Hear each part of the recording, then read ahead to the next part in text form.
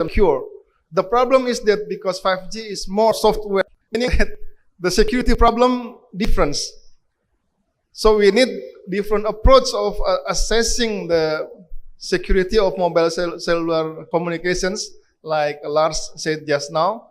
Maybe we need to use the cybersecurity approach.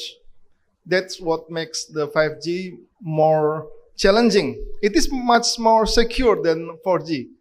But because of this variety of use cases, meaning it also increasing the surface of for attacks. That's why this is very big concern to use this 5G for military. Next slide, please. And of course, the security standard is still ongoing. Now, next. The problem is this one. Okay. Even if the standard is there, okay, the standard is just the what we call it, the innermost rectangular. Okay.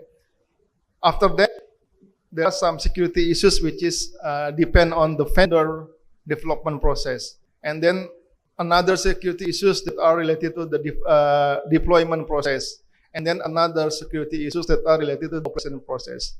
That's why there are so many forums that are discussing about how we need to deal with this security issues in the 5G. 5G has very big potential to be used for the military, but there are so many challenges. Technical challenges, software challenges, and the most important thing is that security challenges. So we need to do very important and serious research if you want to use this 5G for the military. Next. That will be the last slide for my presentation. Thank you very much. Assalamualaikum warahmatullahi wabarakatuh.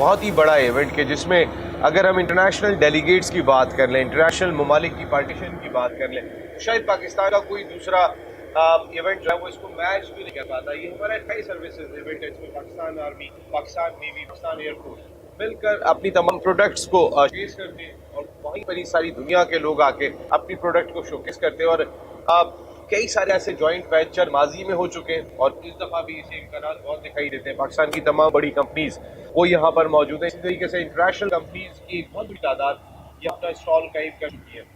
Ideas 2022 जहाँ arm for piece जो उनका slogan दिखाई देता है, जहाँ असली की बात हुई है, वही एक खास टॉपिक इस आइडियाज़ 2022 में आर्टिफिशियल इंटेलिजेंस था। इस सिलसिले में एक प्रॉपर सेमिनार का इनेकाद भी किया गया और खास तौर पर हमारी नौजवान नस्ल को इससे आगाही दी गई। आज आर्टिफिशियल इंटेलिजेंस की बात करें तो सारी दुनिया में ये खास सब्जेक्ट दिखाई देता है और सारी दुनिया इस पर एक खास फोकस करती हुई दिखाई देती है। सब तीन हमारे मुल्क की बड़ी इंपॉर्टेंट शख्सियत गुफ्तगू के लिए मौजूद है। आर्टिफिशियल इंटेलिजेंस की ज़रूरत क्यों पड़ी और इस वक्त ये किन किन चीज़ों में हमारे लिए बहुत कारआमद साबित हो सकता है। नई आम शख्सियत के साथ मौजूद है cloud and metaverse architect CEO para cloud और इसके साथ साथ आर्टिफिशियल इंटेलिजेंस के एक्सपर्ट हैं Ziaullah Khan Sahab. Thank you very much जिया साहब, बहुत बहुत थैंक यू। उनके साथ MNP के बिजनेस हेड है मूलर एंड टिप्स के, और साथ साथ आप जबरदस्त किस्म की इस मामले में भी बड़ी एक्सपर्ट रखते हैं अबाउट आर्टिफिशियल इंटेलिजेंस मुजम्मिल अतर साहब। Thank you very much Muzammil साहब। जबकि उनके साथ बड़ी जिम्मेदारियां, अहम जिम्मेदारियां अंजाम दे रहे हैं, आइडियाज के साथ भी जुड़े हुए हैं, और जहां मुल्क में कोई मुश्किल आती है वहां पर ईसा लैब बहुत आगे दिखती है। CEO ईसा लैब फरहान ईसा साहब। थैंक यू फरहान भाई, बहुत शुक्रिया। थैंक यू फरहान जरा शुरू करते हैं जियाउल्लाह खान साहब से। जिया साहब, सबसे पहले तो आम लोगों को, मुझे भी नहीं पता, तो मैं आपको बात कर रहा हूँ, हम आम लोग यहाँ बैठे हुए, व्हाट इज आर्टिफिशियल इंटेलिजेंस? देखिए, नॉर्मली जो कंप्यूटर प्रोग्राम होते हैं ना, जब हम इस्तेमाल कर रहे होते हैं तो हमें ऐसा लगता है कि उसमें इंटेलिजेंस है, मगर वो बिल्कुल नहीं होती। मिसाल के तौर पे आप ये कहते हैं कि उसको कि भाई आपकी एज अगर 65 से ऊपर है तो प्लीज आइडेंटिफाई करें, इनको ब्लड ना लें इनसे। अच्छा, ये इंटेलिजेंस है, ये बहुत सिंपल सा प्रोग्राम है जो आपकी एज पूछ के उसका जवाब दे रहा है। मगर के बरखिलाफ तो नॉर्मल अभी जो हम अपनी जिंदगी में इसको इस्तेमाल कर रहे हैं ना, वो आर्टिफिशियल इंटेलिजेंस नहीं होते। मगर जो आम आदमी भी आर्टिफिशियल इंटेलिजेंस करने लगा है, फेसबुक पे जाते हैं, अपनी तस्वीर अपलोड करें, वो आइडेंटिफाई करता है तस्वीर में कौन कौन खड़े हुए हैं आपके दोस्तों में, और उनको ऑटोमेटिकली करता है। अब ये सिंपल सा प्रोग्राम नहीं है, ये आर्टिफिशियल इंटेलिजेंस बेस्ड प्रोग्राम है जो तीर को देख के आइडेंटिफाई कर लेता है कि ज़िया है। तो इस काम के लिए आपको नए किस्म के प्रोग्राम लिखने पड़ेंगे। तो पुराने किस्म के जो प्रोग्राम मोस्ट ऑफ द हम इस्तेमाल कर रहे हैं उसमें आर्टिफिशियल इंटेलिजेंस इस्तेमाल नहीं होती, मगर जो नए किस्म के प्रोग्राम है उनमें एक्सटेंसिवली आर्टिफिशियल इंटेलिजेंस इस्तेमाल हो रही है, ज़्यादातर नहीं है। नए प्रोग्राम क्या है? अच्छा, वो अब मिसाल के तौर पे टेक्नोलॉजी के मैं अंदर नहीं जाना चाहता क्योंकि एक आम आदमी के प्रोग्राम है, मगर लुबिना आप ये देखिए, इस समझिए आप कि मैंने आर्टिफिशियल इंटेलिजेंस में ना, पहले तो ये होता था कि, और अभी यही होता है कि हम क्या करते हैं कि उसको ना ट्रेन करते हैं। ट्रेन से मतलब है कि हम क्या करते हैं उसको ना, जैसे मेरी तस्वीर दिखाई उसको। अच्छा, हम आम जिंदगी मुझे आप कैसे पहचानेंगे? मुझे 2-4 दफा होगा तो पहचानेंगे आप। अच्छा, कंप्यूटर अब इस तरह करने लगा है कि आप लॉजिक खुद नहीं लिखनी पड़ती, वो आपने ये तस्वीर है, ये ज़िया, ये तस्वीर है, ये ज़िया। अच्छा, जब 10 बार किया ना तो वो ऐसे प्रोग्राम है जो उस मतलब निकाल लेते हैं, अंडरस्टैंड कर लेते हैं ये ज़िया है। तो फिर अगर कोई नई तस्वीर दिखाई जाए तो मुझे पहचानेगा कि ये भी ज़िया है। तो इस काम का ये समझना जरूरी है। आर्टिफिशियल इंटेलिजेंस में इस वक्त नॉलेज यहाँ पहुंची है, आपको प्रोग्राम को ट्रेन करना पड़ता है। अगर आप ट्रेन नहीं करेंगे यानी डेटा, तो आर्टिफिशियल इंटेलिजेंस के साथ जो जुड़ी हुई है साइंस, वो है डेटा साइंस।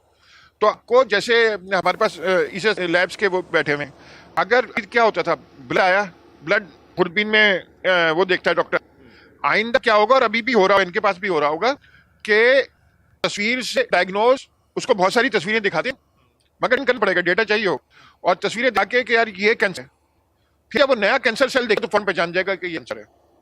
तो पहले इंसान कर सकते थे, सिर्फ आप नहीं कर सकती हैं। मैं जानना कि आर्टिफिशियल इंटेलिजेंस को किस तरह से आप यूज करते हैं आम जिंदगी के अंदर, क्योंकि एक आई एक्सपर्ट इसको ज्यादा और बेहतर बता सकते हैं। क्योंकि अगर मैं बात करूँ, जियाउल्लाह साहब खुद एक जबरदस्त किस्म के एक्सपर्ट है, लेकिन IT सेक्टर के थ्रू इस इंटेलिजेंस को कैसे सामने लाया जा सकता है? मैं अपनी शुरू करने से पहले ज़िया साहब मेरे साथ बैठे हैं, इनके साथ बैठना ही मेरे लिए बहुत बड़े फ़र्क की बात है, क्योंकि इनका तारुफ आपने कराया वो मुख्तसर तारुफ है। इस वक्त ये पाकिस्तान के अंदर आर्टिफिशियल इंटेलिजेंस और प्रोग्रामिंग के अंदर समझ लीजिए इनके साथ मेरा बैठना ऐसे ही है कि सूरज के सामने जो है आप चला कर रख दें, तो मैं तो इनके सामने ज़ाहिर बहुत ही छोटी बात, नॉर्मल बात करता हूँ। ये एक्सपेरिमेंट इस वक्त पाकिस्तान के अंदर खासतौर पे सैलानी वेलफेयर ट्रस्ट जो इनिशिएटिव है पूरे पाकिस्तान के अंदर बहुत तादाद के अंदर IT एक्सपर्ट्स को बनाने का, उसके अंदर सबसे बड़ा काम ये प्रेसिडेंशियल लेवल के ऊपर प्रेसिडेंट ऑफ पाकिस्तान आरिफ अलवी साहब के मिलकर कर रहे हैं। तो बहुत बड़ी खुशकिस्मती हमारी एक दो बहुत शख्सियत के दरमियान में आपने मुझे बिठा दिया, तो ये लिए बहुत बड़े एहसास की बात है। आर्टिफिशियल इंटेलिजेंस जो है इस वक्त पाकिस्तान के अंदर बहरहाल एक काम हमने शुरू किया है जिसके ऊपर इन्होंने तवज्जो दिलाई। इस वक्त आर्टिफिशियल इंटेलिजेंस इतना ज़्यादा काम है, इसमें दो, एक जनरल आर्टिफिशियल इंटेलिजेंस है, एक नो आर्टिफिशियल इंटेलिजेंस।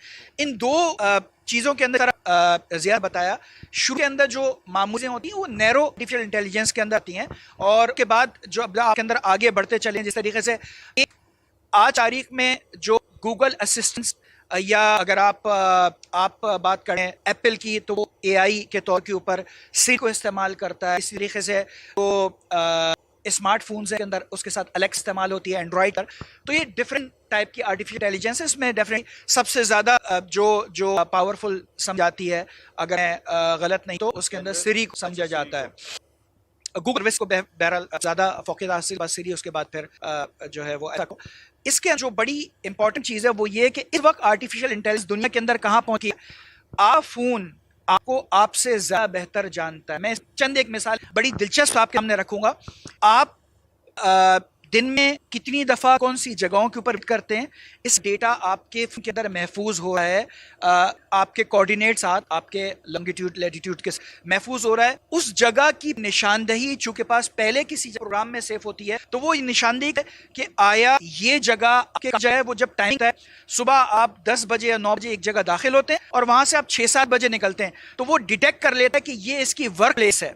तो आपको बताने की जरूरत नहीं है। और आप अपने फोन के अंदर भी जो रोजाना जाने वाले लोग हैं, जब वो गूगल मैप्स के अंदर जाएंगे तो आप अगर देखेंगे उसका वर्क प्लेस आपकी आ रही होगी, आपने कभी ऐड नहीं किया उस वर्क प्लेस को।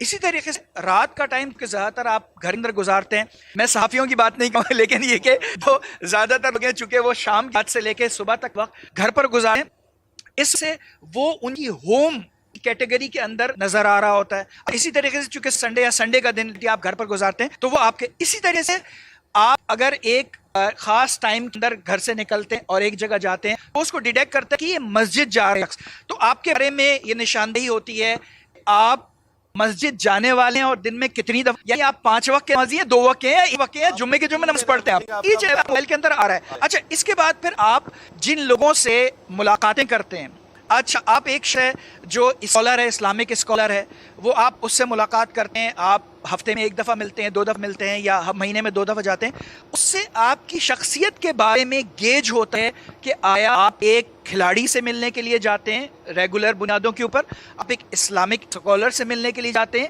आप एक डॉक्टर के पास मिलने के लिए जाते हैं, और डॉक्टर वो किस फील्ड का डॉक्टर है, बिकॉज वो सारा डेटा उस डॉक्टर का भी बैकएंड के ऊपर गूगल के ऊपर या सेफ है, तो वो उसको लिंकेजेस क्रिएट करता है।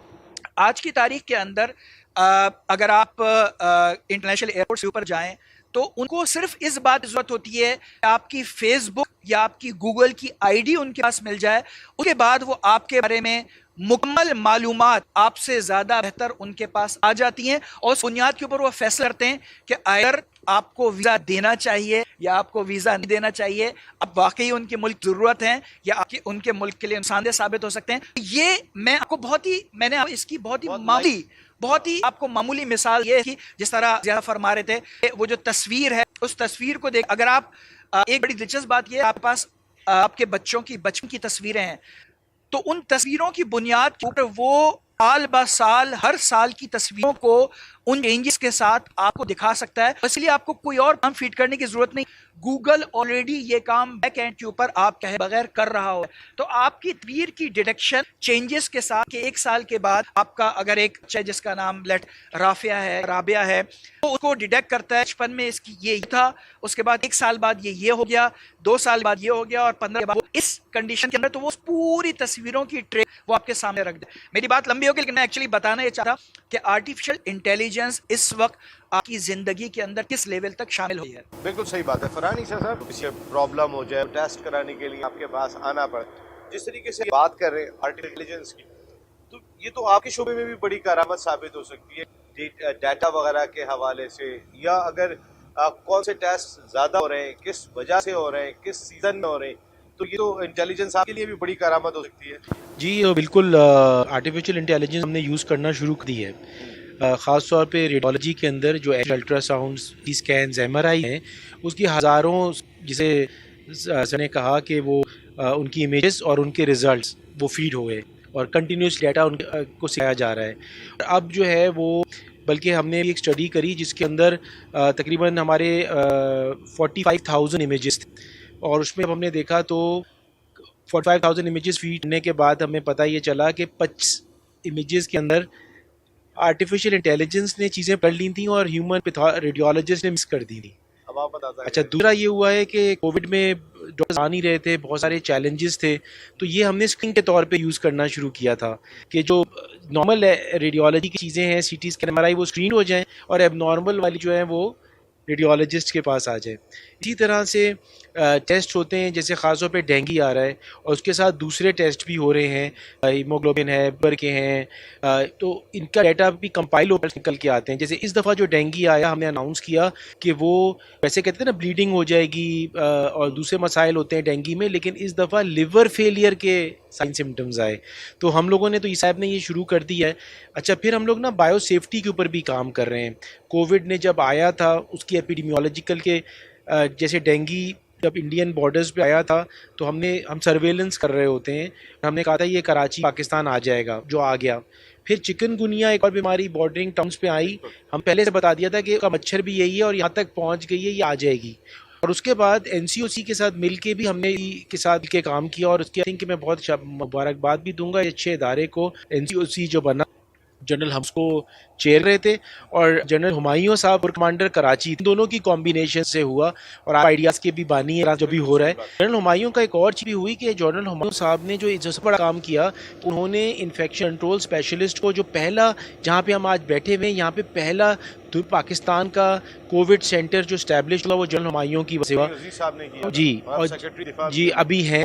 और मैंने कभी उनको मुबारकबाद दी। और इधर का जो एक्सपो सेंटर स्टैब्लिश हुआ उसके 2-3 बड़े पैरामीटर्स बहुत इंपॉर्टेंट दुनिया को आए और पूरे पाकिस्तान को आए। पहले तो यहाँ पे एक ऐसा मॉडल बना कि जो ये हेल्थ वर्कर्स थे उनकी प्रोटेक्शन के बारे में काम हुआ। आपको बताऊं, ये वो रिकॉर्ड है, जनरल हुमायूं थे, जीओसी जनरल अकील थे और ब्रिगेडियर शहजाद होते थे 25 मैक के उस ज़माने में। इनकी और फिर बाद में जनरल नदीम अंजुम भी थे। उसमें हुआ ये कि एक डॉक्टर, एक नर्स, एक पैरामेडिकल स्टाफ, एक सफाई वाला, जो रेड जोन जहाँ पे पेशेंट्स थे, मैं जो यहाँ पे हमारी ईसा लैब भी फ्री सर्विसेज दी पहले दिन से आखिरी दिन तक, एक शख्स को भी जो काम कर रहा था, एक को कोविड नहीं हुआ। और इससे पूरी दुनिया हिल गई जिसमें सारी मैकेनिज्म्स इस्तेमाल हुए। सेकंड चीज़ है डेथ रेट, यहाँ पे बिकॉज ऑफ आर्टिफिशियल इंटेलिजेंस और मॉनिटरिंग ऑफ द डिजीज़ ऐसी हुई कि यहाँ पे डेथ रेट ना होने के बराबर था, जबकि डेवलप कंट्रीज़ के अंदर मरीज मरे ही मरे, खास इंडिया के अंदर पैथेटिक उनकी कंट्रोल्स थे, ज़ीरो। और उनको तो बल्कि पाकिस्तान से हेल्प लेनी चाहिए थी और उन्होंने, और सेकंड चीज़ ये हुई कि जो हेल्थ वर्कर्स थे उनको भी नहीं हुआ। तो पाकिस्तान की जो आर्म फोर्सेस हैं और ये जो आइडियाज़ हैं, और आज हम भी यहाँ पे मौजूद हैं, तो सिविलियंस और business community, arms for piece, सब जो मिल के काम कर रहे हैं। आई थिंक ये इंडेवर्स हैं जो कोविड में नज़र आए और रिकॉर्ड्स बनाए पाकिस्तान ने, डेथ रेट हार्डली हो सकी। आई थिंक ये हर जगह पे होगी और पाकिस्तान जिस तरह से प्रोग्रेस कर रहा है और जितना हमारे आर्मी चीफ जिस तरह से चीज़ें गाइड कर रहे हैं, I think we will do wonders. और आर्टिफिशियल इंटेलिजेंस जिस तरह से उन्होंने पहले दिन सेमिनार में डाला, आपको मैं बताऊं, हम नॉट ओनली हम मेडिकल कम्युनिटी जो बायोसेफ्टी बायोसिक्योरिटी के ऊपर काम कर रहे हैं, ज़रूरत है, ये नेसेसिटी है, ये एक रियलिटी है। और इसमें जो ये इसके ऊपर और भी ज़्यादा काम होना चाहिए। इसकी जो हाईलाइट आइडियाज़ ने किया, आई थिंक इसने एक तहलका मचा दिया। मुबारकबाद तो सारे ऑर्गेनाइजर्स को। खास फोकस किया गया आर्टिफिशियल इंटेलिजेंस को, समझ आ गया कि भाई ये वाली बहुत ही इंपॉर्टेंट आने वाले सेक्टर में, ये हम दिफाई मैश में बैठे हुए, हमारा डिफेंस सेक्टर है, तो ये आर्टिफिशियल इंटेलिजेंस हमारे डिफेंस सेक्टर में कितनी करामद होती है? असल में हमें देखना चाहिए कि मेरा ख्याल हम कोई 10 साल रहे, आप इमेजिन करें दुनिया जहाँ पे मुल्कों को अपनी फौज उतारनी पड़े, रोबोट्स उतार दें। अब इमेजिन करें मुल्क अगर कर पाए कि भी उनकी कैजुअलिटी ना हो और सब रोबोट्स हों, तो ये दुनिया का नक्शा ही बदल जाएगा। और जो मैदान में नहीं होगा उस बेचारे की हालत उसले, क्योंकि वो तो इंसान गोश्त पोस्ट का मेरा इंसान होगा, तो रोबोट होगा, तो जीतेगा कौन? रोबोट ने जीता, और अच्छा फर्ज करें नहीं जीता वो, तो कोई मसला नहीं है, वो नया बना के फिर दोबारा ले आएंगे। जान नहीं जा रही, किसी की जान नहीं जा, मैं तो होपफुली इनरिप्लेसेबल, इंसान तो इनरिप्लेसेबल है, मगर जो इन्हें तो कोई मसला नहीं है अगर गलती हो गई या। अच्छा, तो पॉइंट ये कहने का है कि मैं यहाँ आने से पहले, आज की आपसे मीटिंग से पहले, मैं यहाँ से पढ़ के भी आया। देखें, ट्रांसपोर्टेशन से लेके, जिसमें अब वो ये रहे कि सामान, आपको पता, जैसे सबसे बड़ा मसला होता है और में, मेरे वाले साहब भी फौज में थे, जिस वक्त एक चलती है तो साथ में पूरी हजारों ट्रेनें होती हैं, हजारों ट्रक होते हैं उसका सामान मूव करने के लिए। अब जब ये ऑटोमेटेड गाड़ियां आ रही हैं, तो जितना अगर आपका 1 लाख आदमी डिप्लॉयड होता है, तो 10 लाख आदमी उनको पीछे सपोर्ट के लिए होता है। क्या कहते हैं, मगर अब क्या होगा कि ये पहले तो स्टेज में कि ये वाले जो काम है ना, वो सारे आर्टिफिशियल इंटेलिजेंस, आपको पता है इस वक्त सैन फ्रांसिस्को की सड़कों पे और डलेस की सड़कों पे ऑटोमेटेड गाड़ियां घूम रही हैं जिनमें कोई ड्राइवर नहीं है। इमेजिन करें कि सारा ये लॉजिस्टिक्स आर्मी का सबसे पहले जो ट्रांसफर होगा, फिर ट्रेनिंग, ये मेटावर्स का कॉन्सेप्ट है, ये वर्चुअल रियलिटी और ऑगमेंटेड रियलिटी कॉन्सेप्ट आया, इसके थ्रू ट्रेनिंग आपको एक्चुअल जहाज के पायलट को एक्चुअल जहाज में बिठाने जरूरत नहीं है, वो रियलिटी में उसकी दी जा सकती है और इसी तरह एक बाइक की भी दी जा सकती है। मेटावर्स थोड़ा सा अच्छा देखिए, मेटावर्स एक ऐसा कॉन्सेप्ट है आजकल पॉपुलर है हमारे फेसबुक ने, और उन्होंने अपना नाम भी मेटा चेंज कर लिया है। मेटावर्स में ये है कि हम क्या करते हैं कि अभी आप फेसबुक देख रहे हैं ना, तो आपकी स्क्रीन पे फेसबुक है, तो आप फेसबुक से बाहर हैं, आप बाहर से देख रहे हैं फेसबुक को। आप जैसे अभी कोई 15 दिन पहले मेटा क्वेस्ट प्रो ने VR लगाए, और थोड़ा सा AR का कॉन्सेप्ट भी है। VR क्या वर्चुअल रियलिटी है। आपने जब वो ग्लासेस लगे तो आप समझे, मैंने माउंट एवरेस्ट कभी नहीं देखी, तो मैंने पहला काम क्या किया कि माउंट एवरेस्ट के वीडियो देखने शुरू किए वर्चुअल रियलिटी में। तो मुझे आपको मैं बता सकता हूँ कि 0 पॉइंट किधर है, बेस कैंप होता है, उसे कैसा नजर आता है, फील आती है। 50-60% फील है। मेरी बहुत ही एक कुलियां हेरा, वो हमेशा कि मैं तो जब मानूंगी उसको जब आप मेटावर्स में खाना भी खा सकते हम अभी तो वो दूर के खा सकें, मगर देखिए रहे हवा की नहीं होगी अभी आपको, क्योंकि हम अगर होते माउंट एवरेस्ट के नीचे तो हवा भी चल रही होती, ठंड भी होती, तो वो नहीं है, सारी बात है इस पे। मगर जो आंखों से नजर आता है और आइंदा कानों से, अभी कानों से जो आप महसूस करते हैं, सब महसूस हो रहे हैं आपको, तो क्योंकि वो माइक के थ्रू और आप जैसे मिसाल के तौर पे आप नॉर्मल चीज नहीं देखना। टीवी में खराबी क्या है कि आप जो कैमरा में दिखा रहा है वो देख सकते हैं, वो 360 डिग्री व्यू दे रहा है। आप फर्ज करें मैं फोकस करना चाह रहा हूं कि फला आदमी का सामान जो सामने रखा हुआ है, मैं इक्विपमेंट में ज्यादा इंटरेस्टेड हूं, assumption, तो मैं इक्विपमेंट पे फोकस करूंगा, मैं बाकी चीजों को इग्नोर कर दूंगा। क्रिकेट में भी फर्ज करें कोई आदमी किसी एक खास बाबर आजम का फैन है, तो बाबर आजम मैं देखना ही नहीं चाह रहा बॉल, मैं तो चाह रहा हूँ कि बाबर आजम फील्डिंग कर रहा है, मैं उसको चाह रहा हूँ क्या कर रहा है, तो करूंगा वहां बैठूंगा, तो वो आपको सारा सेंस चारों तरफ के आपका मुंह कैसे, और ये सब कनेक्टेड है AI। ये AI के बगैर पॉसिबल नहीं है, आर्टिफिशियल इंटेलिजेंस के बगैर मेटावर्स। ये जो भी नई टेक्नोलॉजीज आ रही हैं वो उसमें AI का मेजर हाथ है, एनेबलिंग टेक्नोलॉजीज में। और इसी तरह आप क्या कहते हैं, तो ये दुनिया बदल के रख जाएगा। पाकिस्तान जैसे मुल्कों के लिए क्रिटिकल तरीन है कि हमारे पास एजुकेटेड पॉपुलेशन है। इसलिए doctor Arif Alvi president of Pakistan है, उन्होंने आज से 3-4 साल पहले ये प्रोग्राम शुरू किया था, मास लेवल पे लोगों को ट्रेनिंग का। तो मैं ये कह रहा हूँ, जो माँ बाप है ना, अब बच्चों को नई दुनिया के लिए अगर तैयार नहीं करे तो बड़ी गड़बड़ हो जाएगी, पाकिस्तान भी होगी और इंडियन लोगों के लिए भी होगी। लेट टाइम काफी लेट है, ज्यादा लेट नहीं है। अगर अभी कवर कर देखिए, आप अंदाजा करें, जब हमें इस तरह कंपैरिजन नहीं करना चाहिए, मगर आखिर में तो दुनिया में कंपैरिजन ही होता है। इस वक्त इंडिया की सॉफ्टवेयर 150 बिलियन है, 3 है, तो 150 में और 3 में तो काफी फर्क होता है, बहुत बड़ा फर्क है। और देखिए, इस वक्त हमारा सबसे बड़ा प्रॉब्लम एजुकेटेड यूथ की अनएम्प्लॉयमेंट है। अच्छा, ये भी सारा इससे मसला होता है।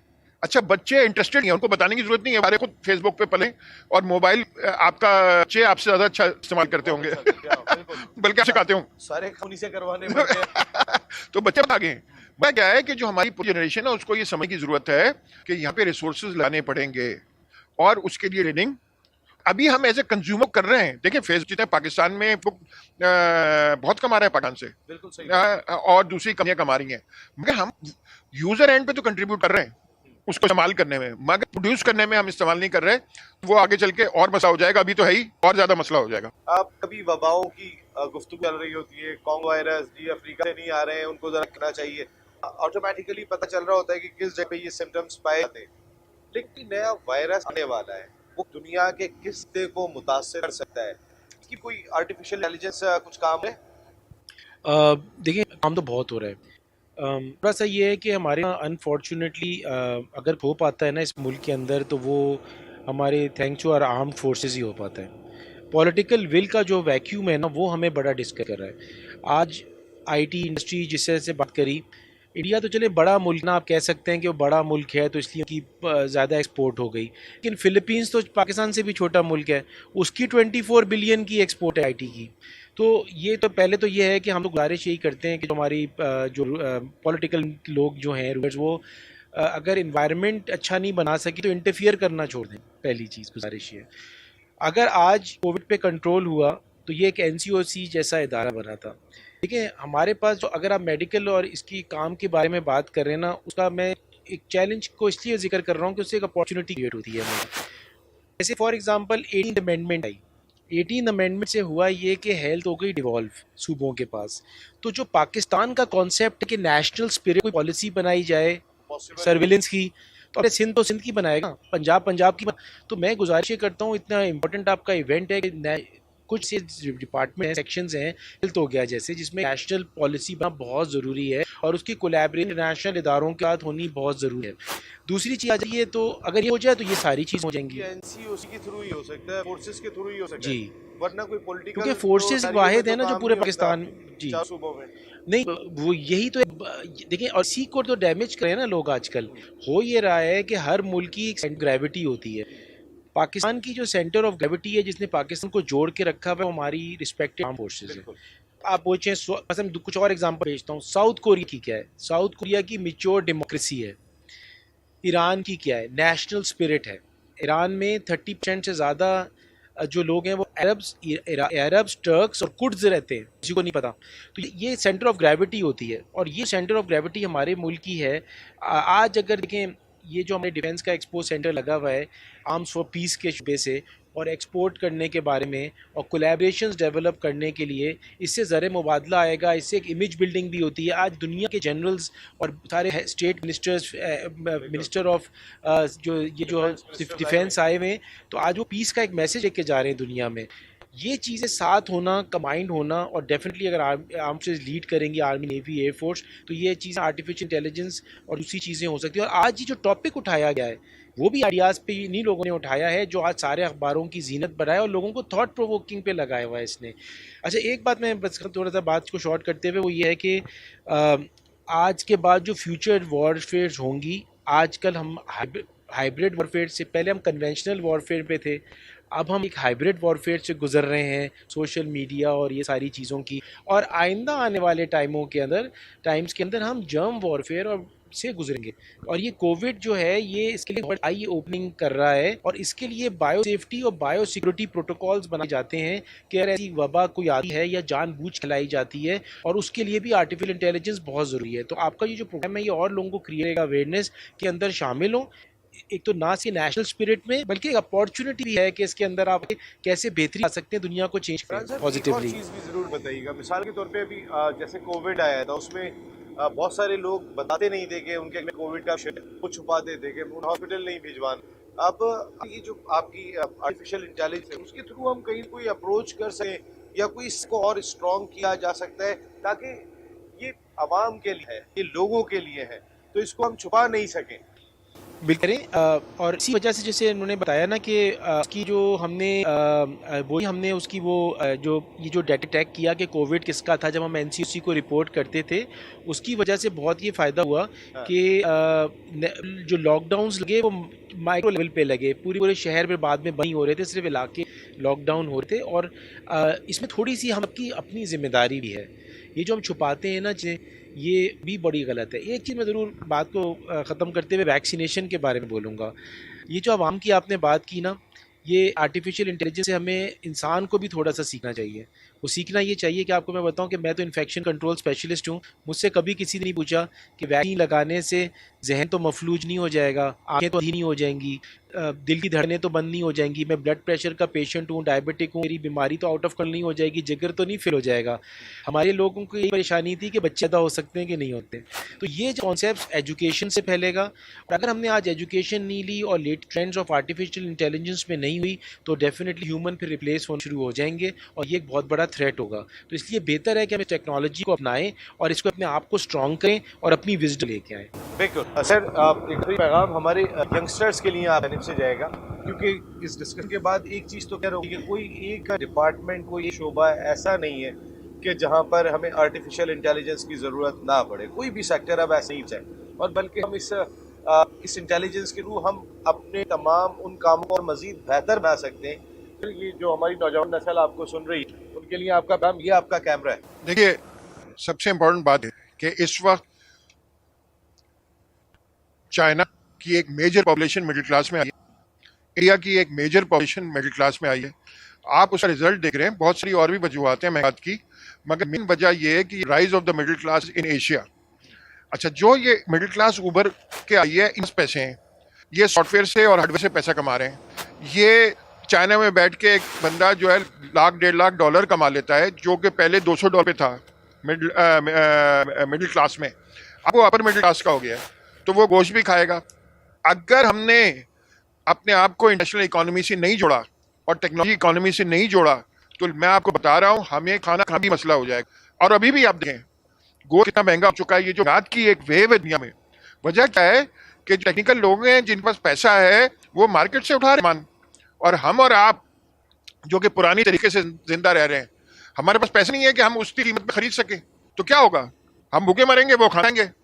तो अगर हमने जिंदा बचना है आप अपने लिए और अपने बच्चों के लिए, हमें अपने आप को software, artificial intelligence, metaverse, Web3 और जो लेटेस्ट टेक्नोलॉजी है जहाँ पे सारा बली है। देखिए दूध पीना अलग चीज़ है, बलाई तो सारे अमेरिकन और दूसरे इंडस्ट्रियल मुल्क हैं वो खा जाएंगे, हमें वो दूध भी नहीं मिलेगा, हमें छाछ मिलेगी दही की। तो अगर हमने अपने बच्चों को ट्रेन नहीं किया और अब आपको ट्रेन नहीं किया, तो दूसरी बात सिर्फ ये बच्चों के लिए नहीं है, ये जो बड़ी उम्र के भी लोग हैं, मैं खुद 60 का हूँ, मैं तो हर अपने आप को रीट्रेन करता हूँ, और मैं यकीन कर सकता हूँ मेरे साथ दो जो मेहमान बैठे हुए दोनों भी अब रोजाना पढ़ के अपने आप को, तो हमें यही सोचना चाहिए हमारी उम्र जो भी है, अगर नए दौर में जिंदा रहना है तो नए तरीके से रहना पड़ेगा, और कोई तरीका नहीं है।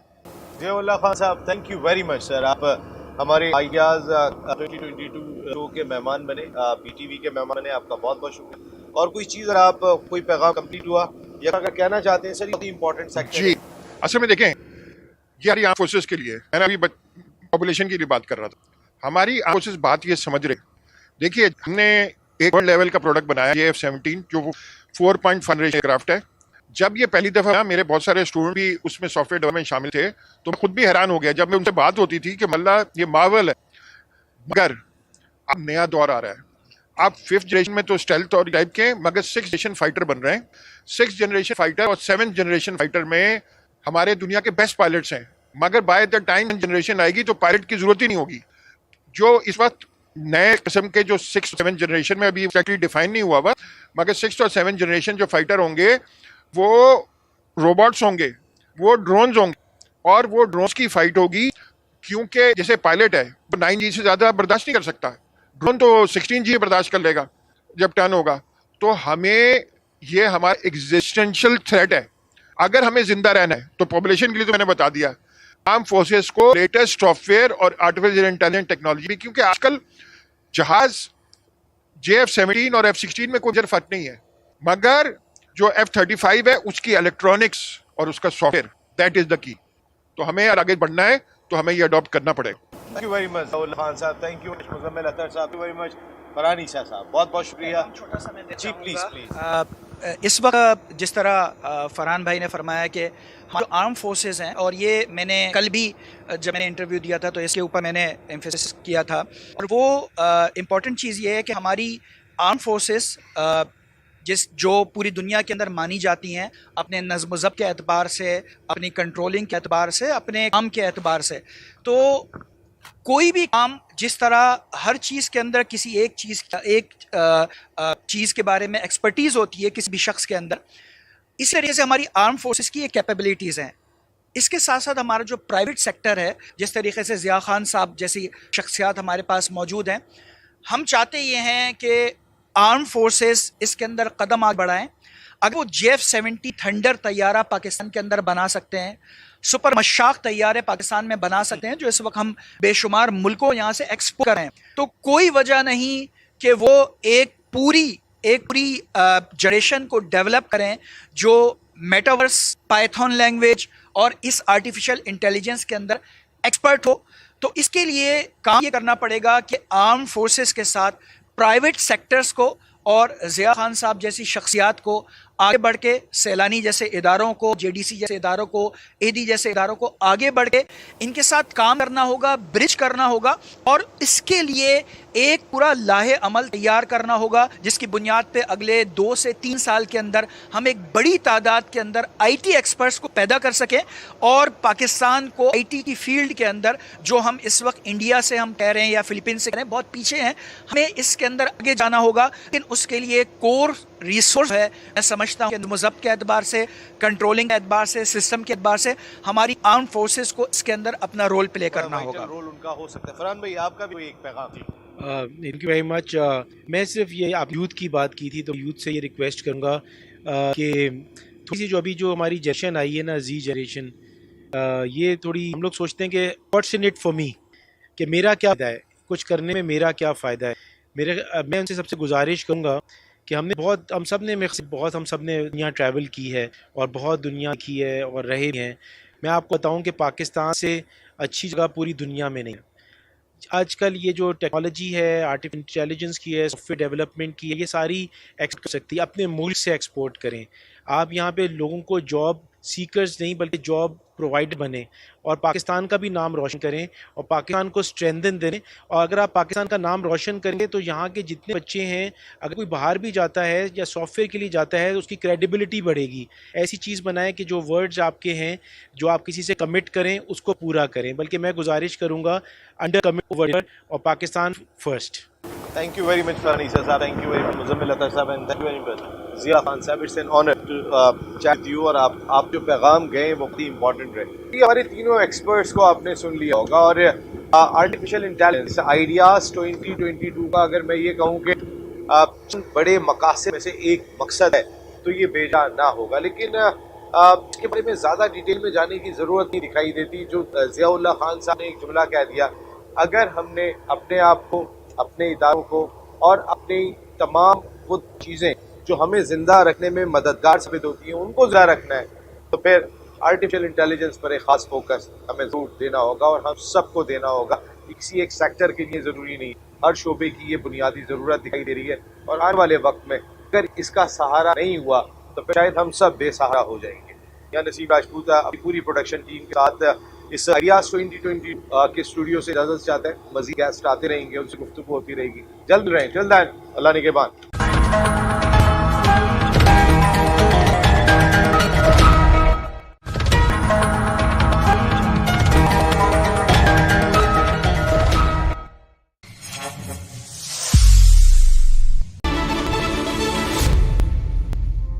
Assalamualaikum. My name is Haider Mahbub Hussain and I am the founding editor of Defense Guardian International. We are the media partners of Ideas 2022 and we are launching, which is Pakistan's international defense magazine. As we are giving all sorts of media solutions which is related to the defense industry. And I hope you're all having a good time in Ideas and we look forward to see you at our stall in hall number 5. Thank you very much.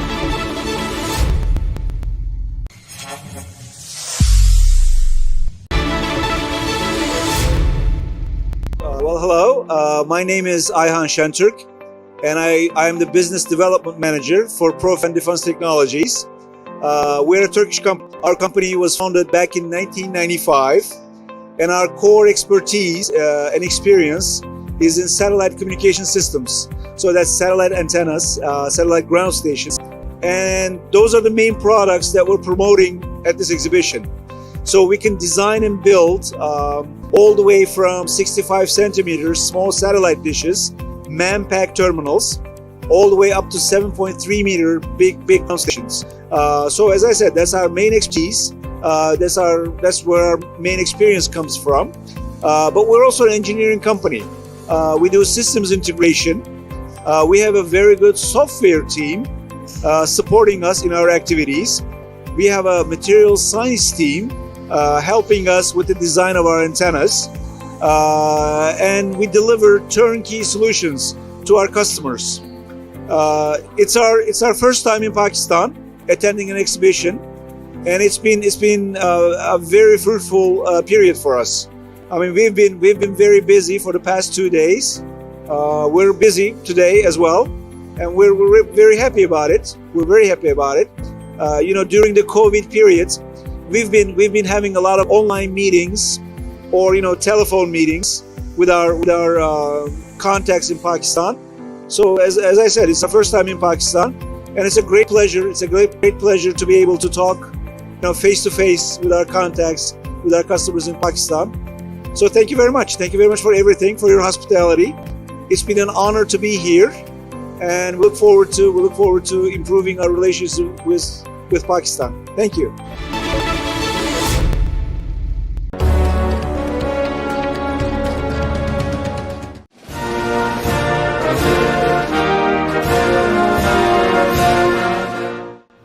समझूं उन्हें मुझसे तो ऐसा हो नहीं सकता कि मैं खुद भी तो हूं इकबाल अपने नुक्ता चीनों में।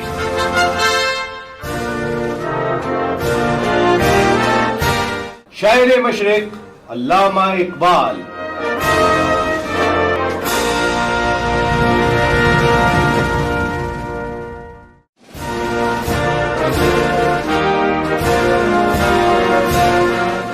खुदी को कर बुलंदिदा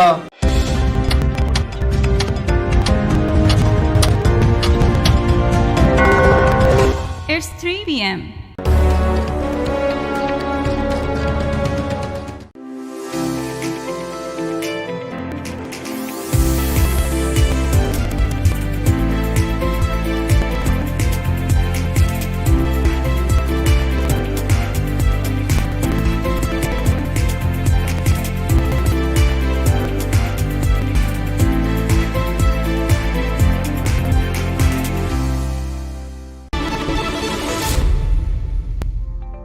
Assalamu alaikum. My name is Haider Mahbub Hussain, and I am the founding editor of Defense Guardian International. We are the media partners of Ideas 2022, and we are launching Defense Magazine, which is Pakistan's first national defense magazine. Plus, we are giving all sorts of media solutions, which is related to the defense industry. And I hope you're all having a good time in Ideas, and we look forward to see you at our stall in hall number 5. Thank you very much.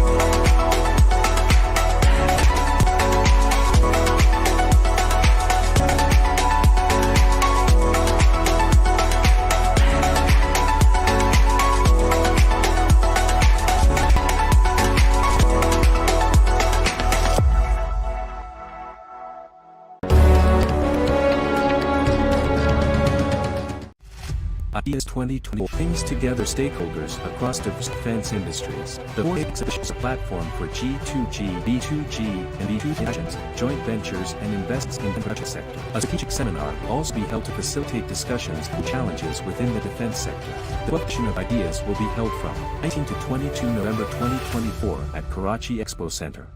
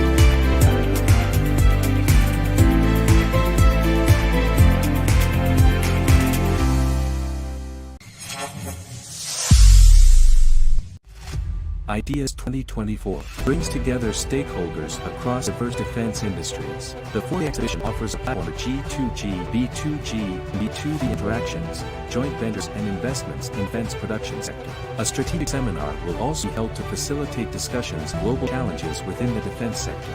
The edition of Ideas will be held from 19 to 22 November 2024 at Karachi Expo Center.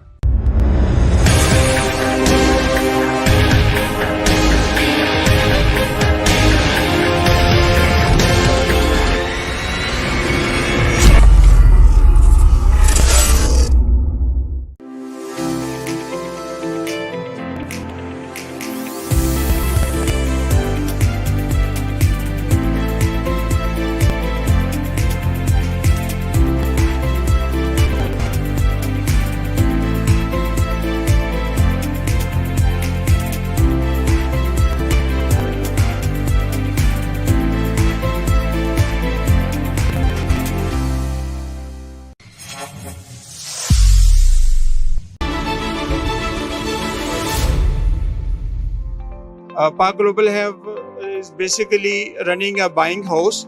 We are facilitating with the different countries' buyers with Pakistan industries, and we are giving a one-window support so that the visitor don't have to visit again and again the same stall or the same product.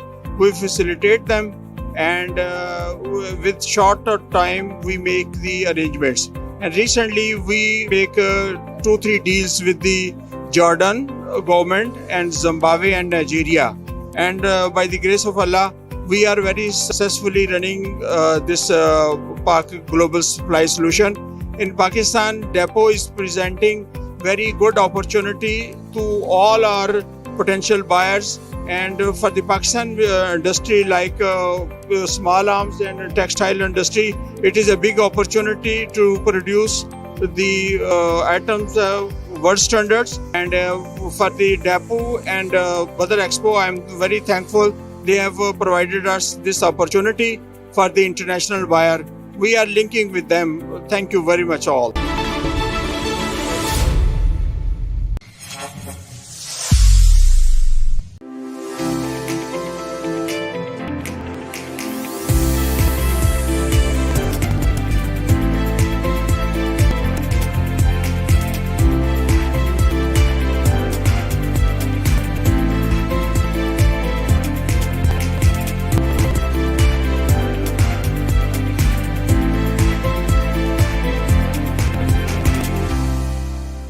अस्सलाम वालेकुम, मेरा नाम नासिर एलिया है। मैं health services academy में business incubation centre को head करता हूं। आज हम एक BIC की प्रोडक्ट जो कि हमारे worthy vice chancellor doctor Shahzad Ali Khan Sahab का आइडिया था, जिसको हमने अमली जामा पहनाया है हमारे इंक्यूबेशन सेंटर ने, और हमने एक ध्यान के नाम से एक बॉट बनाया है जो कि घर में बच्चों का ध्यान रखेगा, उनके साथ इंटरेक्टिव सेशन करेगा। ये AI बेस होगा और इसके अलावा स्टोरीज सुनाएगा, उनके साथ इंटरेक्शन रखेगा, रिप्लाई करेगा और बहुत सारे और टीचिंग में भी मदद देगा। शुरू में हमने ये प्रोडक्ट सिर्फ ऑटिस्टिक बच्चों के लिए बनाया था, लेकिन अभी 7 मंथ में हमने ये प्रोडक्ट कंप्लीट किया है। तो अभी ये ब्रिगेडियर रफ़ीक साहब जो कि नेवल कमांडर भी हैं यहाँ कराची में, तो हम इनके अशफा हॉस्पिटल में भी इसको इंशाल्लाह लेके आ रहे हैं।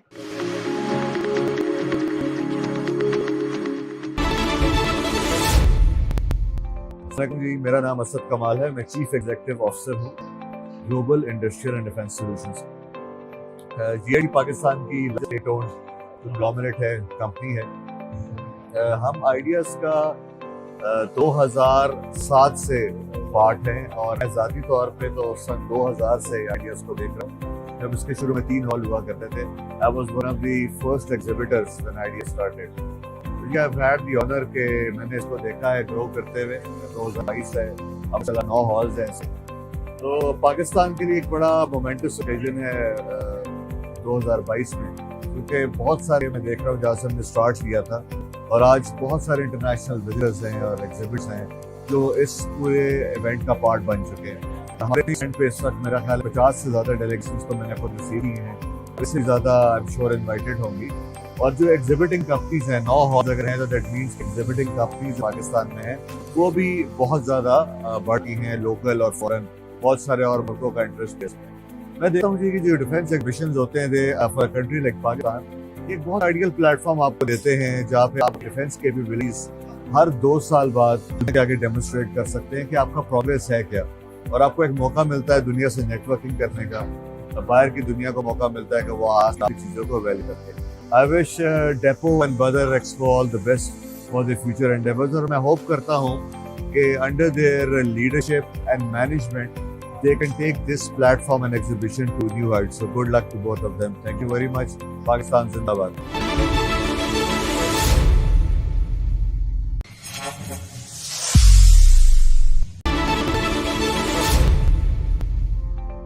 मेरा नाम आतिफ टाना है और मैं जीएम कॉर्पोरेट सेल हूँ सर्विस इंडस्ट्रीज में। सर्विस इंडस्ट्री पाकिस्तान में 50 साल पुराना नाम टायर के हवाले से और शूज के हवाले से पहचाना जाता है।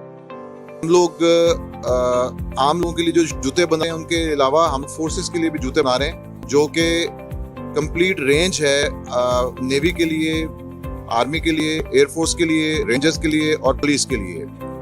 इसके अलावा सर्विस इंडस्ट्रीज पाकिस्तान में कुछ और चीज़ें भी बना रही है जिसे बहुत कम लोग जिसके बारे में बहुत कम लोग जानते हैं। हम लोग आर्मी के लिए सियाचिन में जो शूज़ इस्तेमाल किया जाता है के शूज़ वो भी बना रहे हैं। इसके अलावा हम गैस आर्मी के लिए बना रहे हैं जो पाकिस्तान में सिंगल सोर्स है आर्मी के लिए। इसके अलावा हम लोग अल खलीद और अल ज़रार के लिए कुछ रबर पार्ट्स भी बना रहे हैं। रिसेंटली हमारा एक जेवी हुआ है चाइना की एक कंपनी लॉन्ग मार्च और पाकिस्तान पहली दफ़ा ट्रक बस रेडियल के जो टायर मुतार करवाए गए हैं वो भी इस ग्रुप की तरफ से करवाए गए हैं, लॉन्ग मार्च की तरफ से। इस पहले ये सारे टायर पाकिस्तान में इम्पोर्ट किए जाते थे। पाकिस्तान में मार्केट ट्रक बस रेडियल तकरीबन 2 मिलियन के करीब है एक साल में, और हम लोग जो प्लान करके पाकिस्तान में ये फैसिलिटी लेके आए हैं, हम इंशाल्लाह थर्ड फेज में आज से 2 या 3 साल बाद 2.4 मिलियन की कैपेसिटी एक साल की बना रहे होंगे। और मार्च में ये इनॉग्रेट हुआ है और इस वक्त हम लोग अमेरिका को ये टायर पाकिस्तान से बना के कर रहे हैं जो कि पाकिस्तान के लिए एक फख्र की बात। आइडियाज़ के हवाले में ये बात करूंगा कि ये बहुत अच्छी वीडियो है क्योंकि यहाँ पे बहुत से ममालिक से लोग आते हैं, आइडिया चेंज होते हैं, नए प्रोडक्ट्स के बारे में पता चलता है और दुनिया को ये जानने में आसानी होती है कि पाकिस्तान भी बहुत सी चीज़ें अपने मुल्क में मैन्युफैक्चर कर रहे हैं। नो डाउट एक बहुत अच्छी अपॉर्चुनिटी एक्सपोर्ट के लिए भी है।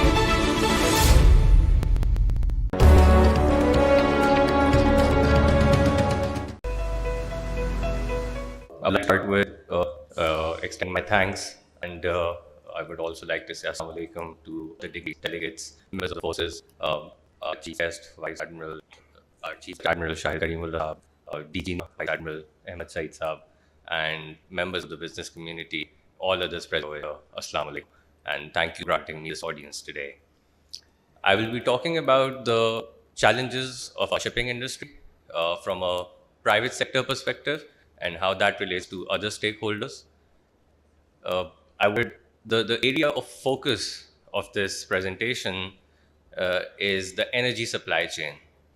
And the reason why I have chosen this topic is because I truly believe that energy is the biggest security factor in a country, especially a country like Pakistan, that is heavily dominant on and reliant on energy that is being imported.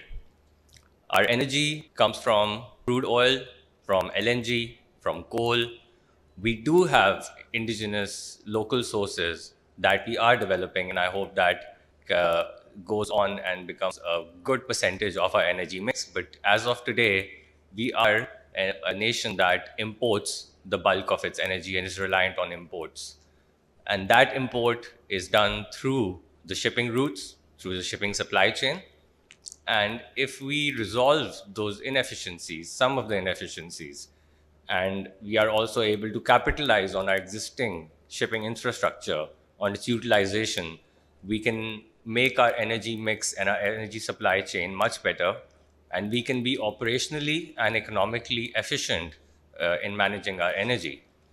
As you already know, energy impacts all of us, from the gas in our cooking stoves, to the petrol in our car, to the gas and other sources of energy that we need to run our industries, to run our navy fleet, to run our jets, and so on and so forth. So it is a very important factor for any nation. That is the reason why I have chosen this topic. I will be giving a few examples that will show us two sides of a coin about how we are, it will show us why we are inefficient in some ways and how, on the flip side, by taking some small measures, we can become much better and much more efficient. So, first of all, I would like to present the impact of inefficient energy supply chain, or the impact of high energy costs, let's say. So there are three components to the energy supply chain, broadly speaking. One is the product. The product is imported and price is driven by national markets. That is not something that is in our control. The second are shipping costs, which is something we can control, because a lot of our energy can be transported through the Pakistan National Shipping Company and its fleet. And we manage our shipping costs in that way. I'll come and address that point later in the presentation. The third part is the supply chain, the berths, the storages, discharging methods, the pipelines, the connectivities. These three make up the energy supply chain, broadly speaking. So a high energy bill translates into inflation, into a current account deficit, where we face devaluation, where we face inflation because of devaluation, and that leads us to a certain sort of debt crisis every now and then, and also encourages hoarding, because there is an imminent or shortage of commodities and energy products, and that leads to a certain sector which hoards the current inventories and aggravates the situation rather than helps it. So if I talk about the oil import, I'll be focusing on two products in my presentations. I don't want to bore you too much on this Sunday morning, so I will try and keep it simple and not too dry. So I've chosen oil, and I've chosen to speak about coal, to give you an insight and a holistic view about what can be done. So if we talk about oil imports, we have two ports mainly that cater to our oil imports: crude oil, furnace oil, petrol, diesel. All of this comes through Port Qasim and Karachi Port. I'll talk about Karachi Port. Karachi Port has number of berths. We have OP1, OP2, DB1, DB2. They all discharge chemical, petrochemical, and oil cargoes. We have multiple berths there. And most of the time, you'll find that there are idle berths at KPT for discharging oil and related products. However, the storages in KPT are slightly inefficient. They haven't been developed. The infrastructure, the pipeline connectivities has not been done over the last 10 to 15 years. Now, in contrast, if I talk about Port Qasim, Qasim has very efficient storages. It is linked all the way from pipeline up to Punjab. It has multiple storages. It has a good mix of storages, but it only has one berth to discharge all oil cargoes. So you see how KPT has inefficient storage, but multiple berths, but Port Qasim has one berth and multiple storages. So the problem and the solution are sort of one and the same, in the sense that if we connect the both ports, if there was some sort of connectivity between both the ports, they could benefit of that synergy. They could benefit of that. Port Qasim does not need to make more storages, and KPT does not need to make more berths. A collaboration, a synergy, a little bit of discussions between both the ports will resolve the problem. So without spending much, we will be able to capitalize and increase the capacity utilization of the existing infrastructure.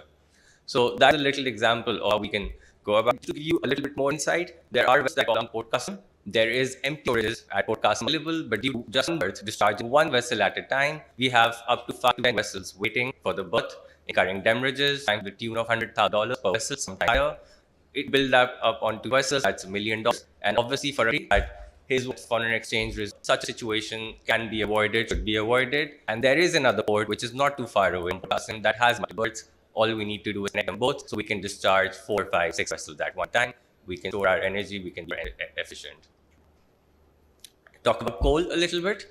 Are developing third coal. I think that is a very good initiative. That is something that should go on. It should be a bigger percentage of overall coal mix. It will help us not be reliant on imported coal, something we should all prefer. However, reality as of today is that in 2021, Pakistan imported 16 million tons of coal through seaborne route, and it is expected that with the added power plant capacity and the expansion of the sector, this will go up to 25 million tons over the next 2 years.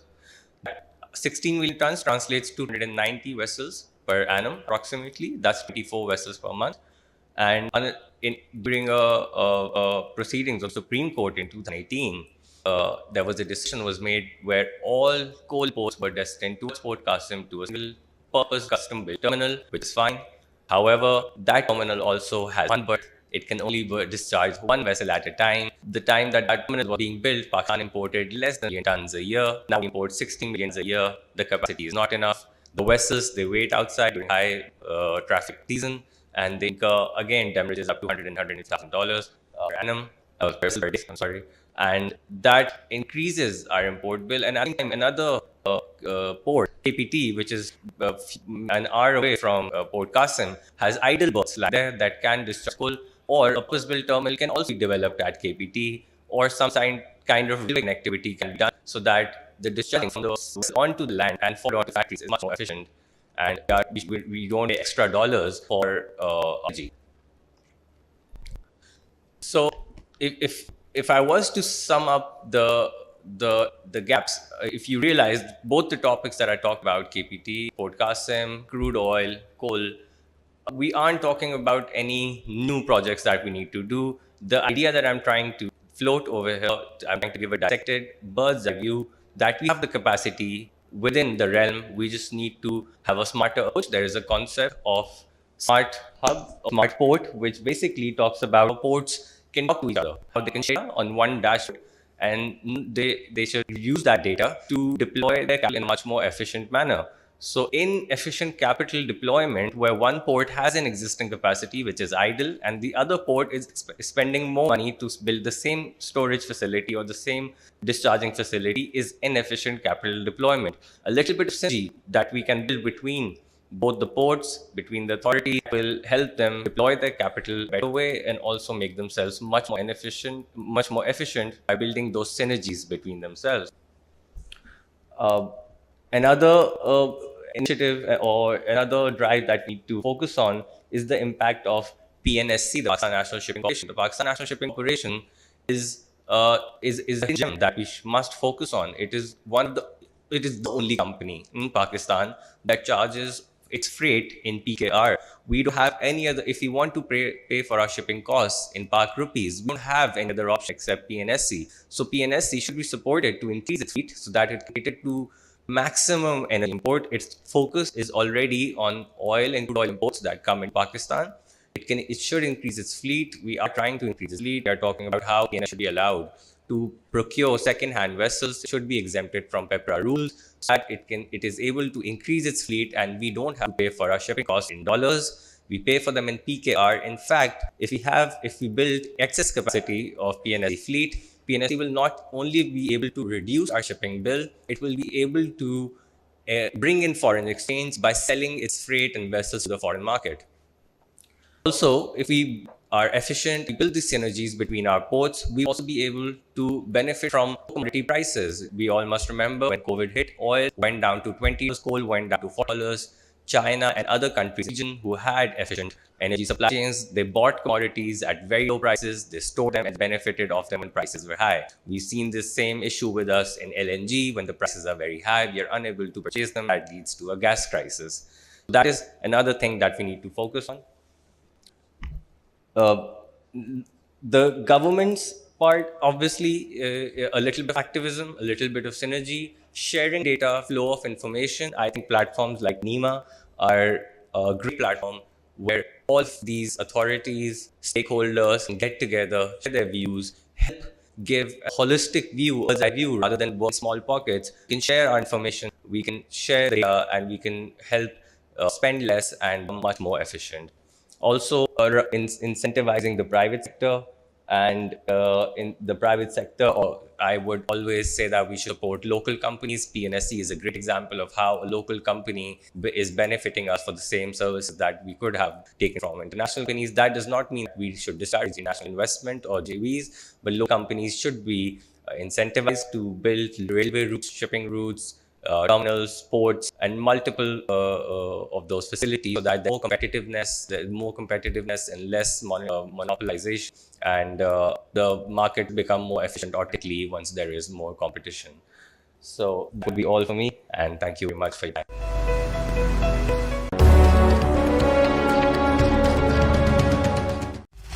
brings together stakeholders across diverse defense industries. The exhibition offers a platform for G2G, B2G, and 2D interactions, joint ventures, and investments in its production sector. A speaking seminar will also be hosting discussions on global challenges within the defense sector. The pitching of ideas will be held on 19 to 22 November 2024 at Karachi Expo Center.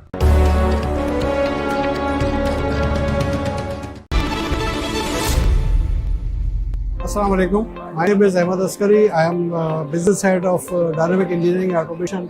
You can see मेरे पीछे ये company देख सकते हैं ये हमारे यहाँ पे we are a company जो हम alternate gas solution देते हैं पाकिस्तान में आपको पता है आजकल के जो गैस है वो पाकिस्तान पैदा हो रही है उसी को सामने रखते हुए हम पिछले कोई 10 साल से उनके साथ 11 साल हो गए हम alternate gas solution दे रहे हैं जो कि एनर्जी नेशनल गैस को रिप्लेस करते हैं LPG बेस्ड सिस्टम होते हैं अब तक हम कोई तकरीबन 60 से ज़्यादा इंडस्ट्रियल इदारों में और तकरीबन 10 से ज़्यादा हाउसिंग सोसाइटीज़ में ये गैस का सोल्यूशन इसी है जहाँ पर सुई गैस नहीं होती है वहाँ पर हम LPG बेस्ड SNG सिस्टम देते हैं जो कि बिल्कुल इसी तरह से गैस पाइपलाइन में ट्रैवल करती है जैसे कि नेशनल गैस ट्रैवल करती है और वैसा ही एक मीटरिंग सिस्टम लगा होता है और इसी से बिलिंग होती है इसमें से अब तक 8 प्रोजेक्ट हम SSGC के प्लेटफॉर्म से लगा चुके हैं और 2 प्रोजेक्ट अभी हमारे जो लग रहे हैं वो SNG पे में लग रहे हैं सबसे बड़ा प्रोजेक्ट हमारा SNG पे लगा रही है गिलगित के लिए पूरे गिलगित शहर पे हम ये SNG का सोल्यूशन दे रहे हैं और अभी रिसेंटली कराची में हमने जो प्रोजेक्ट कंप्लीट किया 8000 घरों के लिए वो बैरियर टाउन में है यहाँ पर बैरियर टाउन के तमाम घरों को गैस पाइपलाइन के जरिए गैस मिलेगी और मीटर से जरिए तो उनको बिलिंग की जाएगी वो बैरियर टाउन का अपना प्राइवेट प्रोजेक्ट है और जो गिलगित का प्रोजेक्ट है वो का प्रोजेक्ट है ऐसे भी मसला इंटरनेशनल एग्जीबिशन है वहाँ भी हम लोग पाकिस्तान से बैठ के हम UAE में और अफ्रीका में भी काम कर रहे हैं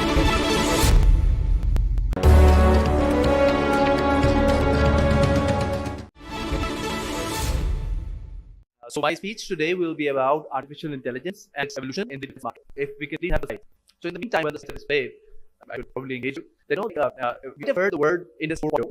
And like there, the manufacturing industry, for example, or in the broad sense, the sense the world works is actually divided into 4 paradigms, 4 periods in which like science is played in different ways. So the most recent one, the Industry 4.0 era, actually becomes the Industry 3.0 robotics. And this one, the current era, which is post 2015, is more about integration of intelligence with all sorts of devices. We keep hearing stuff like Internet of Things, for instance, or big data, for example. We keep hearing about cybersecurity. We keep hearing about so many other areas. And basically, at the back of all this, without artificial intelligence, not really work, because what do we do with all the data that we collect with IoT, for instance? If there is no AI behind it to actually process data and take any intelligent decisions, then what's the use of having all data? Similarly, there are proven examples of, for instance, medical sciences research back even in the 90s. This is before the invention of deep learning, for example, that with all machine learning, a lot of complex medical problems were actually solved. The third aspect is that artificial intelligence in the current world, in the world today, is perceived as most of the applications of AI that we see are in the area of perception. That, for example, we have some data, we're trying to make sense of that data, and we're extracting some information and like presenting it in a way that is useful for humans to actually process or make decisions.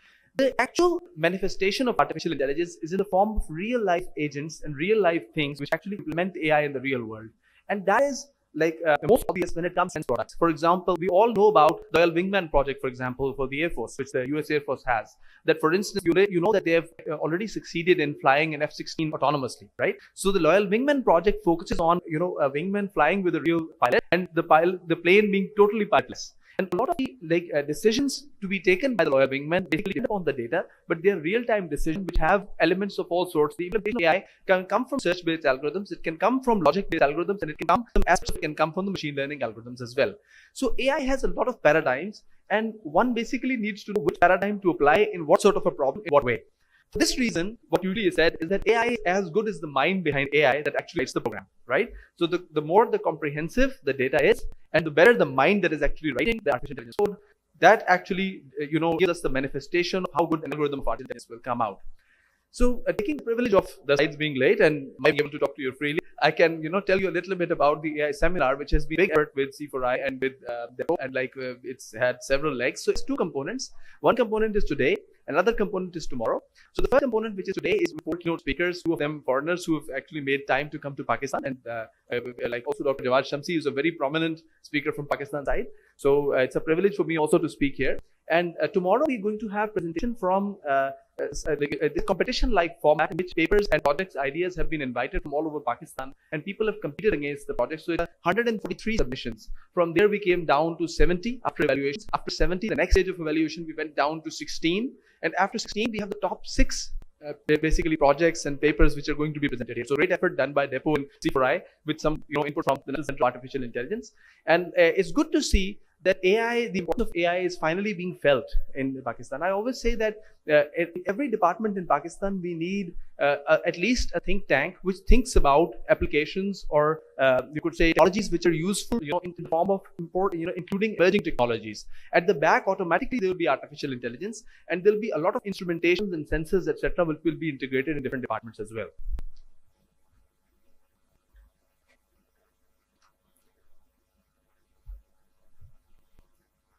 AI is, by the way, not a new area. AI has been around for a long time. Since there are successful examples of artificial intelligence being applied even as the Second World War. And the reason why AI has become more significant right now is the advent of a lot of the computational resources as well. And you could see that there is a lot of new resources are evolving, and the defense technologies are becoming more and more advanced with artificial intelligence now, incorporated in them. So now that we have the slides, let me finally begin with them. So formally the topic of my presentation today is the evolution of artificial intelligence technologies in defense, the overview of the market, dynamics, and trend analysis. Next, please. Next slide, please. Okay, so a little bit about myself. So I'm passionate about computers and about programming since my early school years. Actually, I started my programming, I think, was in the 5th grade when I started writing programs. And my first attempt at writing a research paper was in the 9th grade in school. So I've been teaching the AI and robotics at NUST. Actually, I founded the Department of AI and Robotics back in 2009 at NUST after my PhD from Japan. And this is the oldest program in artificial intelligence that exists in Pakistan, this title as well. And right now, I'm the chairman of the National Center for Artificial Intelligence. Next, please. So this is a glimpse of some of the research which predates NCI that I've done. So just to give you an idea which background I'm coming from. So I'm really fond of putting artificial intelligence into real life systems and into machines that actually interact with the real world. For example, the robots that you see on your left and right, these are the humanoid robots playing soccer completely autonomously. So this is one of my famous projects that was covered in the media a lot. And this allowed 6 robots on one side, 6 robots on the other side. And they're completely playing with each other autonomously without human intervention, without even connecting to an external computer, with a pre-trained algorithm which we actually train and we feed inside the robot. And they, work by themselves to realize where the other robots are, where the goal is, where the ball is, and independently make strategy to actually score a goal and to also defend their own goals. There are technologies for rehabilitation which we have made for Sakura wheelchairs of Japan. And there are other projects, for example, this prosthetic hand project, which we have worked with AFRM. And this one has tactile sensation, which actually gives back feedback to the humans. And actually, on 2 of these, like the soft tapping and the hand projects, we won best rewards in London and Sydney as well. So the prosthetic, this is also FIRM actually. So this is an adaptive leg, which actually adapts to the walking speed of the person. So a lot of other like that. This is just a glimpse of the sort of projects that we do, please. So the organization I'm currently leading is the National Center for Artificial Intelligence. This is a competitive grant awarded through the Higher Education Commission of Pakistan. And it's like in 2016, the government of Pakistan issued a call to all the Pakistan universities, all the professors, that everybody, whatever they're doing in artificial intelligence, they come forth. And looking at their research, looking at the background of their work, they awarded funding to 9 labs across Pakistan. I was very fortunate to be one of them. And then again, through competition, select which one person should lead the whole center. So right now, I'm leading the center as the National Center for Artificial Intelligence, 9 labs there, and we've also awarded 12 research-funded projects in different domains of artificial intelligence. So we are very applied. We actually implement AI, and a lot of it is deployed in the real world as well. Next, please. So coming to artificial intelligence and its significance, we see the financial impact of artificial intelligence is saying from Forbes is actually very insightful, that it is forecasted to add $15.7 trillion to the global GDP by the year 2030. The main reason is that this technology is general purpose. And it has applications that span industries like healthcare, like transportation, like financial services, energy, and so on. Some consider AI to be part of the evolution of electricity in the 20th century. So this is the reason why everybody keeps saying that AI is so significant. Some say that AI is as significant as electricity. Some say that AI is the most important invention that human beings have ever worked on. So another saying, for example, that whoever leads in AI will rule the world. So all this buzz artificial intelligence, what's special about it and why is this the case? And then how does it apply to defense? Next, please. Let me share with you a small quote that I actually extracted from one of the letters which 1,000 researchers from around the world actually signed to the UN. So this is like the quote reads that autonomous weapons, which threaten to usher in the third revolution in warfare after gunpowder and nuclear arms, will permit armed conflict to be fought at a scale greater than ever, at time scales faster than human can comprehend.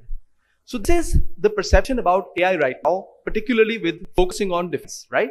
That the scale of the war and also the speed of the war will go behind, complete beyond the way that we've been fighting wars before. And with completely autonomous systems, we've all seen how the Iron Dome has worked in the recent conflict between with Israel and its neighbor, like the Hamas as well, the Palestine. And we've seen how artificial intelligence-based systems are real-world systems applied in life right now. There are others, for example, we've got the Loyal Wingman project, the autonomous flying plane, for instance. We've got Valkyrie. We've got so many other land systems. I didn't show any pictures of naval systems here, but there are autonomous ships as well. There are submerged vehicles too. So there are helicopters. This, for example, this is like a Black Hawk. So this is the project Elias.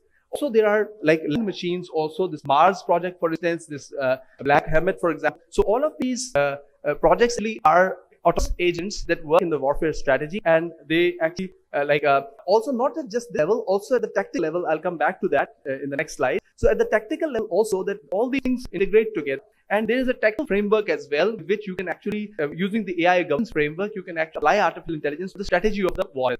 Next, please. So there are, of course, drones are one example in which artificial intelligence has been applied extensively. And there are so many examples of drones, like, of course, several of them are teleoperate. But the real manifestation of drone technology is when the planes fly autonomously, right? So this is one of the application areas of artificial intelligence as well. These are some of the AI-powered drones. Next, please. So artificial intelligence applies to various segments. Like I've shown you some of the machines that work autonomously within the battlefield. But AI goes well beyond that, actually, some of which you will see as examples in the being presented tomorrow as well. So there are, for example, mission-specific battlefield robots. Some of the pictures I've shown you. There are unmanned aircrafts. There's a formulation of the governance of artificial intelligence, AI governance framework, and tactical design systems. So there are unmanned vehicles and weapons with hybrid remote operation capability.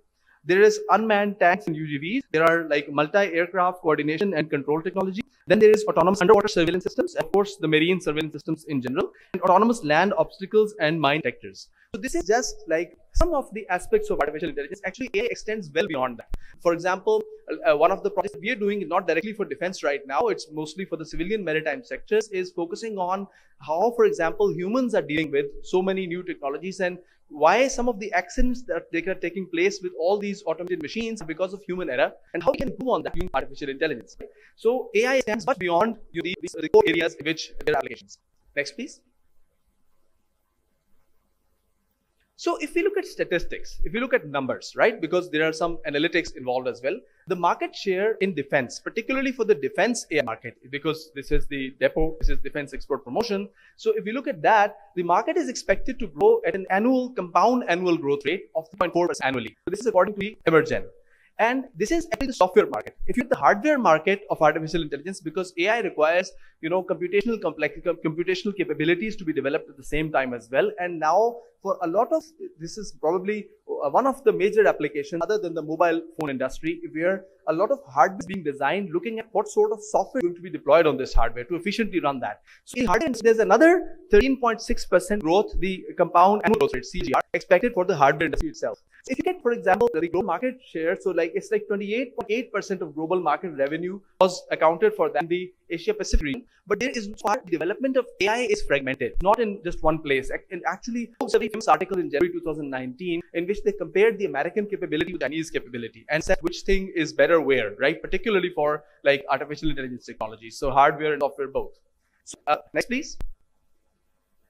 There are statistics as well. For example, in case of the global newswire, they say that the growth rate is not going to be 13.4%. Their assessment is 12.9%. There are others that did not include in this presentation, but for America, for example, or certain regions, the growth rate in artificial intelligence actually exceeds 30%, right? So it's like really huge growth. Wherever people are coming, applying artificial intelligence to the industry, so huge growth rates are expected here. So this is what I was talking about, that apart from the development of autonomous and intelligent weapon systems, is the efficient information, you could say, retrieval, the deployment of sensors and the information which is, back to you, raw intelligence which comes from the real world data, and also the automation of multi-sensor data fusion and intelligence sensing techniques to leverage better situational awareness. And once you have that situational awareness, then you can get a tactical level, right? So cloud-based integration and airborne and naval assets into a battlefield management system to leverage capabilities. So this is also something which is being worked on by artificial intelligence, like developers who are developing systems based on AI. Please. So the way it works actually is that we have at the bottom level, like I think BF Syntaik will relate to it very much, that the way this AI works is that at the bottom level there is infrastructure, of course. So like this is the hardware as well as the core software infrastructure in which, for example, you need a lot of data fed to artificial intelligence through a lot of sensor networks. This can be mobile, this can be cloud, this can be Internet of Things, the thing I was talking about right in the beginning of my talk. Then on top of it, you have cognitive systems. And then on top of it, you've got applications. So the good thing is that, a lot of applications which are like, for example, application areas that will be particular to defense don't need entirely different kind of algorithms. Like for example, if something has been worked on in the civilian domain, it's also applicable to the military domain as well. So for example, if you want to do object recognition or you want to do activity recognition, for instance, the algorithm behind that activity recognition will be the same, even though it is applied to the military application as well. So we can leverage a lot of things, like there is transfer learning and so many techniques that are available to actually use, the kind of knowledge we generate in one kind of scenario. And this is the reason why some of the game kind of scenarios are generated, agents cooperate with each other, and we actually want to use this scenario for machines in the, for example, tanks in the battlefield, aircrafts in the air, to actually collaborate together, share information with each other, and actually fight in the real world scenario. So if you look at, for example, segments in which artificial intelligence is divided and the impact comes from different areas, right now 9.6% firms are investing in the data science area, 7.8% in the business intelligence area. Then there are health plans and patient care, computer vision, recognition, aerospace and defense industry. So this is particularly aerospace related defense industry. Otherwise, applications of defense are in all, for example, computer vision. So many applications are in the defense industry. So natural languages processing, entertainment, list goes on. I could speak for whole day just this. Next, please. So coming to the National Center of Artificial Intelligence, let me give you a glimpse of some of the projects we are doing and, with artificial intelligence. And of course, many of them are on the civilian side. Of course, some of them have applications toward the defense side as well. So we've been able to generate the product concepts and proposals that we've generated are, 220 so far. And we are touching nearly around 635 million in funding that we've generated during the last 3 years. So the kind of projects that we've done and deployed reach around that. So we just were inaugurated in March 2018. The first financial release came in 2019. So you can imagine that it's just the 3 years of that we are actually displaying before you. Next. So one of the major projects, for instance, was collaboration with the Law and Justice Commission of Pakistan to develop artificial intelligence for judiciary. This could be very useful for the military courts as well. So for instance, what we've done is that digitized data from the 70 years history of Pakistan. Whenever a new case, for example, then you can enter some facts about that case into the system, and most relevant cases from the database, from 70 years history of Pakistan database, they actually come up. And even if the decision is made directly by the judge himself, like AI, of course, right now, the AI does not suggest a judgment. So, but even in that case, for example, relevant cases coming in front of the judge can help the judge make a more informed decision, right? Thank you. So I'll just, go quickly through the slides. We've been working very closely with Pakistan Air Force for establishment of the CENTAI, and we have good close collaboration. Next, please. Next. So this is one of our projects which will be displayed in detail tomorrow by one of our contestants in the competition. And this is a Medium.ai. It's a company spin-off from there. This actually looks at all the media channels simultaneously. Next generation warfare is actually not just in the battlefield, but in every home, right? With the digital devices and television and everything into everybody's hands. And this, for example, documents whatever is being said by any person, who is saying what, and all the content that is behind it, give you a complete story of whatever is happening during the day as well. So complete perception of whatever is going on in the media. Next, please. Many of these technologies are now spun off into companies like the last one. And this one, for example, this is where we, for example, detect which vehicles, some of the applications, for example, for parking space. Next, please. So this is another one for pickets, for example, like how many suspicious vehicles or persons could any humans really remember. So this is AI-based system actually reading the numbers, actually looking at the make and model of the car, and based on that, it can extract which kind of vehicle needs to be stopped. If a suspicious vehicle comes in, it can relate back with the database and stop that vehicle right there. Next, please. So this is another system, for example, in which you can detect weapons, for instance. This is detection. You're actually detecting weapons. And on the left and on the right, you can see activity recognition. So for example, one person is crossing, in a different side, like not walking in the direction where everybody else is going. So this is statistical modeling of the dominant motion in the scene. So we actually predict with a lot of accuracy whenever someone doing something different from the crowd. So this is good for mob analytics. Next, please.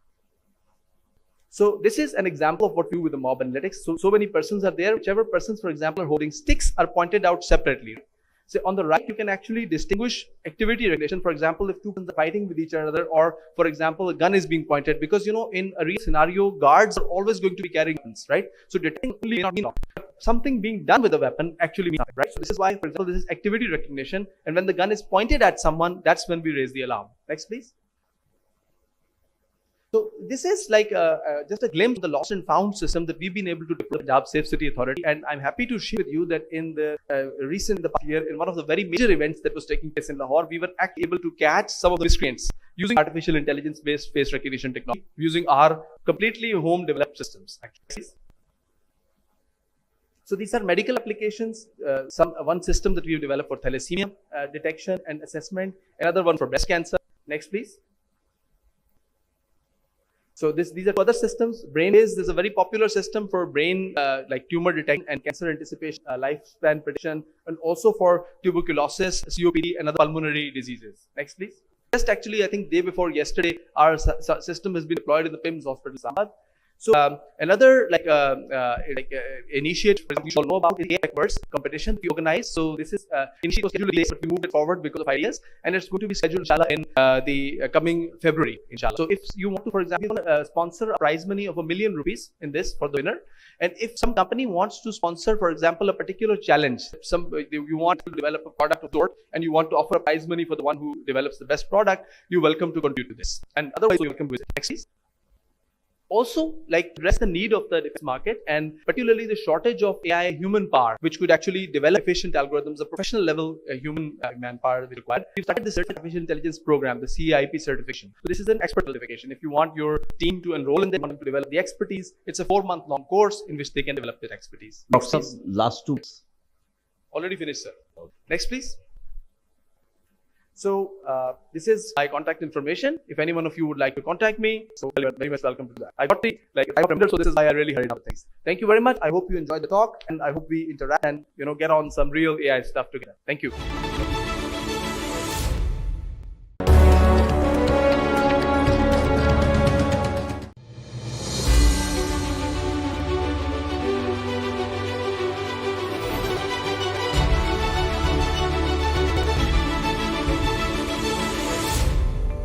मैं असल में इस event के साथ 2012 से associated हूँ।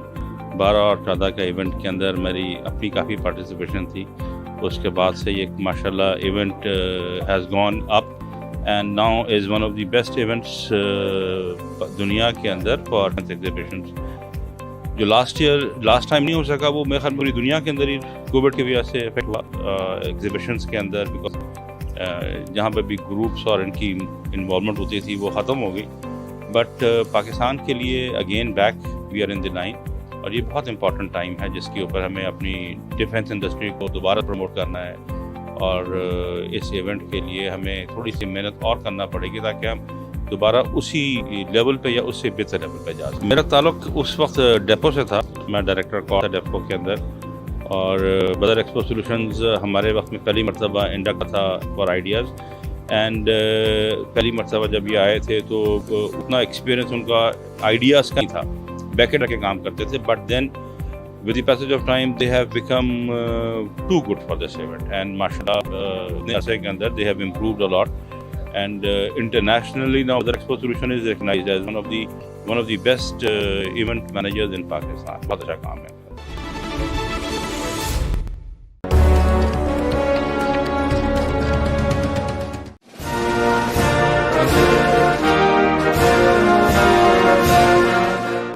मजहब से है, मजहब जो नहीं तो तुम भी नहीं, जज्बे बाहम जो नहीं, महफिले अंजुम भी नहीं।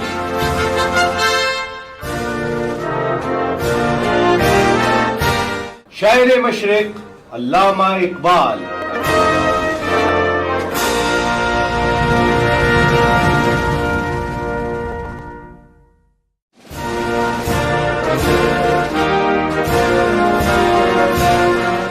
अपने किरदार पर डालकर पर्दा इकबाल, हर शख्स कह रहा है जमाना खराब है।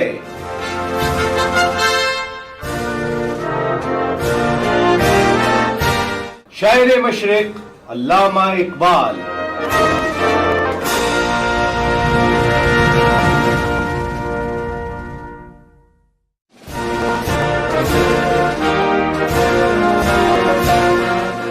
दिल में खुदा का होना लाजिम है इकबाल, सजदों में पड़े रहने से जन्नत नहीं मिलती।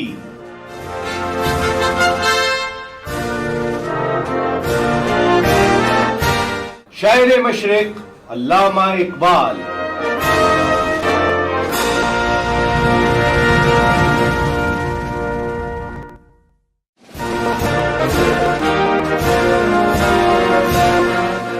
परिंदों की दुनिया का दरवेश हूं मैं, कि शाही बनाता नहीं आशियाना।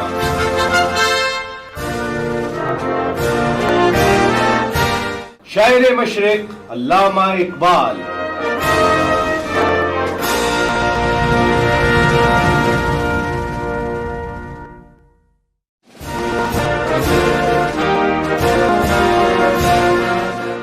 क्यों बनरे मांगता है औरों के दरबार से इकबाल, वो कौन सा काम है जो होता नहीं तेरे परवरदिगार से।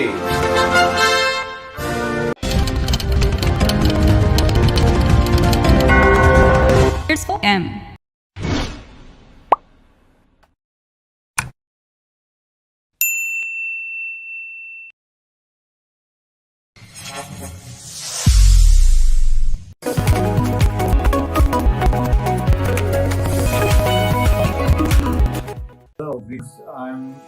Badar.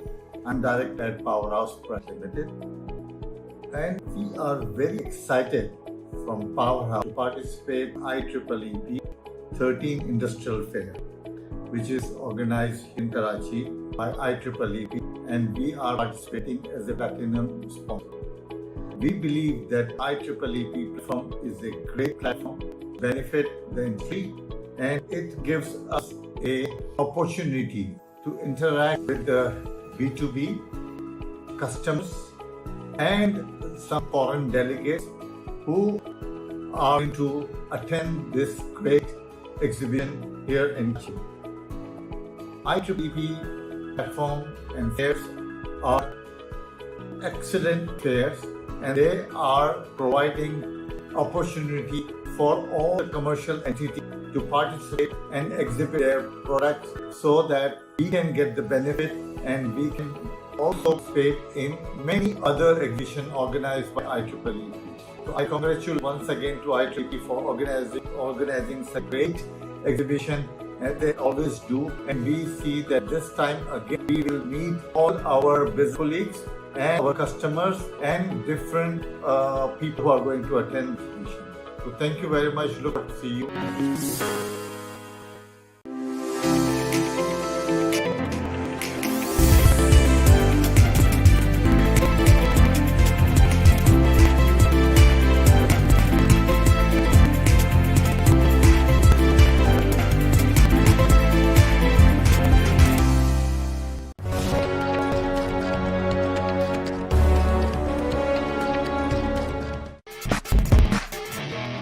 इवेंट हम करने जा रहे हैं शूटिंग कॉम्पिटिशन, ये हैंड गन का एक होगा पिस्टल के साथ, जो माहिर निशानाबाज उनके लिए है। जो नए शूटर्स हैं उनके लिए तो हम करते रहते हैं। ये प्रोफेशनल इवेंट है दुनिया में डिफरेंट मुल्कों में। पाकिस्तान में ये फर्स्ट टाइम कर रहे हैं। हमारी टीम्स चाहती हैं बाहर के मुल्कों में खेलने के लिए, तो हम की जो चीज़ें बाहर हैं, let's bring Pakistan under police organisation banner, और हम उसको यहाँ पे फर्स्ट टाइम अरेंज करने जा रहे हैं। इसकी सबसे खास बात यह है कि जितने भी यूनिफॉर्म ऑर्गेनाइजेशन से, चाहे वो नेवी आर्मी है, रेंजर्स है, एएसएफ है, या जो बाकी प्रॉन्स की जो पुलिस है, कमांड है, इन सबको हमने किया है कि स्किल्स साथ जो अपने प्रोफेशनल शूटर्स हैं वो इस इवेंट में हिस्सा लें और अपनी काबिलियत को सामने रखते हुए इसमें सबको ओपन चले। और हमने कुछ खास इनाम रखे हैं, सर्टिफिकेट ट्रॉफीज रखी हैं। उसके अलावा जब हम अरेंज करने जा रहे थे तो यूनिफॉर्म पर्सन तो हम कहते हैं, तो सिविलियन जो बेहतर हैं उनकी भी रिक्वेस्ट आई कि हम भी इसमें तो हमने एक सिविलियन कैटेगरी रखी है कि जितने भी सिविलियंस हैं के लाइसेंस वेपन है वो आके अपने शूटिंग की जो से आजमाएं और एक ओपन कॉम्पिटिशन में हिस्सा लें। फिर एक हमारी जो नेक्स्ट कैटेगरी है 50% हमारे 50+ % हमारी वुमेन की आबादी है, तो खवातीन के लिए हमने स्पेशल कैटेगरी रखी है। इसमें जो भी खवातीन शूटर्स जिनकी वेपन बेहतर है या जिनको लाइसेंस वेपन है वो इसमें हिस्सा लें और इसमें भी जो स्किल्स हैं उसको आजमाएं। तो ये हमने 6 सितंबर पे रखा था, मगर क्योंकि चैलेंज का मौका है उसमें तमाम हमारे मसरूफ हैं, हमने इसको 9 सितंबर लेके गए। तो 9 सितंबर में first time in Pakistan shooting competition होने जा रहा है। इसमें तमाम नेशनल और इंटरनेशनल शूटर्स चलेंगे और उसमें हम कोशिश करेंगे इससे एक पाकिस्तान का जो सॉफ्ट इमेज है वो बाहर जाए, और ये जब हम दिखाएंगे कि जी पीसफुली लोग यहाँ पे बेहतर तौर पे इस चीज़ को करें, तो मेरी तरफ से पुलिस की तरफ से गवर्नमेंट की तरफ से उनके साथ हम इसको कर सक रहे हैं और इस जितने भी लोगों को मैं इनवाइट कर सके हिस्सा लें और अपने स्किल्स आजमाएं। मैं शुक्रगुजार हूँ एक्सपो का टीम का कि वो इसको ऑर्गेनाइज करने में हमारी हेल्प कर रहे हैं और इसको हम एक प्रूफ तरीके से ऑर्गेनाइज किए ताकि इंटरनेशनल रूल्स रेगुलेशंस को फॉलो करें। जब हम प्रोजेक्ट करें तो एक तौर पे हम पाकिस्तान इमेज को दुनिया के आगे रख सकें। Thank you. मतलब ये बताइए कि ये कंपटीशन इसमें जो है इसका 1 डे कंपटीशन है, सुबह 9 बजे शुरू हो, शाम को 5 बजे प्रेस डिस्ट्रीब्यूशन होगी और इसके अंदर जो लोग ना सिर्फ ये कि जो लेने आ रहे हैं जो उनके साथ देंगे उनके लिए हमने एक ट्रेडिशनल तरीके से फूड स्ट्रीट टाइप का बंदोबस्त किया हुआ है, जिस पाकिस्तान के चारों लोगों के खाने हम आप के लिए जो आप दोस्त आएंगे उनके लिए जो लोग हिस्सा ले रहे हैं और जो गेस्ट आएंगे उनके लिए हमने वो रखा है ताकि ट्रेडिशनल तरीके से उनको हम वेलकम कर सकें और उनकी हॉस्पिटैलिटी कर सकें। तो ये एक मेहमान नवाजी होगी पुलिस की तरफ से, सिंध की तरफ से उन लोगों जो इसमें हिस्सा लेंगे वो जो देखने आएंगे। तो ये भी एक सॉफ्टवेयर है जो कि हम पेश करेंगे दुनिया के आगे। जो कंपटीशन हो रहा है कि ये सिंध की रिवायत हिसाब से हम उनको मेहमानों का खास तरीके से इंतजाम भी किया हुआ उनके खाने पीने।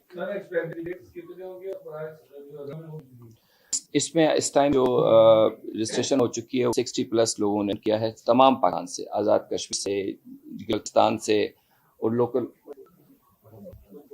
ये वो लोग हैं जो यूनिफॉर्म पर्सन। उसके अलावा सिविलियन कैटेगरी मिला के टोटल जो रजिस्ट्रेशन हो चुकी है 140 लोगों ने इसको अपने आप को रजिस्टर किया है।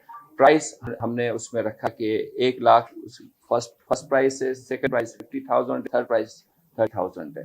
इसके अलावा हम उनको मेडल्स के और ट्रॉफी देंगे और प्लेट्स देंगे। जो पिस्त की गोलियां हैं वो जितने भी कंपटीशन होते हैं उसमें जो खुद खेल रहा होता है उसकी अपनी तरफ से होती हैं। उसलिए हमने POF वाहटी को रिक्वेस्ट की वो अपना स्टॉल लगाए, वहीं से वो बुलेट सकेंगे और वहीं से वो अपनी शूटिंग में हिस्सा लेंगे। और प्रैक्टिस के लिए हमने 3 दिन पहले अपनी शूटिंग ओपन किया है ताकि वाकई अपने प्रैक्टिस करें ताकि मैच डे पे कोई उनको नया प्राइज ना मिले। तो ये सब के लिए हमने एक ही जैसा स्टैंडर्ड रखा है ताकि सब अपनी जो है काबिलियत को आजमा सकें। इस टाइम जो पाकिस्तान में जितने भी फॉरेन डेलीगेट्स जो कि कॉन्सुलेट्स में काम कर रहे हैं सब हमारे इंटरनेशनल मेहमान हैं। उनको हमने जब इन्विटेशन भेजी है तो जो कॉन्सुलेट्स में सिक्योरिटी फोर्सेस पर्सनल हैं वो जो यूनिफॉर्म कैटेगरी में करेंगे और सिविलियन है वो सिविलियन कैटेगरी में। तो जो भी कॉन्सुलेट्स हैं दे आर सो इन्वाइटेड और वो इसमें हिस्सा ले रहे हैं। अच्छा सर, ये इस बेस को करने का मकसद जो है वो जरा मकसद ये कि हमारे लड़के, आप ये मेरे शूटिंग टीम का खड़े हो जाए, ये हमारी शूटिंग टीम के कैप्टन हैं और उसके अलावा इंस्पेक्टर शबीर जो कि अभी सरंजाम कराची में, ये वो लोग हैं जो अपने शौक से इस स्किल को सीखा और उन्होंने वॉलंटियर करी जाके अपने इंटरनेशनल इवेंट्स में हिस्सा लिया। तो वो लोग वहाँ पे देख के आए, सीख के आए, हम उसी चीज़ को उन्हीं ऑर्गेनाइजेशन के अंडर यहाँ पे इनकार कर रहे हैं। नॉर्मली बाहर से पाकिस्तान जो एक नेगेटिव या इमेज है कि यहाँ पे क्या है और सेम नहीं है, तो ये उनके लिए मैसेज है कि यहाँ पे सब नॉर्मल है, जैसे बाहर के मुल्कों में इंटरनेशनल इवेंट्स होते हैं ऐसे हम भी यहाँ पे करते हैं। हम तमाम जितने भी फोर्सेज हैं उसमें ये कोऑर्डिनेशन और ये भाईबंदी को मेंटेन करने के लिए हर जगह से लोग आगे एक दिन अपने एक साथ गुजारेंगे शूटिंग में। तो एक लाइफ टाइम मेमोरी है जो कि शूटर वो जो टीम वापस ले आती है और वो किसी मानवाजी से मुस्तफीद होंगे, उसको एंजॉय करेंगे। तो एक पॉजिटिव इमेज है जो कि ना सिर्फ विद इन पाकिस्तान हम दे रहे हैं, एक इंटरनेशनल मीडिया की भी हम दे रहे हैं कि यहाँ पे चीज़ें बेहतर है, नॉर्मल है और हम भी वही चीज़ यहाँ पे ऑर्गेनाइज कर सकते हैं जो कि दुनिया में किसी और जगह पे। एज लिमिट सिर्फ आपका लाइसेंस होना चाहिए या फिर आपको यूनिफॉर्म पसंद होना चाहिए, ये 2 कंडीशंस हैं और उसकी हिस्सा। रिसेंटली हमने देखा कि जब शहर में क्राइम बढ़ा था तो आप अपने से एक्टिव थे, फोर्सेस भी बनाई गई थी। अब वायलेंस हो गया स्ट्रीट क्राइम में, अब क्या SSQ प्लान कर रहा है दोबारा स्ट्रीट क्राइम में एक्टिव हो रहा है? अभी रिसेंटली आपने 15 का जो काउंटर हुआ था आपने विटनेस किया, वो लोग कौन थे? वो एसएसयू ही ऑपरेट कर रहा है, एसएसयू की वहाँ बैठी हुई है। ये स्ट्रीट क्राइम है, हमारा फर्स्ट रिस्पॉन्डर जाए डिफरेंट तरीके से। जब भी हमें आती है कि कहीं पर अगर कोई सेंसिटिव एरिया है या ज़्यादा है तो हम उधर पेट्रोलिंग बढ़ाते हैं। उसके अलावा जो वन की जो सर्विस है एसएसयू, और हम पब्लिक की मदद उसमें कर पाए। उनकी एक इंस्टेंट है की वजह से कॉन्फिडेंस है पब्लिक शहरियों में कि अगर हम वाई पे कॉल करते हैं तो टाइम से पुलिस आ जाती है, और ये डेटरेंस क्रिमिनल्स के लिए उस चीज़ को रोकने का बायस बनता है। तो हम अपनी कोशिश कर रहे हैं जहाँ पे भी हम चीज़ें कर सकते हैं उसको कर रहे हैं, और आइंदा इसी तरीके से कर रहे हैं। स्केटिंग फोर्स बिल्कुल बनाई थी। स्केटिंग फोर्स का मकसद ये था कि जो हमारे स्पोर्टिंग इवेंट्स होते हैं वहाँ के लिए, अभी जैसे स्टेडियम वुमेन क्रिकेट टीम आई, अब जब हम पब्लिक के लिए खोलेंगे तो जो स्केटिंग के लोग होंगे वहाँ पे लोगों की हेल्प करने के लिए मौजूद होंगे। जो स्केटिंग फोर्स का था कि शहर के अंदर जहाँ गाड़ी नहीं जा सके या जो वॉकिंग जगह है वहाँ पे करें, मगर यहाँ पे ऐसी कोई फैसिलिटी नहीं है, तो इसलिए उनको हमने लिमिटेड किया है। वो 20 लोगों की टीम है, वो जहाँ पे रिक्वायर्ड हो हम उसको भेजते हैं, मगर मेनली उसको हमने इवेंट के लिए रखा है। ये आप देखेंगे जो टीम होगी इनकी महंगे जब खवाती तो आप लेडी कमांडर्स को भी स्केटिंग में देखेंगे, उनकी लोगों की हेल्प करते हुए, उनके साथ करते हुए, और बाकी हमारे मेल कमांडर्स को भी देखिए। That's for sporting events only.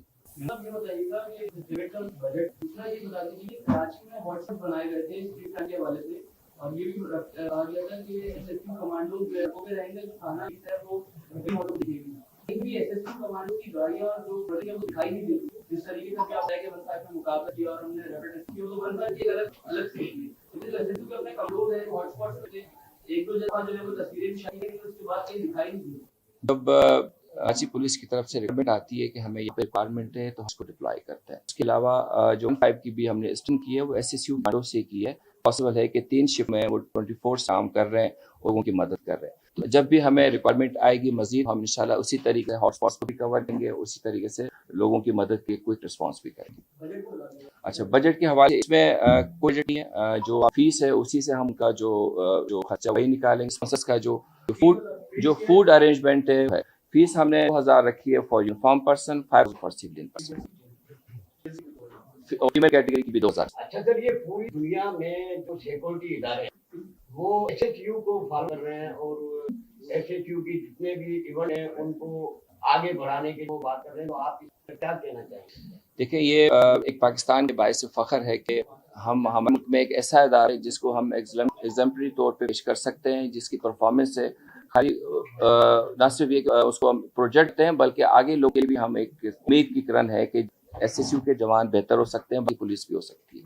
तो एक बेहतरी तरफ एक हमारा इकदाम है। इस टाइम अगर हम परसेंटेज में देखें तो हम 2% है सिंध पुलिस के, तो 2% बेहतर हो गया है। 98% सारा पुलिस का बेहतर होना बनता है। इसी तरीके से अगर लोगों की हम खिदमत कर सकें, उनकी बेहतर टर्म्स ऑफ सिक्योरिटी दे सकें, तो जो पब्लिक ट्रस्ट है पुलिस में वो बेहतर सकेगा। जी, ये हमारा जो कंडी में एसएसयू का क्वार्टर है, वहाँ हम इसको अरेंज कर और वहीं पे हम सारा कुछ शूटिंग रेंज सारा कुछ वहाँ पे हमने हो जाएगा इंशाल्लाह। टाइम लगेगा सिस्टम को ठीक होने में। एक की तरफ कदम है, आप देखें कि मोटर पुलिस का कितना बेहतर हो, उसी पुलिस के लोग जब वहाँ पे काम करते हैं तो वो चीज़ें होती हैं और पब्लिक से मुतमईन होती है। इसी तरीके से एसएसयू की तो ये एक स्ट्रगल है, टाइम लगेगा इन चीज़ों को, मगर ये बेहतरी की तरफ हम चल रहे हैं। वक्त आएगा कि सारे इसी तरीके से बेहतर तो काम कर सकते हैं। हम ये कर सकते हैं कि जो मीडिया दोस्त हैं जिनके लाइस वेपन है उनका आप मुकाबला कराएं। उनके लिए हम स्पेशल टारगेट रखेंगे, अपने वेपन्स के साथ है, वो मेरी तरफ से फ्री ऑफ चार्ज है। आप अपने वेपन्स के साथ हैं, वहीं पे अपने आप मुकाबला करें, तो हम प्राइस की कैटेगरी से करें। उसमें आपसे रिक्वेस्ट प्रोजेक्ट पर आप काम कर रहे हैं, बहुत काम कर रहे थे, आपने कोई काम किया और सर और होने वाला है, बहुत जल्द बात हो जाएगा। तो आपने आर्ट्स पे काम किया, एक्चुअली होने जा रहा है, तो उसमें ना क्या आपके लिए इस सवाल से ये भी सामने कि आपने कोई चीज प्रपोज की थी, किसी को दे दिया गया बजट, आप चाहते थे क्योंकि आप ज्यादा लो कॉस्ट लेकर आ रहे, लेकिन आईजी जो एनआरटीसी को दिया ठीक है। उसमें जब इतना बड़ा प्रोजेक्ट होता है ना तो बहुत ज्यादा स्टेक होल्डर्स होते हैं, आप सब लोगों को पता है, और इसमें हम कोशिश करते हैं कि तरफ से बेस्ट पुट लें, चाहे एक्स करे या वाई या जेड करे। हमने हमारी मेहनत फायदा हुआ कि हमने डॉलर्स में प्राइस कर दी, हमने वजन्स खत्म कर दिए, वो कि डिफरेंट इंडस्ट्री की वजह से बढ़ रहे थे। प्रोजेक्ट की कॉस्ट को करके हमने जो 200 मिलियन की 100 मिलियन में कर, वो 100 मिलियन पे ही है, चाहे वो ए करे चाहे बी टीम। इसका ये फायदा हुआ कि हमने डायरेक्शन सेट दी हमने बता दी कि किस तरीके से, और हमने एग्जाम्पल के तौर पे पूरा एक सिस्टम बाहर लगा दिया, अभी भी लगा हुआ है, इसको फॉलो करें तो इंशाल्लाह उसी गाइडलाइन पे करेंगे, और इसमें जब भी होगा मुल्क के लिए बेहतर होगा, घर के लिए बेहतर होगा, कि आवाम के लिए बेहतर होगा। तो इस चीज़ से इंशाल्लाह होपफुल है आगे भी चीज़ें बेहतर होगी। Thank you.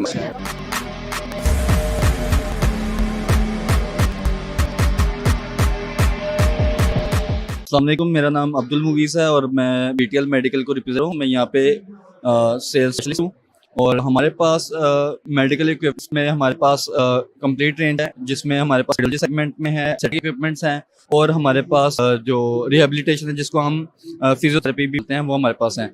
हमारे पास हमें जब ये एक्सपो के बारे में पता चला, हम लोगों ने यहाँ पे पार्टिसिपेट किया, यहाँ के मैनेजमेंट ने हमसे रब्ता किया, हमने उनको अपने बारे में बताया, थोड़ा एक्सप्लेन किया हमारे पास जो लेटेस्ट टेक्नोलॉजी है उसके ऊपर काम, क्योंकि आप देख सकते हैं यहाँ पे पूरे एक्सपो में सब लोग अपनी मशीन्स को लेके आए हैं, क्योंकि दुनिया न्यू टेक्नोलॉजीज के ऊपर जा रही है, रोबोटिक्स के ऊपर जा रही है। सेम इसी तरह मेरे सामने यहाँ हमारे पास सुपर इंडक्टिव सिस्टम है जो कि एप्लीकेटर है, जो कि आप इसमें देख सकते हैं कि ये फिजियोथेरेपी डिपार्टमेंट के अंदर ये हेल्प करती है, जो कि आपके बोन्स के ट्रीटमेंट्स को, नॉन इन्वेसिव ट्रीटमेंट्स को ये हेल्प आउट करती है फिजियोथेरेपी के अंदर, जो कि बहुत हेल्पफुल होता है किसी भी पेशेंट के लिए। सुपर इंडक्टिव सिस्टम जो कि एक लेटेस्ट टेक्नोलॉजी जो दुनिया में शायद बहुत कम कंपनीज है जो कि इसके ऊपर, चाइनीज बहुत जो कि क्वालिटी के ऊपर कंप्रोमाइज कर लेते हैं, लेकिन जो यूरोपियन ब्रांड्स, जो USA ब्रांड्स हैं वो अपने क्वालिटी के ऊपर कंप्रोमाइज करते हैं।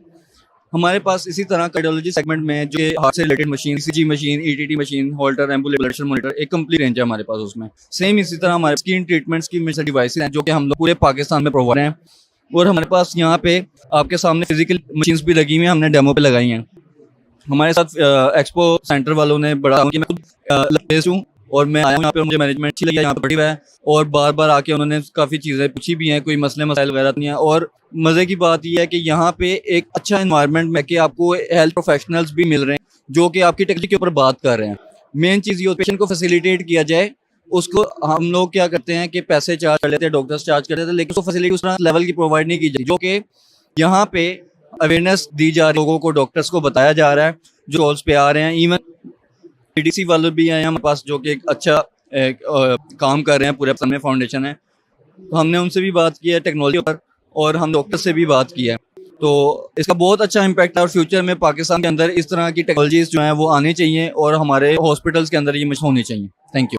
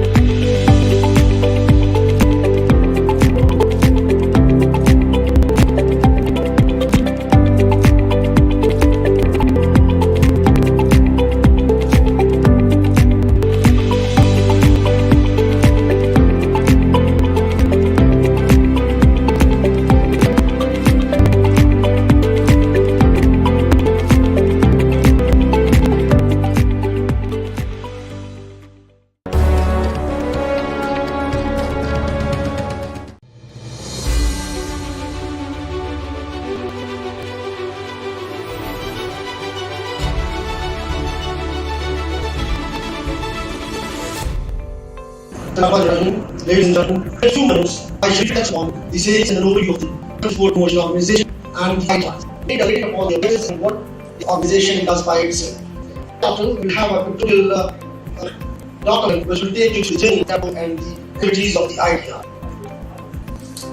Depot was raised in 2000 under joint structures, which was later taken under Ministerial Production in 2002. Since then, Depot is working under the MODP. The basic aim was to promote and project Pakistan military's industrial promise and defense export. All core functions of the depot are performed on a corporate model with no financial burden on national exchequer. During statement, which is spelled out through the depot, reads: the national platform provides support to defense manufacturing, service sector, and the export through promotion, facilitation, and coordination for sustained growth of defense exports of Pakistan. To achieve this vision, the depot basically undertakes promotion, facilitation, and coordination of the business opportunities and networking for the defense industry.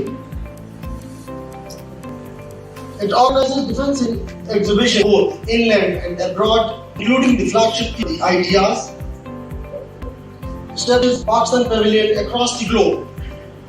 Gentlemen, in this regard, Depot establishes 12 to 14 Pakistan Pavilions annually across the globe in different countries for our own defense production industries. We also had the unique honor of organizing a single country exhibition at Iraq, which was actually mentioned a little while ago. With the national exhibitions, the Depot has been instrumental in organizing 2 editions of the Supplies and Vendor Defense Exhibition at Lahore in concert with the Chamber of Commerce Lahore, 2 editions of the Defense Exhibition at the Rawal Expo at Rawalpindi in concert with the Rawalpindi Chamber of Commerce and the Defense Port Turkey at Islamabad.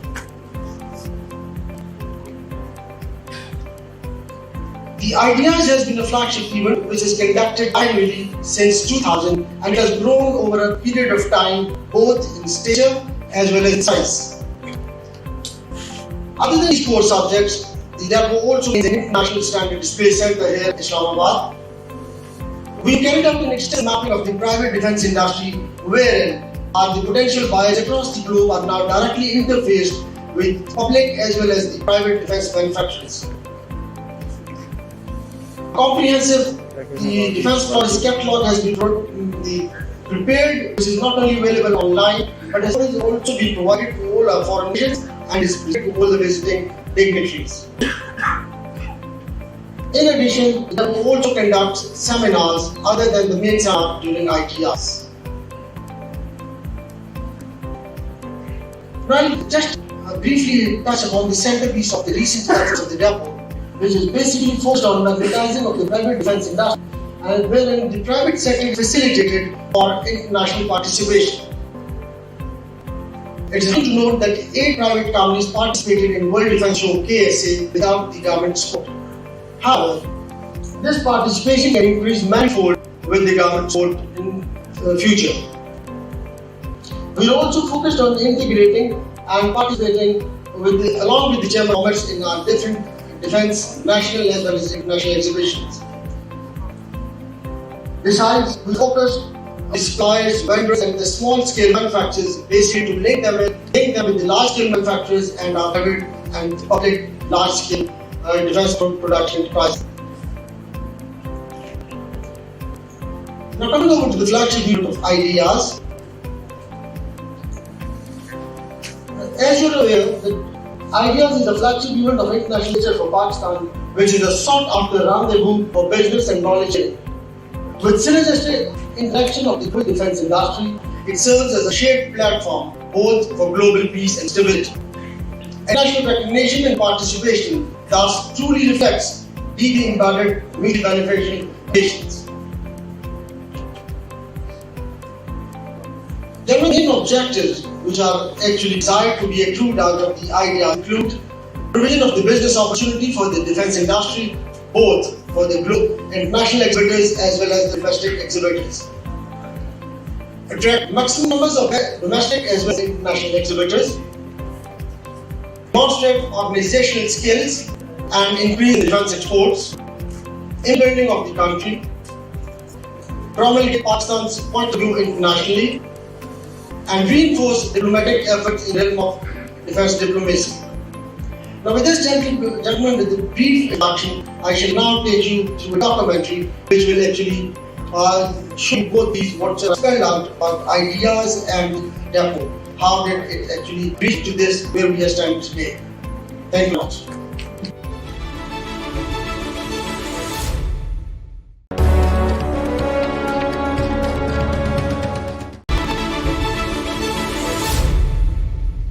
जी, मेरा नाम सैयद असद मशदी है और I belong to military vehicles parts business और basically ये जो idle expo है it is a great opportunity for all those people जो कि डिफेंस इंडस्ट्रीज से रिलेटेड हैं।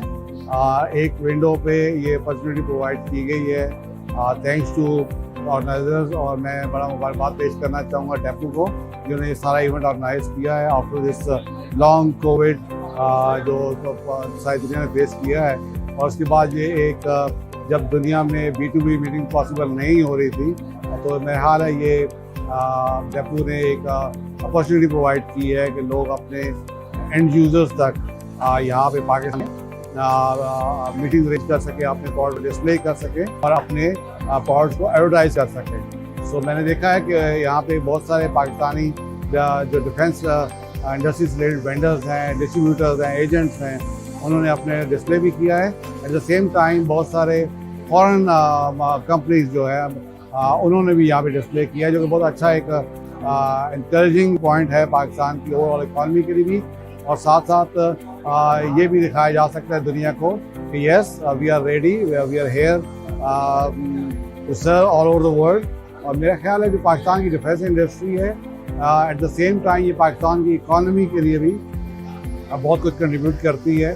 सो ये जितना भी इवेंट ऑर्गेनाइज किया गया है विन विन सिचुएशन था for both sides, for the procurement agencies और फॉर द जितने जो इसके सेल कर रहे थे या अपने आप को इंट्रोड्यूस कर रहे थे या अपने नए प्रोडक्ट्स को इंट्रोड्यूस करने आए थे। So thanks to Depu, thank you very much.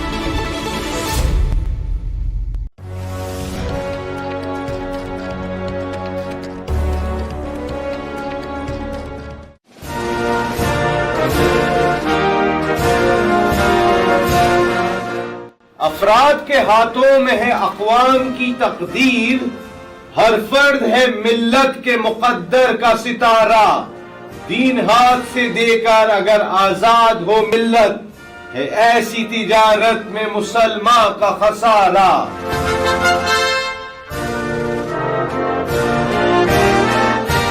शायर मशरिक अल्लामा इकबाल।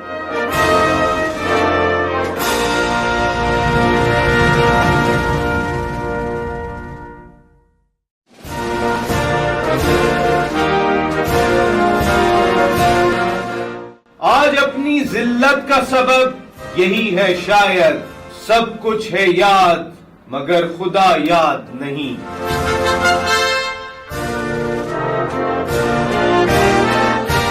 शायर मशरिक अल्लामा इकबाल।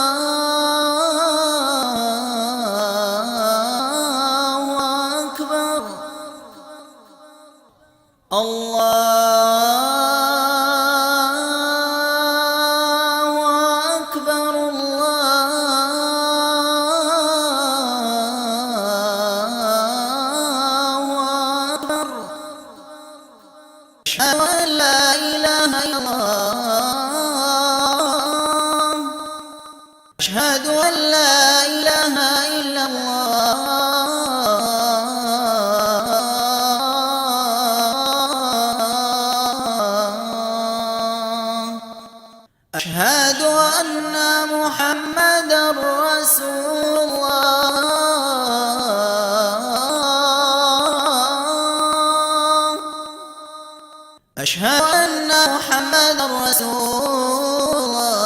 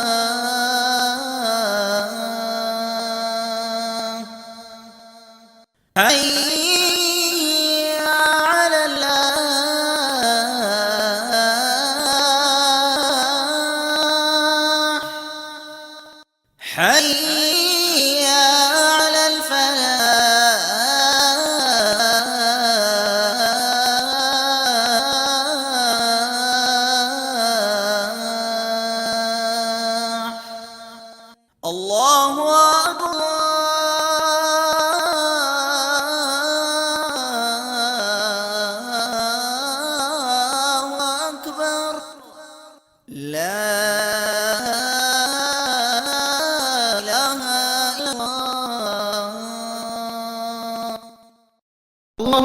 رب هذه الدعوة التامة والصلاة القائمة آت سيدنا محمدا الوسيلة والفضيلة والدرجة الرفيعة وابعثه مقاما محمودا الذي وعدته وارزقنا شفاعته يوم القيامة إنك لا تخلف الميعاد. ऐ अल्लाह, इस दावत काम और ता क़याम कायम होने वाली नमाज तू मोहम्मद सल्लल्लाहु अलैहि वसल्लम को जन्नत में नुमाया मकाम, फजीलत और बुलंद दर्जा फरमा और उन्हें उस मकाम महमूद पर फाइज फरमा जिसका तूने उनसे वादा फरमाया है, और क़यामत के दिन हमें उनकी शिफात नसीब फरमा, बेशक वादे के खिलाफ नहीं फरमा।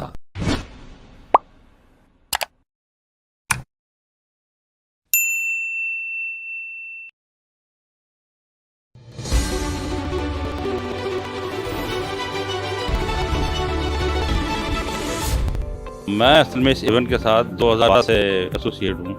12 का इवेंट के अंदर मेरी काफ़ी पार्टिसिपेशन थी। उसके बाद से ये माशाल्लाह event has gone up and now is one of the best events दुनिया के अंदर फॉर डिफेंस एग्जीबिशंस। जो लास्ट टाइम नहीं हो सका वो दुनिया के अंदर ही कोविड के वजह से इफेक्ट हुआ एग्जीबिशन के अंदर, जहाँ पर ग्रुप्स और इनकी इन्वॉल्वमेंट होती थी वो खत्म हुआ। बट पाकिस्तान के लिए again back we are in line, और ये बहुत इंपॉर्टेंट टाइम है जिसकी वजह हमें अपनी डिफेंस इंडस्ट्री को दोबारा से प्रमोट करना है, और इस इवेंट के लिए हमें थोड़ी सी मेहनत और करना पड़ेगी ताकि हम दोबारा उसी मेरा ताल्लुक उस वक्त डेपो से था। मैं डायरेक्टर डेपो के, और एक्सपो सॉल्यूशंस हर वक्त में पहली मरतबा इंडक्ट हुआ था आइडियाज़, एंड पहली मरतबा जब ये आए थे वो उतना एक्सपीरियंस उनका आइडियाज़ का नहीं था, बैकएंड पर रख के काम करते, but then with the passage of time they have become good for this event, and they have improved a lot, and internationally now Badar Expo is recognized as one of the best event managers in Pakistan.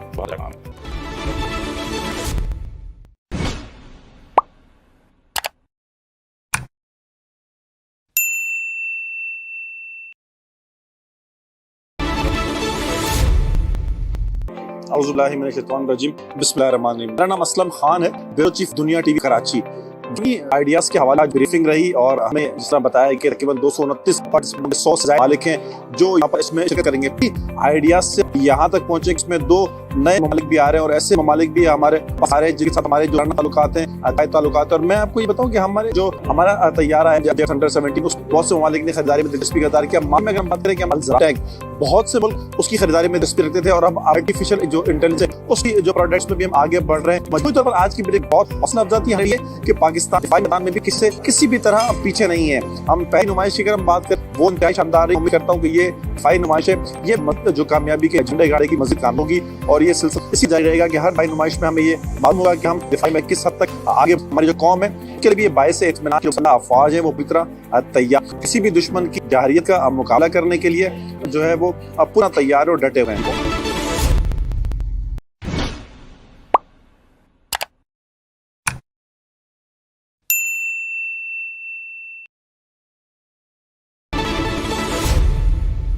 Ideas जो कि वैसे एक binary event हर 2 साल के बाद होता है, लेकिन इस दफ़ा कोविड-19 की वजह 2020 में हम इसको कंडक्ट करा सके तो ये अब 4 साल के बाद हुआ, तो उसकी वजह से अब इसकी इंपॉर्टेंस और बढ़ रही है, और हम इंशाल्लाह वैसे तैयार हैं। और हम उम्मीद करते हैं कि 2018 में जिसका कंडक्ट कराया गया था मज़ीद बेहतर होगा और इंटरनेशनल पार्टिसिपेशन भी ज़्यादा होगा। हमारे पास काफ़ी हाई लेवल डेलीगेशन आ चुकी हैं जो कि पूरी दुनिया की तमाम बड़े आज़मों से हमारे पास डिग्रीज आ, और एग्जिबिटर्स भी हमारे पास यूरोप, एशिया, हर तरह से बहुत बड़े लेवल के एग्जिबिटर्स इस एग्जीबिशन में आ रहे हैं। और साथ ही साथ मैं आपको भी बताता चलूँ कि इसने बहुत ज़्यादा एक जो चीज़ पर फोकस किया है यह है कि न सिर्फ हम अपनी जो पब्लिक सेक्टर की डिफेंस इंडस्ट्री उसके साथ साथ जो प्राइवेट सेक्टर की डिफेंस इंडस्ट्री है उसको भी इस रूप में लेके आएँ और उनको भी एक आउटलेट ताकि दुनिया के सामने जो प्रोडक्शन है उसको शोकेस कर सके। इस तरह की कोई बिजनेस एक्टिविटी होती है जहाँ पर इंटरनेशनल लोग भी आए हुए हैं, आपके लोकल इंडस्ट्री भी मौजूद है, तो इसमें बहुत बड़ा उनके लिए एक अपॉर्चुनिटी हुई है। न सिर्फ यहाँ के जो दूसरे से आए हुए लोग हैं, जो हमारे लोकल लोग हैं, वो जो दूसरे बड़ी कंपनी हैं उनके साथ इंटरेक्ट कर साथ अपने बिजनेस को, और इसके साथ ही साथ लोकल कंपनीज हैं उनकी भी जॉइंट वेंचर्स हुए हैं बाकी मुल्कों की कंपनियों के। डेफिनेटली ये हमारी पहुंचेगा और हमारी जो इंडस्ट्री है उसके लिए भी एक अच्छी लेवल का ये दुनिया से लोग बहुत हाई लेवल जैसा कि मैंने बताया आ रहे हैं। इस तरह की चीज़ जब एक दफ़ा पाकिस्तान में का इनेकाद किया जाएगा तो इसका बहुत ज़बरदस्त बहुत पॉजिटिव मैसेज है। जो लोग यहाँ पर आएंगे बोल रहे हैं उनको पता चलेगा कि भी इस लेवल का एक बहुत इवेंट आ सकता है। और तमाम जो अलग का हमारे साथ वो सिक्योरिटी चीज़ नहीं है जो हुआ करते, और इस तरीके की चीज़ होगी। और आज जो उनके बाद के जो हालात हैं उसके बाद इस तरह का इवेंट कंडक्ट होना, ये हमारी इकोनॉमी को भी इंशाल्लाह इससे फायदा होगा। इस तरह हमें एक आर्टिफिशियल इंटेलिजेंस का साथ हम मुनक्किद करवा रहे हैं, जो कि बेसिकली 2 सेगमेंट्स होगा, जिसका सेगमेंट 1 टियर 1 जो है वो आइडियाज़ के पहले उसका इनेकाद किया जाएगा, और उसके अंदर 4 होंगे जो कि एक्सपर्ट्स होंगे आर्टिफिशियल इंटेलिजेंस के। इसी तरह जो सेकंड टियर जो नेक्स्ट डे पे कंडक्ट जाएगा, that will be the second of ideas. इसके अंदर जो हमारे लोकल स्टूडेंट्स हैं उन्हें इस पे काम किया आर्टिफिशियल इंटेलिजेंस पर, वो आके काम प्रेजेंट करें। और ये इन प्रैक्टिकल वालों के अलावा दोनों हमने अपने स्टूडेंट्स को और ऑफिसर को भी इनवाइट किया, वो इनको सुनेंगे और डेफिनेटली कुछ ना कुछ सीख के जाएंगे। अल्हम्दुलिल्लाह हम पूरे शोर से, चाहे वो कराची सड़कें हों, आइडियाज़ के जो वेन्यू है कराची, अगर बाहर की कोई जगह हो, कराची एक्सपो अंदर का जो आउट एरिया है और जो एग्जीबिशन हॉल का एरिया है, सब के ऊपर बहुत ज़ोरों शोर से काम हो। और इंशाल्लाह हम अपने टाइम को मीट करते हुए स्टार्ट पहले ही कंप्लीट करेंगे। सिंध गवर्नमेंट के बारे में मैं ये कहूँगा कि उनकी पैटर्नेज हमेशा मिलती रही है, पास में भी मिली है। और इस तरह आपने खुद देखा कि हमारी 2 steering committee meeting they were held eight CM house. CM साहब वेरी काइंड ऑफ हिम, उन्होंने शेयर किया, और वहाँ पर तमाम सिंध गवर्नमेंट जो डिपार्टमेंट्स हैं उनके थे, उनको जिस तरह से सीएम की तरफ से इंस्ट्रक्शंस मिली, और उनका बड़ा पॉजिटिव ने इम्पैक्ट देखा कि जब सिंध गवर्नमेंट अपना साथ हमें चीज़ें बहुत हमारे लिए आसान।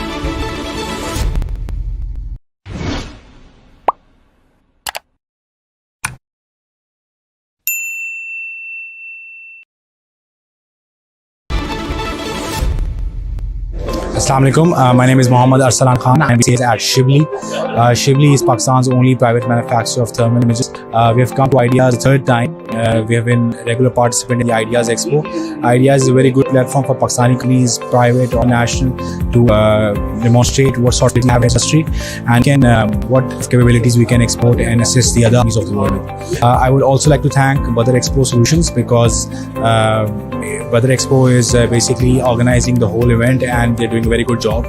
We have launched 2 new chairs, SUA MP and SUA Mini at Ideas, which are binoculars with the LRF. This is we have this SUA MP mounted over here, which is a LRF based SUA binocular that can be used in daytime or night time to give the force image with the exact and accurate range of the target. Thank you.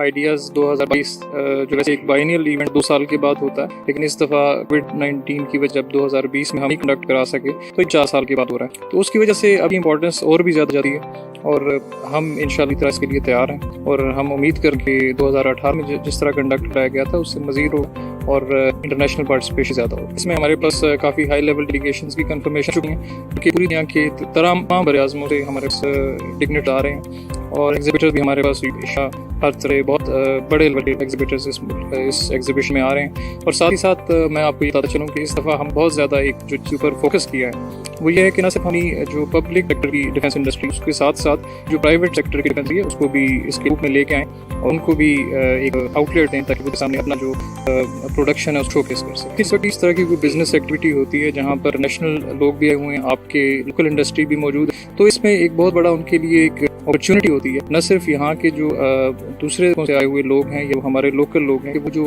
दूसरे मुल्कों से आने वाली companies हैं, OEMs हैं, उनके साथ interact करें, अपने बिजनेस को आगे बढ़ाएं, और इसके साथ ही जो हमारी लोकल कंपनीज़ हैं एट टाइम्स उनके भी जॉइंट वेंचर हैं बाहर की मुल्की कंपनियों के साथ। डेफिनेटली ये हमारी इकोनॉमी को भी बूस्ट करेगा और हमारी जो इंडस्ट्री है उसके लिए भी एक अच्छा सा लेवल का ये इवेंट है जिसमें पूरी दुनिया से लोग आ रहे हैं और बहुत हाई लेवल जैसा कि मैंने आपको बताया आ रहे हैं। इस तरह की चीज़ जब एक दफ़ा में का इनकार किया जाएगा तो इसका बहुत ज़बरदस्त और बहुत पॉजिटिव मैसेज है जो लोग यहाँ पर आएंगे वो लेके उनको पता चलेगा कि पाकिस्तान भी इस लेवल का एक बहुत बड़ा इवेंट सकता है। और आमतौर जो अल्लाह का शुक्र है कि अब हमारे दो सिक्योरिटी चैलेंजेस नहीं जो हुआ करते थे और इससे भी होगी। और जो फ्लड के बाद के जो हालात हैं उसके बाद इस तरह का एक इम्पैक्ट होना ये हमारी इकोनॉमी को भी इंशाल्लाह इससे फ़ायदा होगा। इसके अंदर हमने एक आर्टिफिशियल इंटेलिजेंस सेमिनार हम मुनक्किद करवा रहे हैं जो बेसिकली 2 सेगमेंट्स में होगा। इसका सेगमेंट 1 जो है वो आइडियाज़ के पहले ही दिन उसका इनेकाद किया जाएगा और उसके अंदर 4 स्पीकर्स होंगे जो कि एक्सपर्ट्स होंगे आर्टिफिशियल इंटेलिजेंस के। और इसी सेकंड ईयर का जो नेक्स्ट डे पे कंडक्ट करा जाएगा that will be the second day of ideas.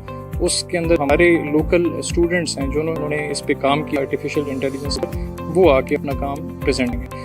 और ये इन प्रेजेंट करने वालों के अलावा दोनों दिन हमने अपने स्टूडेंट्स को और यंग ऑफिसर्स को इनवाइट किया हुआ, उनको सुनेंगे, डेफिनेटली कुछ इनसे सीखेंगे। अल्हम्दुलिल्लाह हम पूरे ज़ोरों से, चाहे वो कराची की सड़कें हों, आइडियाज़ के वेन्यू है कराची एक्स सेंटर, उसके बाहर की जगह हो, कराची एक्स सेंटर के अंदर जो आउटडोर एरिया है और जो एग्जिबिशन हॉल्स का एरिया है, सबके ऊपर बहुत ज़ोर से काम हुआ है और इंशाल्लाह हम अपने टाइमलाइन को मीट करते हुए स्टार्ट से पहले ही कंप्लीट कर लेंगे। सो मैं ये कहूँगा कि उनकी पैटर्नेज हमेशा हमें मिलती है, पास्ट में भी मिली है और इस दफ़ा भी आपने खुद देखा कि हमारी जो 2 स्टीयरिंग कमेटी मीटिंग्स थी they were held at Sim House. सीर साहब वेरी उन्होंने उसको शेयर किया और तमाम सिंध गवर्नमेंट जो डिपार्टमेंट्स हैं उनके हेड्स मौजूद थे।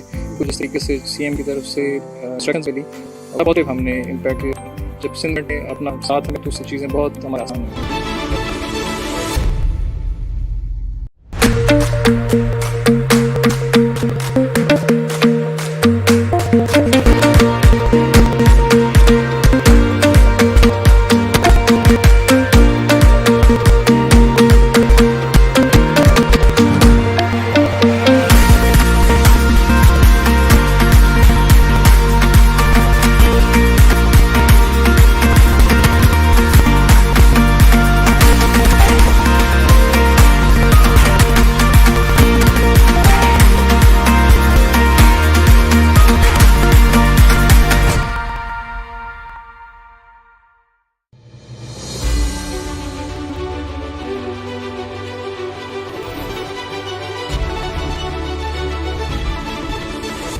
जिस तरीके से जब हम आइडियाज़ की बात करते हैं तो आइडियाज़ जो है ये इसके अंदर जो पार्टिसिपेशन है वो तकरीबन कोई 50+ कंट्रीज़ की पार्टिसिपेशन होती है और 50 कंट्रीज़ की पार्टिसिपेशन होती है। तो आप कुछ समझ सकते हैं कि शो का साइज़ और चीज़ें जो हैं वो किस लेवल पे चला जाता है, जहाँ पे हमारे पास सारे चीफ्स के काउंटर पार्ट्स आ रहे होते हैं, दुनिया से डेलीगेशंस की पार्ट हुई होती है और ये पाकिस्तान का एक नाम जो है पूरी दुनिया के अंदर प्रोजेक्ट हो रहा होता है। और अल्हम्दुलिल्लाह ये पूरा शो जो है इस दफ़ा दोबारा 15 to 18 नवंबर को इंशाल्लाह कराची एक्सपो सेंटर में होगा। आज की हमारी सारी थी जिसको ख्वाजा साहब ने इसको किया। तो हमारा असल इसके अंदर मकसद है कि इसके अंदर हम मैक्सिमम पार्टिसिपेशन बढ़ाएं और इस शो के अंदर हमारी जितनी डिफेंस इंडस्ट्री है वो सारी की सारी यहाँ पे अपनी प्रोडक्ट्स को डिस्प्ले किए। और इसके साथ साथ मेरा हमेशा से एक ये ऑब्जेक्टिव रहा है कि हम जो हमारी लोकल इंडस्ट्रीज़ है इसको हम एक तो प्रमोट करें और दुनिया को हम ये दिखाएं। जिस तरीके से चीफ की भी एक पॉलिसी है कि हम सेल्फ इंडिजनाइजेशन के ऊपर जाएं और हम अपनी खुद से पाकिस्तान जो है वो अपनी प्रोडक्ट्स को प्रोड्यूस करें, मैन्युफैक्चर करें यहाँ। तो अल्हम्दुलिल्लाह इसी तरीके से हमने इस पूरे इवेंट पर जिस तरीके से हम अपने लोकल एक्जिबिटर्स को जो है या मैन्युफैक्चरर्स को जो है वो हम सब्सिडी देते हैं, तो उनका मकसद ही यही है कि हम उनको इस फोरम लाएं और लाने के बाद तो हमारे पास दुनिया से डेलीगेशंस आती है, पार्टिसिपेशन आती है, ताकि उनको ऑर्डर मिल सकें और वो एक बिजनेस जनरेट कर सकें और इसके साथ साथ हमारी इंडस्ट्री के अंदर नई एम्प्लॉयमेंट जो है वो जनरेट की जाए। मैं अल्लाह का शुक्र अदा करता हूँ कि जितने भी हमारे जितने ये डिफेंस आ रहे हैं और जितने हमारे पास ऑर्गेनाइजेशंस हैं उनका एक एक्सपो के ऊपर ट्रस्ट है और ये एक भारी जिम्मेदारी है। अल्हम्दुलिल्लाह बदर एक्सपो इसको मेरी पूरी टीम, मतलब ये मिल के एक बंदे काम नहीं है, इसमें सारी टीम एफर्ट होती हैं और ये पूरी टीम जो वो मिल के अल्हम्दुलिल्लाह इस पर काम करी है। और इसमें जितना कोऑर्डिनेशन और जिस टाइप की चीज़ें होती हैं आप उसको समझ सकते हैं वो कितना एक पीक टाइम होता है। बट अल्हम्दुलिल्लाह इसको पूरा टीम उसके अकॉर्डिंगली ऐसी जो रिक्वायरमेंट्स को मैनेज करती है।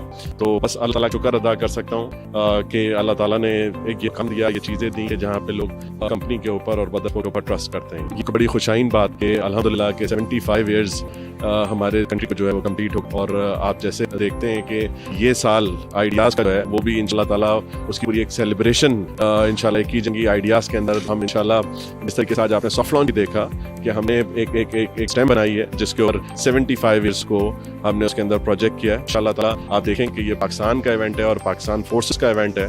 इंशाल्लाह ये उसी तरीके से ये सक्सेसफुल इंशाल्लाह ये इवेंट होगा।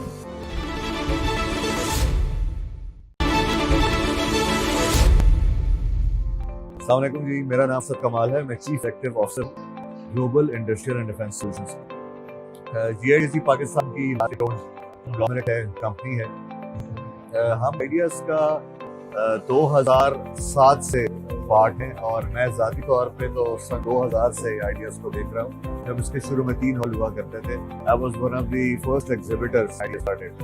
जी I have had the honour के मैंने इसको देखा है ग्रो करते हुए। 2022 है, 9 हॉल्स हैं। तो पाकिस्तान के लिए एक बड़ा मोमेंटस ओकेजन है 2022 में, क्योंकि बहुत सारे मैं देख रहा हूँ जहाँ से हमने स्टार्ट किया था, और आज बहुत सारे इंटरनेशनल विजिटर्स हैं और एग्जिबिटर्स हैं जो इस पूरे इवेंट का पार्ट बन चुके हैं। हम अपनी स्टैंड पे मेरा 50 लगे जिसमें आपको रिसीव की है, इसलिए ज़्यादा आई एम श्योर इन्वाइटेड होंगी। और जो एग्जिबिट कंपनीज हैं, 9 हॉल अगर हैं तो दैट मीन्स कि एग्जिबिटिंग कंपनी जो पाकिस्तान में है वो भी बहुत ज़्यादा बढ़ चुकी हैं, लोकल और फॉरेन। बहुत सारे और मुल्कों का इंटरेस्ट भी है इसमें। मैं देखता हूँ जी कि जो डिफेंस एग्जीबिशंस होते हैं for a country like Pakistan, ये एक बहुत आइडियल प्लेटफॉर्म आपको देते हैं जहाँ पे आप अपनी डिफेंस कैपेबिलिटीज हर 2 साल बाद दुनिया के आगे डेमोन्स्ट्रेट कर सकते हैं कि आपका प्रोग्रेस है क्या, और आपको एक मौका मिला है दुनिया से नेटवर्किंग करना। बाहर की दुनिया को मौका मिलता है कि वो आज जो वैल्यूएट करें। विश डेपो एंड बदर expo the best for the future endeavours, और मैं होप करता हूँ कि under their leadership and management they can take this platform and exhibition to new heights. So good luck to both of them. Thank you very much. Pakistan Zindabad.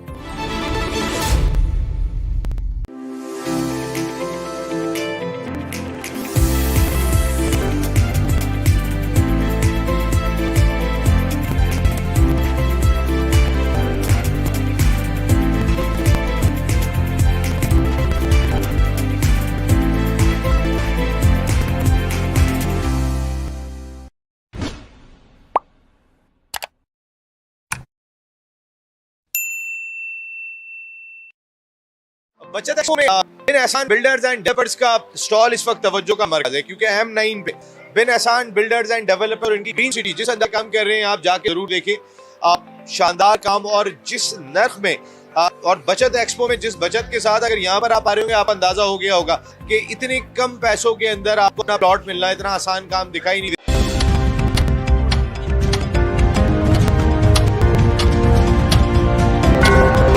It's 5 p.m.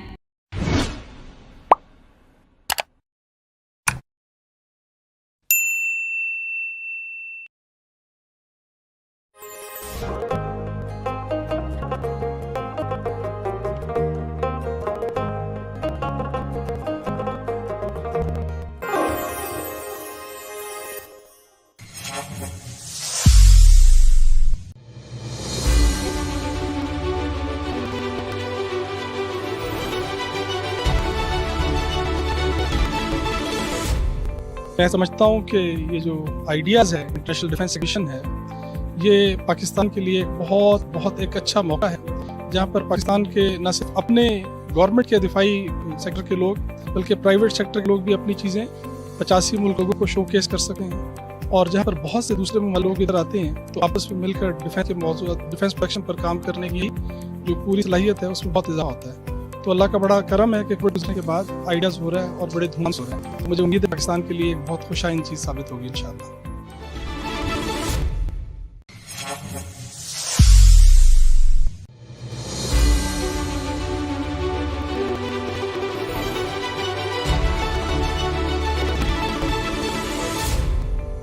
मैं इस event के साथ 2012 से associated हूँ। 12 और 13 event के अंदर मेरी अपनी काफ़ी पार्टिसिपेशन थी।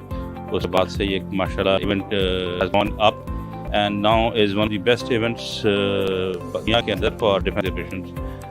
जो लास्ट टाइम नहीं हो सका, वो मेरे ख्याल में पूरी दुनिया के कोविड की वजह से इफेक्ट हुआ एग्जीबिशंस के अंदर, बिकॉज जहाँ पर भी ग्रुप्स और इनकी इन्वॉल्वमेंट होती थी वो ख़त्म हो गई। बट पाकिस्तान के लिए in back we are in the line. और ये बहुत इंपॉर्टेंट टाइम है जिसके ऊपर हमें अपनी डिफेंस इंडस्ट्री को दोबारा से प्रमोट करना है और इस इवेंट के लिए हमें थोड़ी सी मेहनत और करना पड़ेगा क्या दोबारा उसी लेवल पे या उस बेहतर लेवल पे जा सके। मेरा ताल्लुक उस वक्त डेपो से था, मैं डायरेक्टर कॉर्स था डेपो के अंदर और बदर एक्सपो सॉल्यूशंस हमारे वक्त में पहली मरतबा इंडक्ट हुआ था आइडियाज़ एंड पहली मरतबा जब ये आए थे तो उनका एक्सपीरियंस उनका आइडियाज़ का नहीं था, बैक एंड पर रख के काम करते थे, but then with the passage of time they have become too good for this event and इतने के अंदर they've improved and internationally now the Expo Solution is recognized as one of the best event managers in Pakistan. बहुत अच्छा काम है।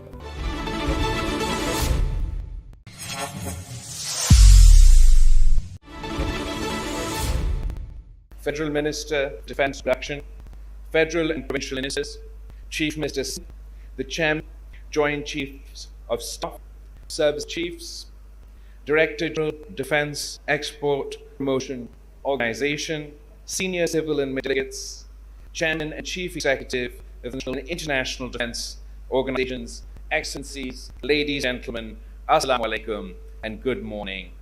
It is my pleasure to speak the 11th edition of the International Defence Exhibition and Seminar, commonly known as YEARS 2022. I'm very pleased to see the presence of a large number of guests, including honourable delegates, exhibitors, and trade visitors who travelled from around the world to join us today. I welcome you all to a special edition of Innovation and Excellence. Indeed, your presence here today truly strengthens our resolve to foster and promote strategic relations with our partners and friends while encouraging technological growth and knowledge sharing. Distinguished guests, since our government formed, our unity government in April this year, the coalition government has been engaged to bring the country out of various challenges. The most serious among these crises that has expended most time and energy is the stabilization of our economy. We inherited an economic catastrophe where Pakistan was on the precipice of a default, and shukr by the grace of God and the efforts of the unity government and the Prime Minister's financial team, Pakistan was saved from the brink of an economic crisis we have yet to witness in our history. The most unfortunate aspect of this economic crisis was, in addition to the economic impacts of the COVID pandemic that affects each and every nation across the world and is cause economic difficulties for citizens everywhere. In addition to the economic impact of the conflict, the Russia-Ukraine conflict, the risk of economic default in Pakistan was not only exacerbated by these factors, but a direct result of conscious decision-making. This was actively a collective shooting oneself in the foot. And it is something that we must all agree should happen again in the course of our governments come and go, political parties change, but we should never compromise the fundamentals of our national economic policy. At this time, we've been focused on making service delivery efficient and people-centered, fixing Pakistan's energy woes, rebuilding Pakistan's foreign relations, and giving a sense of stability in our policy, if not political environment. As far as foreign policy is concerned, I'm pleased to report, as a result of our teamwork and extensive positive engagement across the board, Pakistan's diplomatic relations, diplomatic ties, have gone from strength to strength. Over the past 6 months, we've experienced a positive trajectory of our diplomatic relations, be it with the East, the Middle East, or the rest of the world, culminating our exit the FATF grey list, Financial Action Force, and on our hopefully for the restoration of our GSP Plus status. Just when this looming economic crisis was averted and things started to move in a positive direction, we experienced the worst ever climate catastrophe that Pakistan has ever seen. The monster monsoon on steroids, as Secretary General Antonio Guterres put it, resulted in 1/3 of the landmass of our country being underwater. 1 in 7 people affected, that's 33 million people of Pakistan, 16 million of which are children, 600,000 women waiting to give birth. The impacts of this on the backbone of our economy, the agricultural sector, have been devastating. The total loss in wage is estimated at more than $32 billion, which is 10% of Pakistan's GDP. This climate event will directly correlate with a significant portion of our population being thrust below the poverty line. Given the massive scale of destruction, we have been pushed back for decades, but in every crisis, there is an opportunity. And we can convert this crisis into an opportunity if Pakistan commits to not only investing in these developed areas, in these rural areas that are devastated by the flooding, but also as we look towards reconstruction and rehabilitation, we hope to do so in a climate resilient manner. We too share the aspiration to not only build back, but build back better.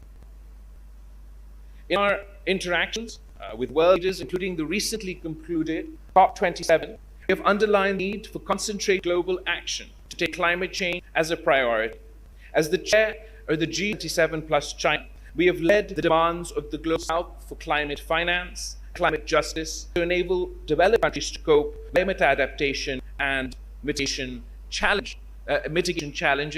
But in addition to that, we have, alhamdulillah, been successful, and this is success not only of the developing world that has long held this demand, but of Pakistan, the people of Pakistan, that following the devastation from this climate catastrophe, in our capacity as G77 chair, we successfully negotiated to add on to the G27 agenda, in addition to mitigation and adaptation, but the concept of loss and damage. Because only after we, Pakistan, experienced the devastation of these floods that have resulted in a 10% loss to our GDP, it became evident to us that there was no international financing mechanism for devastation, for loss and damage of this scale. And it was after our own experience that we joined the many countries that have long been demanding loss and damage be added to the COP and global agenda. And we hope it was too late for the people of Pakistan to benefit of such an institution, that the next country, next developing country to be affected will be able to benefit from an internationally agreed upon mechanism for financing loss and damage. There should be no doubt in anyone's mind about the potential of climate change to reverse all endeavors for sustainable development goals. Climate change is one of the most national security threats that can ignite open conflicts. And as we have witnessed, Pakistan is now ground zero for climate-induced disaster and must prepare for the challenges associated.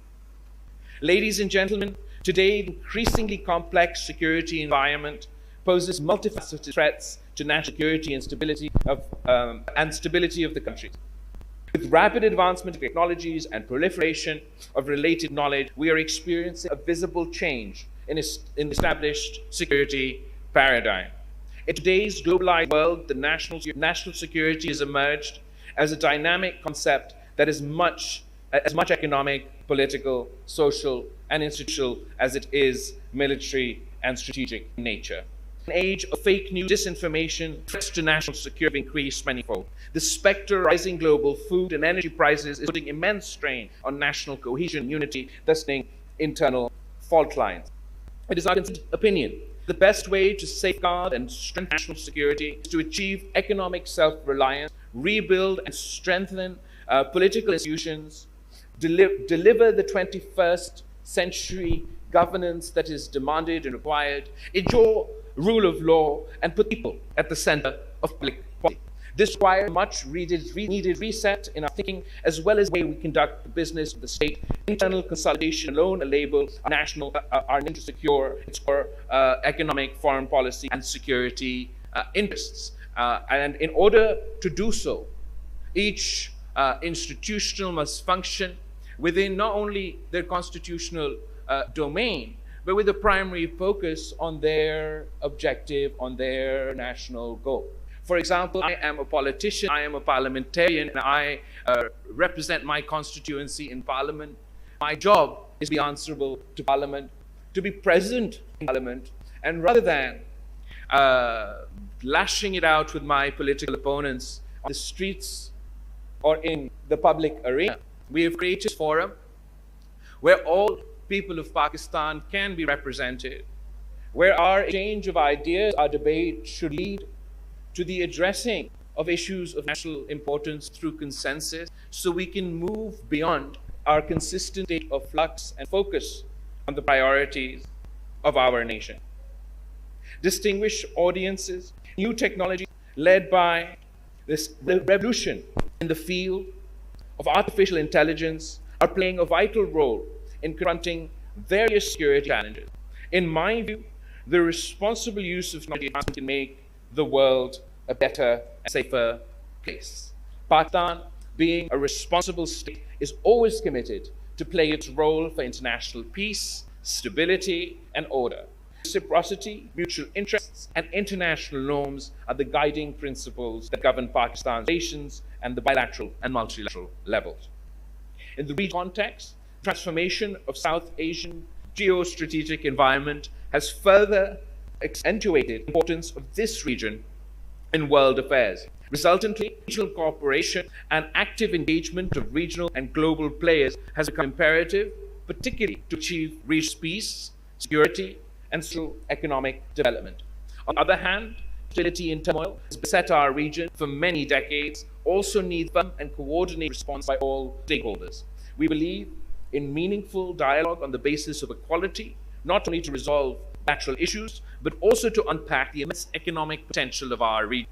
It is here that the peaceful resolution, a long-standing occupied Jammu Kashmir issue, is in light of the UN resolutions and aspirations of the Kashmiris central establishment of sustainable peace in Asia. Distinguished guests, it is heartening to note that Pakistan's defense industry has now achieved a good quality and reliability, wherein its products are comfortably competing in the national defense market. Though Pakistan is now exporting some high-tech defense products to more than 60 countries, yet the volume of exports, in my opinion, is not commensurate to our actual and true potential. A crucial factor in this context has been limited involvement of private sector in defense production and export activities. In addition, relatively less attention has been paid to academia industry interface and in the involvement of R&D organizations, which has curtailed the competitiveness of certain sectors of the industry. In order to achieve this objective, I will support the integration of public-private defense industry to achieve maximum results. Ideas and the entrepreneurial and management skills of the private sector need to be co-opted with public sector defense industry. The potential of academia and organizations needs to be incorporated with the defense industry for more efficiency as well as volume to our defense production efforts. Our government, ladies and gentlemen, will continue to promote business-friendly environment for investments, human capital, and profitable development, demand-driven industry. The Union government is also committed to deliver an industrial strategy that contributes to growth and employment, encourages small and medium enterprises to come forward and join hands for the development of our defense industry. In this regard, I look forward to the Ministry of Defense formulation of a clear policy framework to integrate the whole potential of Pakistan's defense industry. Distinguished guests, when we talk about the defense industry, International Defense Exhibition and Seminar is an iconic platform for showcasing the latest defense technologies and innovation. In fact, Ideas is a regional gateway for international manufacturers and suppliers to explore new avenues of defense cooperation through joint ventures, outsourcing, and collaborations. On the other hand, the presence of a large number of foreign exhibitors and delegates reflects Pakistan's deeply embedded and mutually beneficial relation to the international fraternity. I would say that Ideas is a shared vision for global peace, stability, and harmony amongst the community of nations. And the Ideas slogan, "Ask for Peace," truly reflects Pakistan's principal stance in this regard. Ladies and gentlemen, before I wind up, allow me to appreciate the efforts of the Ministry of Defense Production, Defense Export Promotion Organization for successfully a series of ideas to a series of years to exhibit the best of Pakistan's defense sector and promoting international cooperation in the field of defense production. I applaud continuous support of the federal and regional ministers, the Pakistan Armed Forces, Law Enforcement Agency, and the government of Sindh for the successful conduct of this mega event. I am also very pleased to know that the Pakistan Postal Services issued a commemorative postage stamp to implement the holding of this very special edition of Ideas 2022 in the 75th year of the independence of Pakistan. And I am positive this landmark event will achieve more progress in the years to come. I thank all. Pakistan Zindabad.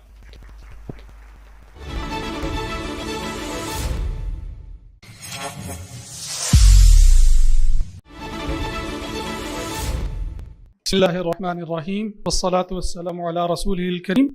Professor Dr. Syed Irfan Haider, the chair, distinguished panel members, General Arif, DG Defense Export Promotion Organization, worthy delegates from the friendly countries, general officers, dignitaries, honorable ladies and gentlemen, assalamu alaikum. It's a great privilege for me to be standing here and thanking the distinguished panel for getting us on a subject which is still evolving but very important for us. I followed the discussion with a lot of interest, and I wanted to make some points which I will now be sharing with you.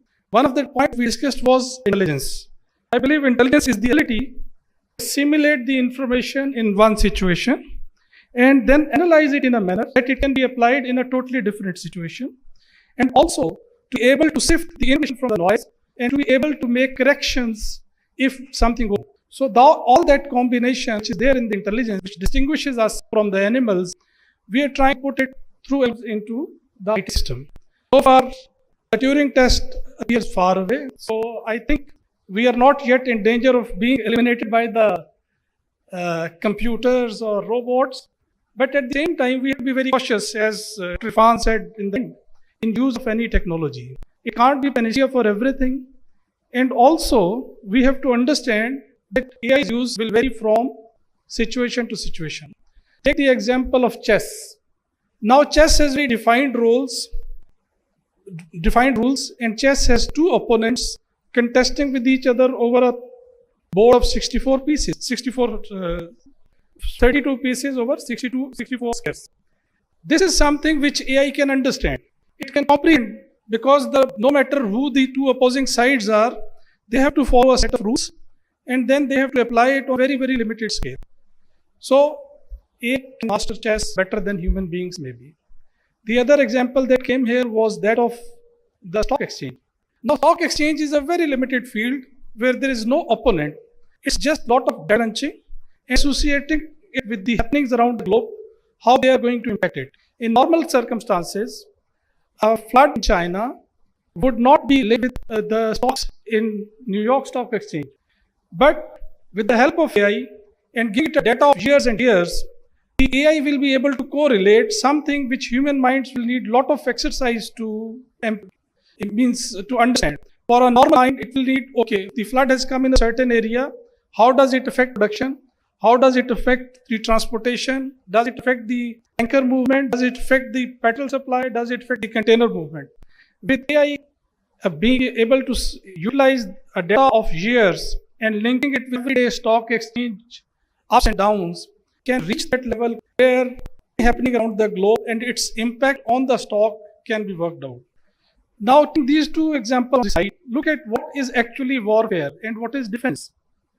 War is a quest of opposing wills, but there are no rules. It's not on a chessboard, it's played live. And in this case, things that are to be discussed or achieved are not a figurative calculation of stock values, but so much of diversification that it will be very difficult for any AI module, any AI system to overrule what a human being can do. Those of us who have been practitioners of warfare, the decisions by a captain with 5 years of service, 6 years of service, and the decisions by a general with 35 years of service, they can't be the same because of the background of 30 years defense and learning that he has done over a period of time. Whether right or wrong is something different, but the decisions cannot be the same. So similarly, giving AI a data. One, that data is not available right now, the warfare data. Every war has different dynamics, every war has different kinds of weapons, every war has different kinds of adversaries. Every war has different thought processes on both sides. The man of 1945, Second World War, his way of thinking, and the man of 2022, these are two different things. So war cannot be totally predicted by the AI or cannot be controlled by the AI. Because essentially war is what? It is contest of the opposing wills. In warfare, the main target from day one, from the very beginning of the warfare, has been the will of your opponent. You have to subdue the will of your opponent, and over the years, human beings found violence and violence to be the key to subjugate the will of the opponent. And they use that to their advantage, and that is what brought us into the domain of wars. Where we see more scope for AI is some part which was discussed here. It is shaping the minds of your opponents and making them capitulate without firing a bullet. By using AI to play with the way they think, the way the society operates, making that society fight with each other instead of fighting outside, making that society collapse internally through economic, through political, through religious, ethnic, or any other kind of warfare. Italy. I think that particular aspect AI is already in it, and we are not yet fully aware of it. But I think this is being played by the global players at various levels. And if we look at it, we are also being subjected to it. Recently, there was a discovery that Indians were operating fake sites and generating fake news to malign Pakistan. Well, this should not come as a surprise. This is what is going to happen. And how much of this is already happening is again something that should interest the practitioners of warfare. The other aspect where I think, from what I gathered from the discussion today, AI can help you relate so many of the mundane tasks which today sap the energy of decision maker, like the logistic calculations, like movement of supplies, like time taken from move from one place to another, and so many mundane plans. Those can be, computerized and automated with the help of AI with a fair degree of certainty, and of course keeping some breaks in between for the variables which you don't understand. At the end of the day, the major decisions that you make will remain human, and AI will only be used as a decision support mechanism, because it will be able to analyze many of those informations which human beings cannot process at a time. So it can act as a decision support mechanism, but it cannot replace the decision makers right now as we are. Still, it is an evolved field, and like all predictions in the past, it will not be a good to predict something which may change very suddenly, and we may find that sometime in near future, artificial intelligence has reached that level where human beings are not required to control. But one thing I'm certain, that artificial intelligence can never compensate for the natural stupidity of human beings. And that is what we need to cater for, and as practitioners of war, we need to guard against our natural stupidities. Thank you very much, gentlemen. I once again thank all of you for all the inputs that you gave us. You have given us a lot of food for thought, and I'm sure all the people attending here have benefited from this talk. Thank you very much.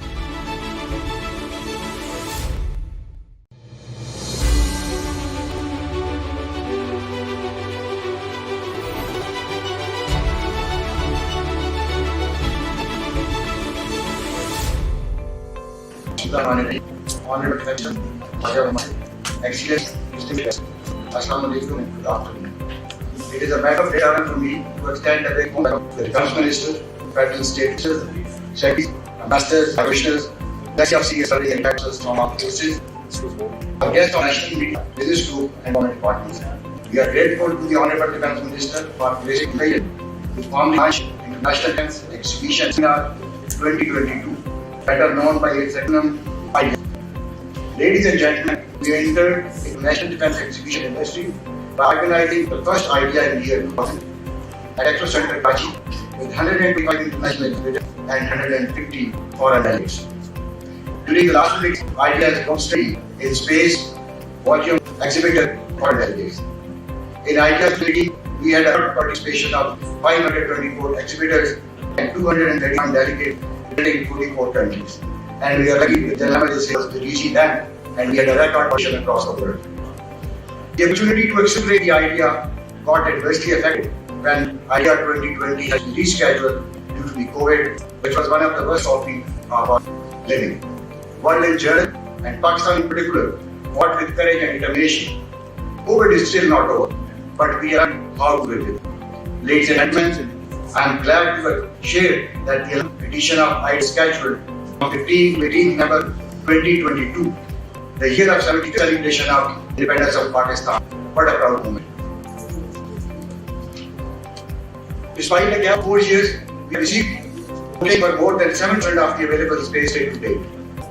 Needless to say that IDEA 22 will be much bigger in size and stature than before, inshallah.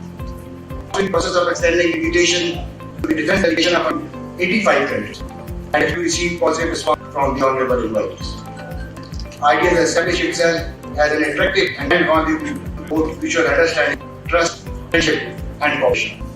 In that, Pakistan's defense industry and defense industry offer great opportunity to the defense industry of the developed world. Ladies and gentlemen, it presents Pakistan's large defense industry to the outside world by showcasing Pakistan's defense production capability in conventional depth, aimed at exploring ways and means of partnership in defense production through joint ventures, outsourcing and cooperation. Ladies and gentlemen, I would like to take this opportunity to share the vision of IDEA, which is twofold. On one hand, it aims at the space for cooperation between public and private enterprises with the regional and global partners, while on the other hand, it is meant to enhance the possibility of public-private partnership, providing a unique opportunity to our friends from friendly countries to visit Pakistan, sit together, interact with each other, collaborate, operate defense ties, and find solutions to the problem confront the region and the world. I wish to make a special mention of the Ministry of Commerce as well as the Trade Development of Pakistan by all out support and availability of Metro Center Karachi as a venue for the IDEA's 2020.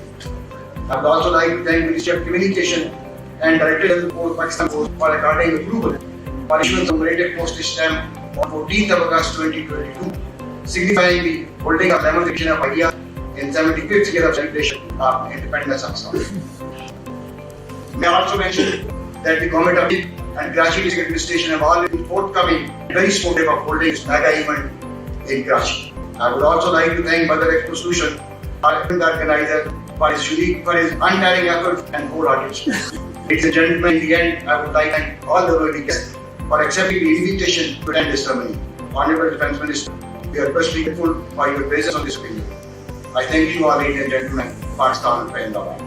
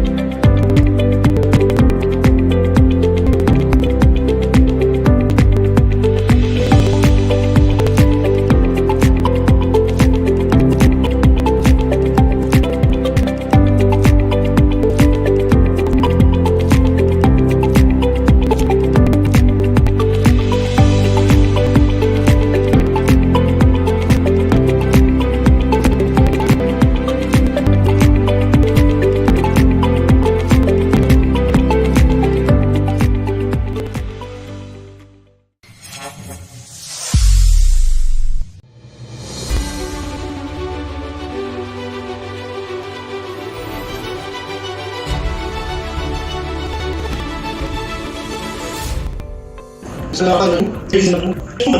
shall touch upon the aims and an overview of the promotion organization and the ideas, mainly relating upon the objectives of the organization by itself. And thereafter we will have a tutorial which will take you through of the depth and the activities of the idea. Placed in 2000, the joint staff headquarters, which was later placed in under Ministerial production in 2002. Since then, they are working under the head of MODP. The basic aim was to promote and protect Pakistan industry process and its potential. All core functions of the depot are performed on a corporate model with no function on national side. The mission which is spelled out for the depot as a national platform for export to defense manufacturing, service and export chain to promotion, facilitation and coordination for sustained growth of defense exports of Pakistan. To achieve this vision, the basically undertakes promotion, facilitation and coordination of the business opportunities and networking for the defense industry. It organizes defense exhibitions both in and abroad, including the flagship event of the ideas, establishing Pakistan Pavilion across the globe. In Badar, they establishes 14 Pakistan pavilions annually across the globe in different countries for our own production enterprises. We also had the unique honor of organizing a single country exhibition, which was actually mentioned a little while ago. With regard to national exhibitions, the depot has been instrumental in organizing 2 editions of the Spies and Defense Exhibition in Lahore, in concert with the Chamber of Commerce Lahore, 2 editions of the Defense Exhibition at the Rawal Expo at Rawalpindi in concert with the Rawalpindi of Commerce and the Defense Port Turkey at Islamabad. This has been a flagship event which is conducted annually since 2000 and it has grown over a period of time both in stature as well as in size. Other than these 4 subjects, the depot also maintains the International Standard Space Center here at Islamabad. We have carried out an extensive map of defense industry wherein are the potential buyers across the globe are directly interfaced with public as well as the private defense manufacturers.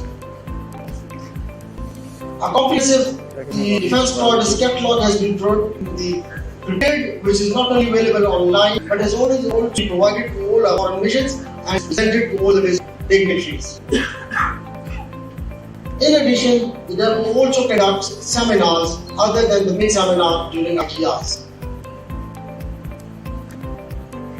Now, just briefly touch upon the centerpiece of the recent efforts of the depot, which is basically focused on the advertising of the private defense industry and wherein the private sector is facilitated for international participation. It is to note that 8 private companies participate in World Defense Showcase without government support. However, this participation can increase manifold with government support in the future. We are also focused on integrating and participating along with the Chamber of Commerce in different national as well as international exhibitions.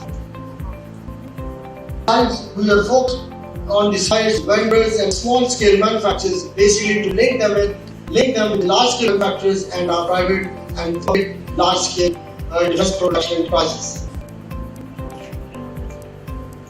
Now coming over to the last unit of ideas.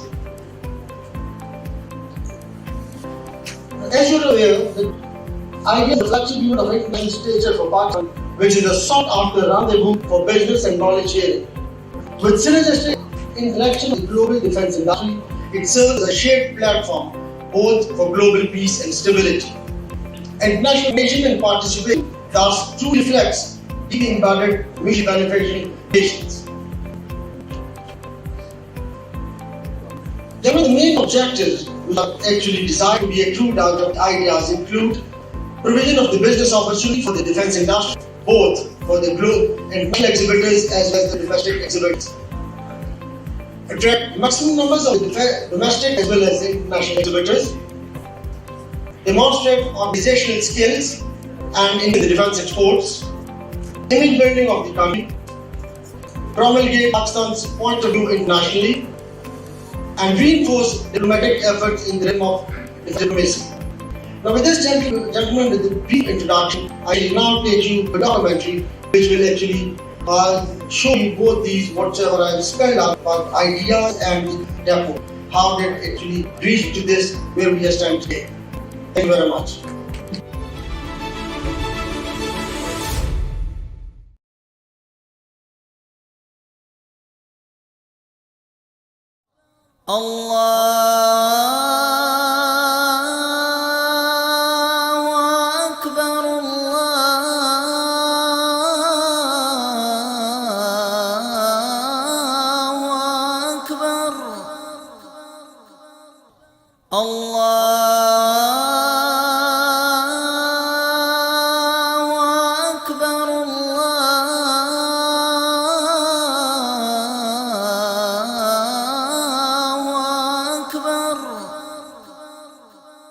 أشهد أن لا إله إلا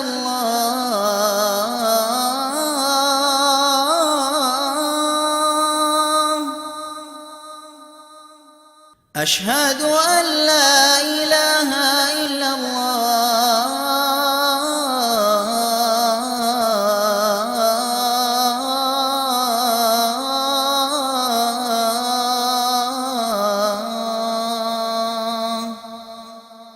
أشهد أن محمدا رسول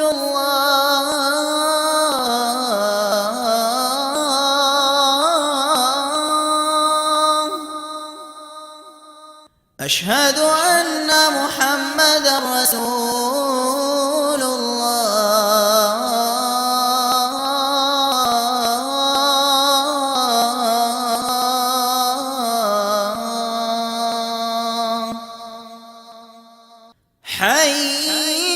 حي على الصلاة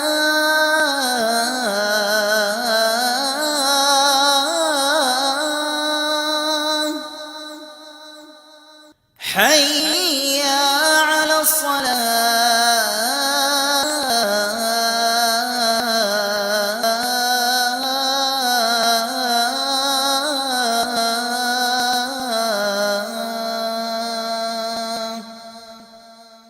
حي على الفلاح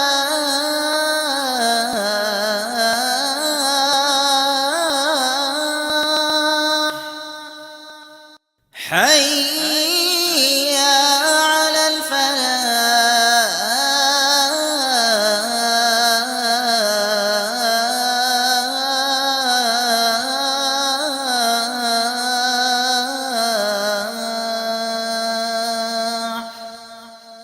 الله أكبر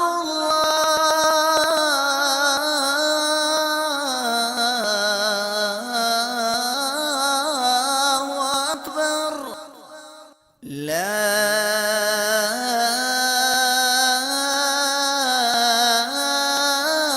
إله إلا الله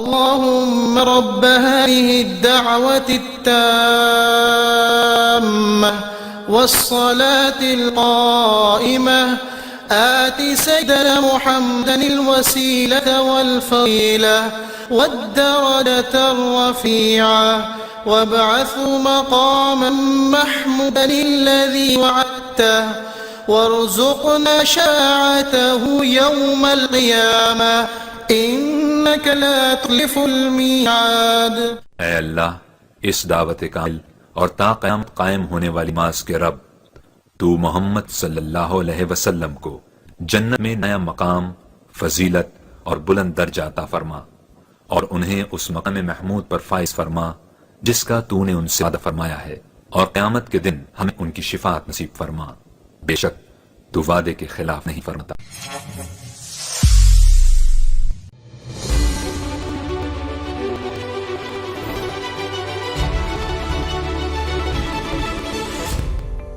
The need of data to see the implementation and work known as ICE gain strength every day. The vision has grown in scope this year. In the span of 22 years, and I feel satisfied to see Pakistan in a relatively contrast. Over the years, ICE has become a great meeting place for offensive critics, high-level defense education, analysts, and trade visitors from all over the world. This road, ICE provides excellent opportunity for benefit networking industry for traders and more importantly, seeing affordable solutions to challenges being faced by the defense industry. I am really proud of what ICE has made and just and overwhelmingly station of traders, investors in last 5 years in year 2000. Honorable guests, Pakistan House know there's designs against it. But we are determined to defend our territorial integrity and safeguard our sovereignty. Armed forces of Pakistan are hard and known for their professionalism. The world, our contribution towards the UN peacekeeping missions and our performance around the globe is a clear manifestation of duty and skills. The motto of this edition, Arms for Peace, also highlights our commitment to the international community for peace and harmony. Pakistan will, inshallah, continue to develop our military potential that guarantees peace with honor and dignity. Towards this end, we have been able to develop significant capability for indigenous production of sophisticated weapons and equipment. And it is a matter of great satisfaction that despite meeting the domestic requirements, our defense products are now being purchased at the international level as well. This worthy progress has been made in production of complex systems like main battle tanks, UAVs, armored vehicles, air-launched munitions, fast-track missile crafts, maritime battle vessels, fleet tankers, modern jet aircraft, and aircraft-related technology. I see a great potential in our defense industry to source its products on a competitive basis to sponsor arms. Honorable guests, holding of idea is a reflection of Pakistan's consistent efforts to galvanize industrial activities for production of defense equipment through collaboration and joint ventures. In addition to indigenous production, having overcome the effects of unprecedented and devastating COVID-19 pandemic, which affected the world, we're back in business with renewed zeal and enthusiasm. I wish organizers of this event success in the Content of Ideas 2022 and look forward to an overwhelming participation from defense industries from inland and abroad. We would warmly welcome the foreign defense exhibitors and visitors to Ideas 2022 to be held in November this year after a gap of 4 years. I also congratulate all the defense-related as well as other associated community and media houses who have selected the mega event national repute for participation and sponsorship. I thank you all. Pakistan. Thank you.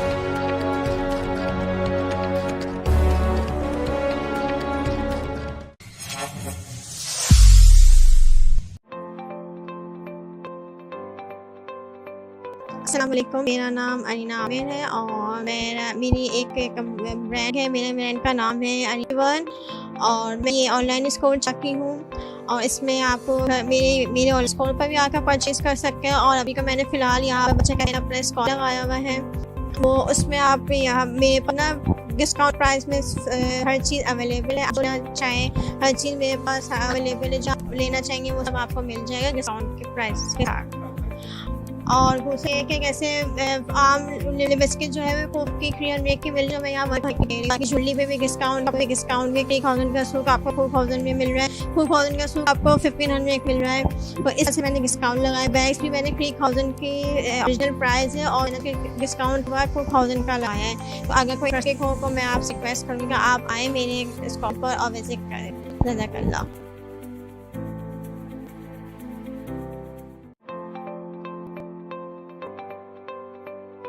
अस्सलाम वालेकुम जी, मेरा नाम असफान अली शेख है। हम मेरे पास studio पे हैं, हमारे ब्रांड पे जो होती है अनस्टिच कपड़ा भी आपको मिल सकता है, जिसका जैसा सिलाई सूट मिल सकता है, उसमें आपको चेक वाली भी मिल सकती है, कैजुअल जैसे कि आप देख रहे हैं, ट्राउजर, टी शर्ट्स, लेडीज जो भी ब्रांड में आपको अवेलेबल सारी यहाँ पे मिल सकती हैं।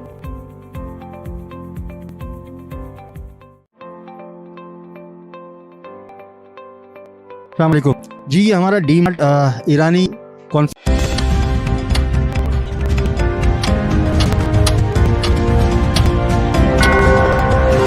It's 6 p.m. Assalamualaikum. My name is Awais Nadeem. I am regional business manager in Fast Cable Limited. Today we are here on second day of Ideas जो है एक बड़े गैप के बाद हो रहा है 2022 में। इससे पहले 4 साल पहले हुआ था। Good okay where industries can introduce जो लोकी इंडस्ट्री आर्म की प्रोडक्शन कर रही हैं, जो उससे रेलेवेंट जो इंडस्ट्रीज हैं जो हमारे आर्म्स को सर्व कर रही हैं, हमारे पाकिस्तान की इंडस्ट्री को, पाकिस्तान के प्रोजेक्ट्स को कर रही हैं, तो वो यहाँ पे मौजूद हैं। फास्ट केबल्स ने भी इसमें पार्टिसिपेट किया। Fast cable is first and only manufacturer who has CCB line technology, और इसके बाद we have aluminium alloy plant. We are the first KEMA Gold certified here in Pakistan, and we also have launched the first Tasdeeq, and we are first one who launched their app in Pakistan, जहाँ से अपनी products को घर बैठे bye करते हैं. We also the fast Tasdeeq कि जब भी फास्ट प्रोडक्ट मार्केट से खरीदें तो आपको रियल क्वालिटी प्रोडक्ट मिले. So we that fast serves you with real quality, and we are the manufacturer who has the highest capacity of production. We are manufacturing 30 cables, and also we are manufacturing grid, जो कि हमने एक import substitution की है, और हम उसके जरिए अपने नेशनल ग्रिड्स को और जितने बड़े मेगा प्रोजेक्ट्स हैं उसको एनर्जाइज करें. सो सब लोग जो रेलेवेंट इंडस्ट्री के या रेलेवेंट लोग हैं वो आइडियाज को जरूर विजिट करें. तो यहाँ पे आपको बहुत सारे वो प्रोडक्ट्स मिलेंगे जो कि रियल फेस है पाकिस्तान की इंडस्ट्री का. Thank you.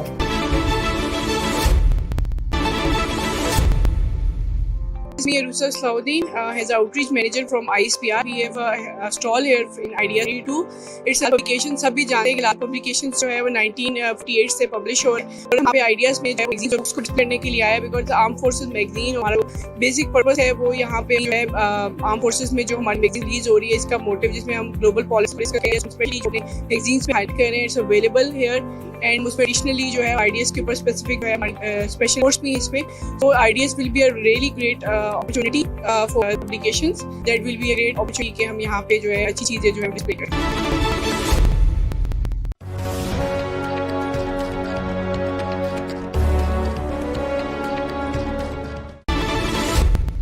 My name is Özgür Cankara. I am the Vice President in Metex and Defense. Metex and Defense is one of the major companies in the industry, working in the Pakistan sector for years. We are the supplier of the Yakamos sonar, which will be used in the Belgium ship, which will be delivered by Alsa. So we are in the expo, present our sonar systems, including Yakamos. And more than that, we also supplying submarine sonar systems, promoting our newest products, which have already delivered to the Turkish Navy.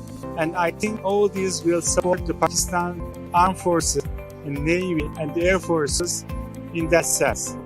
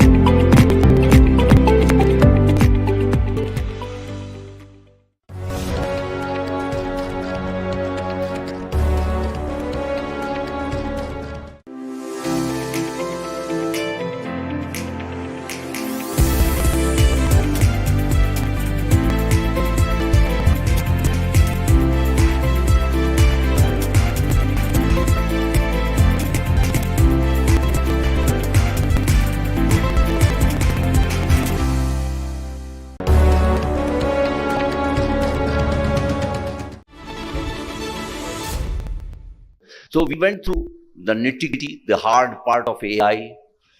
My objective of that discussion was a little bit and put the discussion in a context. The context which is very important. Personally, I'm basically a computer science person, technology person, and I'm too afraid of technology. You can't imagine how much afraid I was from using PowerPoint technology for the last 20 years now. It'd be much better because this is distracting, right?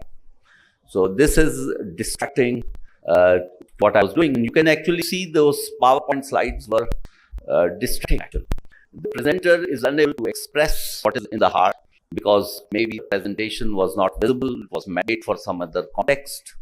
And my advice to all the students basically is, I'm trying to, but I'm not quite able to bend PowerPoints from the classrooms.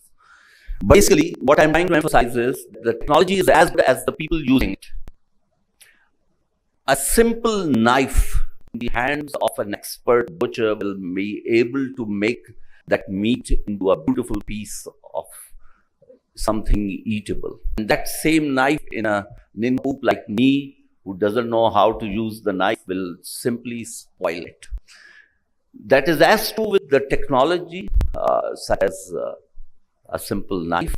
It is as true with the more sophisticated technology like a PowerPoint slide, and even more sophisticated technology like the graphics.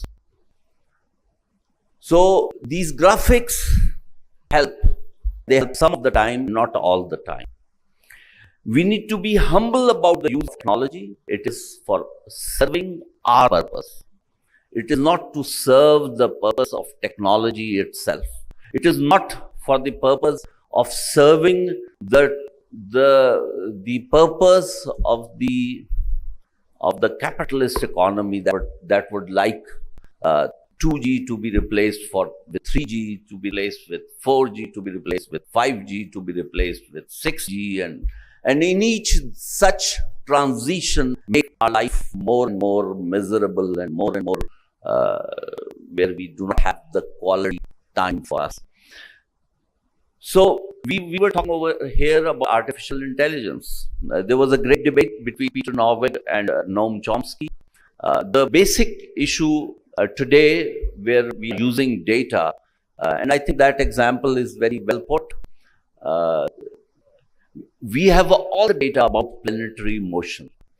So we are taking readings. We know precisely when a particular planet will be at a certain time. We have been taking those readings for the last 20 years, and we have a massive database which can precisely predict, based upon the data itself, where the planet will be on such and such date. But does that mean that we not need the Newton's equations of planetary motion? Because the Newton's equations of planetary motion required intelligence, the human intelligence. Whereas simply predicting something on the basis of huge number of data that we have is of course efficient, is of course speedy, it of course skills up, it makes our life easier, but will not be able to resolve some of the major issues, major concerns of our life, which is how to be happy, how to live with equanimity, what happens when there is war, and how to avoid wars, and when to stop.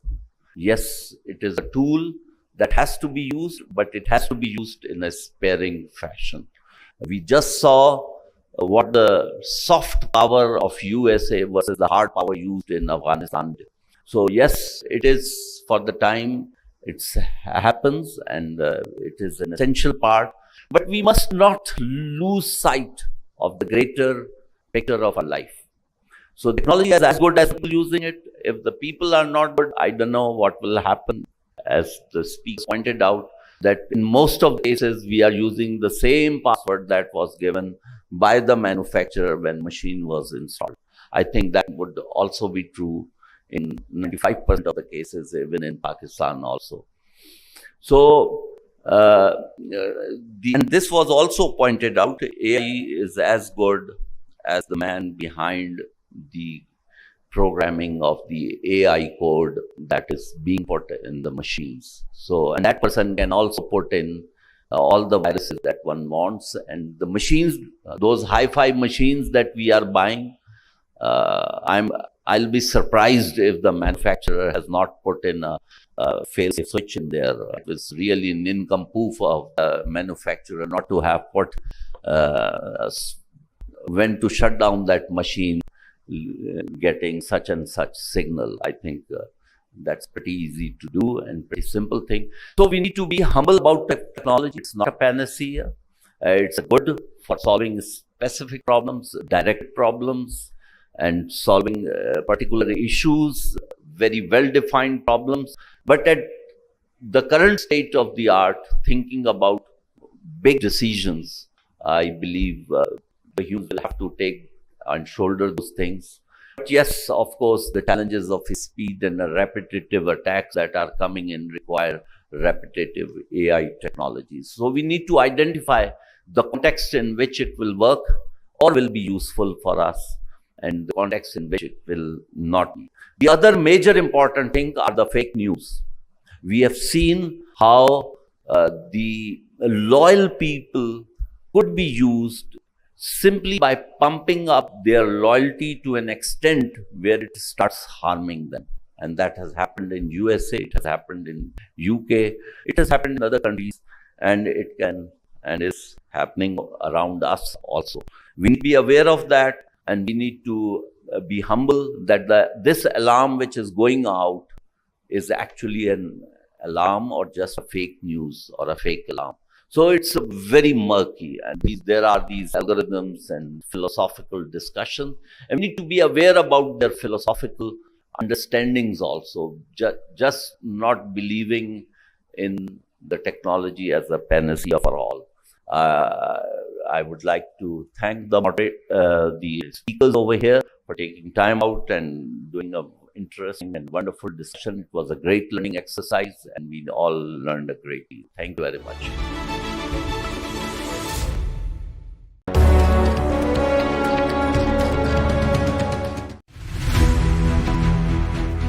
Defence Export Promotion Organisation under the patronage of Ministry of Defence Production, Government of Pakistan and managed by Badar Expo Solutions is organising the 11th edition of the International Defence Exhibition and Seminar Ideas 2022. The exhibition will put together stakeholders and companies from diverse defence industries. The exhibition will provide an opportunity for G2G, B2G and B2B interactions, joint ventures and investment in defence production sector. A strategic seminar will also be conducted during the exhibition. Intelligence speakers, experts, public and private sectors will share their views on artificial intelligence market. Ideas will be held from the 15th till the 18th of November 2022 at Karachi Expo Centre. For exhibition stands and sponsorship participation, please visit our website www.ideaspakistan.gov.pk.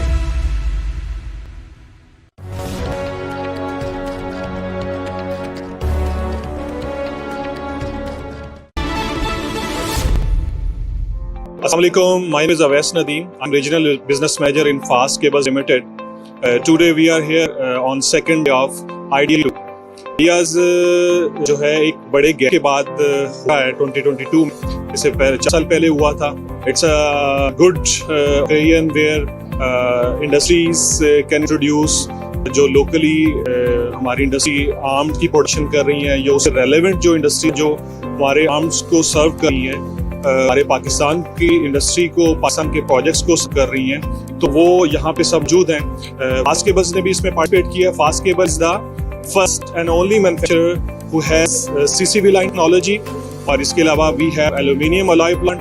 We are the first schema certified here in Pakistan, and we also have launched the first fast tasdeeq, and we are the first one launched their app in Pakistan, जहाँ से अपनी products को घर बैठे bye कर सकते हैं. We also launched the fast tasdeeq कि आप जब भी फास्ट का प्रोडक्ट मार्केट से खरीदें तो आपको रियल क्वालिटी प्रोडक्ट मिले. So we claim that fast serves you with a real quality, and we are the manufacturer who have highest capacity of production. We are manufacturing 33 cables, and also we are manufacturing grid cutter, जो कि हमने एक import substitution की है, और हम उसके जरिए अपने नेशनल ग्रिड्स को और जितने बड़े मेगा प्रोजेक्ट हैं उसको एनर्जाइज कर रहे हैं. तो आप सब लोग रेलेवेंट इंडस्ट्री के या रेलेवेंट लोग हैं वो आइडियाज को विजिट करें। यहाँ पे आपको बहुत सारे वो प्रोडक्ट्स मिले जो कि रियल फेस है पाकिस्तान का और पाकिस्तान की इंडस्ट्री का। Thank you.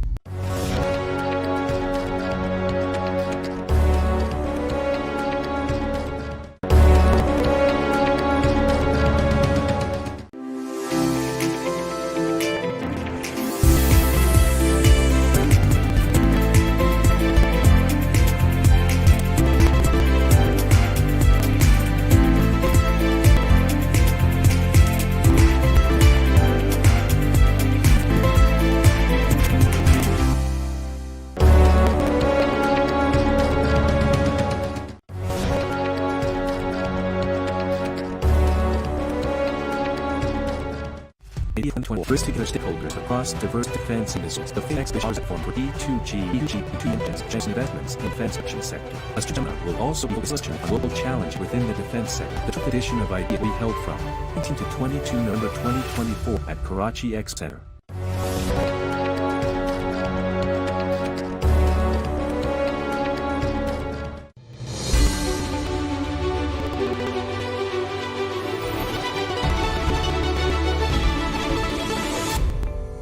देखिए ऑब्वियसली आइडिया जैसा आपने बोला कि ऐसा इवेंट है कि जो पाकिस्तान की लोकल इंडस्ट्री और पाकिस्तान की defence industry with global players के लिए एक बड़ा काम करता है। तो कोविड में पूरी दुनिया में लॉकडाउन था तो जाहिर सी बात है इम्पैक्ट पड़ा है, लेकिन this year they doing it and I think we will catch up to what we have missed up. But यार अगेन आइडिया सक्सेशन में होना इस मुल्क के लिए, इस मुल्क की डिफेंस इंडस्ट्री के लिए, इस मुल्क का ग्लोबल सेक्शन के लिए, क्योंकि आप देखते हैं इसमें पूरी दुनिया की मिलिट्रीज आती हैं, उनके गवर्नमेंट ऑफिशियल आते हैं, तो एक पाकिस्तान को ग्लोबल स्टेज पे ले जाने में आइडियाज़ का बहुत बड़ा रोल है। देखिए इस लेवल का ये इवेंट है, जिस लेवल की इसमें पार्टिसिपेशन होती है, ये अगर ये सारे स्टेक होल्डर्स एक तो टॉप क्लास स्टेक होल्डर्स हैं, जितना पाकिस्तान मिलिट्री हो गया, बदर हो गया, यहाँ के लोकल आपके जितने बड़े डिफेंस प्रोटेक्शन फर्म्स हैं, तो this is one of the best shows put up in Pakistan. और कराची खुशकिस्मत है, हर साल कराची में होता है, थोड़ा सा लोगों को तकलीफ होती है क्योंकि सिक्योरिटी अरेंजमेंट होती है, लेकिन definitely there is no comparison to it. Putting Pakistan on a global scale in defense production capacity in our requirements is what is pitched really well in ideas.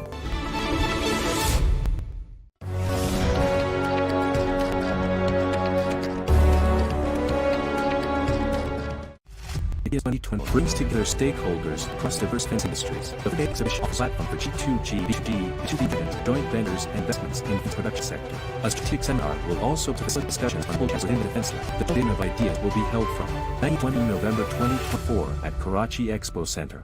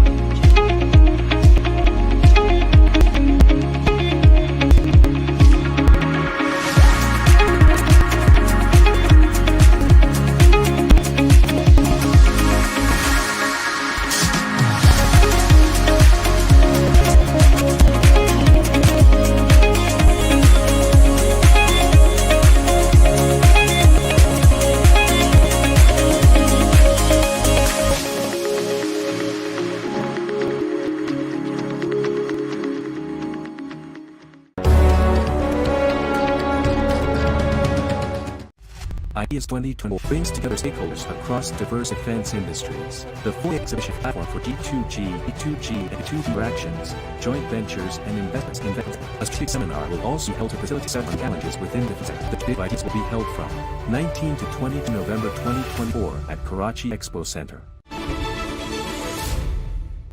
Assalamu alaikum wa rahmatullahi wa barakatuh, and very good evening to us. So today I would like to deliver presentations about technology-centric warfare, component and challenges. Next slide, please.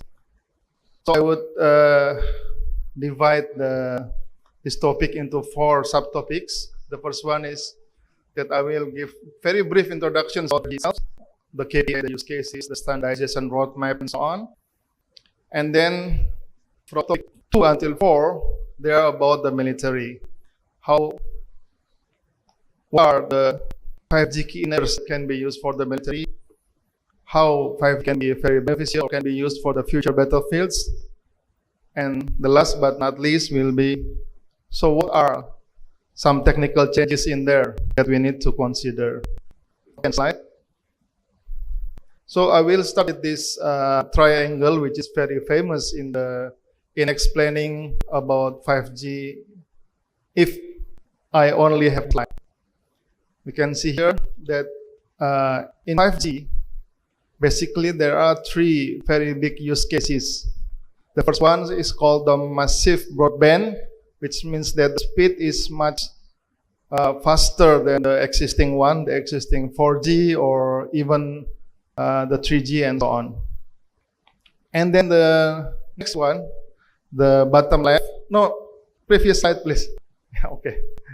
The bottom left is about the massive machine type communications. So this is about so many devices are connecting to the network. In this kind of venue or in the stadium and so on, even if there are cellular signals, in most of the cases we cannot connect to the network. It is because a number of connectivity are limited. So in the 5G, this kind of problem is solved. So one big use case in the 5G will be massive machine type communications, which is later on will be used for the IoT, Internet of Things, and so on.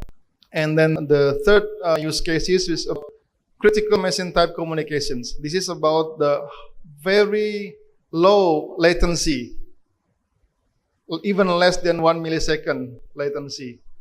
So using these 3 generic subcases or big use cases, then there are many possibilities, like using 5G for sensors, using 5G for Industry 4.0, using 5G for streaming, using 5G for autonomous driving or semi-autonomous driving, and so on and so on. Next slide, please.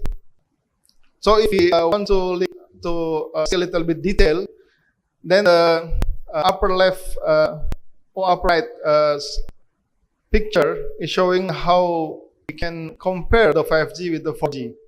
So 5G is much better in all the aspects. And then we can see also in there several KPIs of 5G, but I think it's quite difficult for you to read. But here I just want to show you that with all these KPIs, all this performance, we have very big possibilities to use it in various type of use cases. For smart cities, for mobile broadband, for the automated controls, real telematics, and so on and so on. And of course, 5G is connected to the AI or also the edge computing. Next slide, please. And in this slide, you can see that the standardizations of 5G is now still ongoing. We call it the release stages. Release 14, release 15, release 16, release 17, and so on.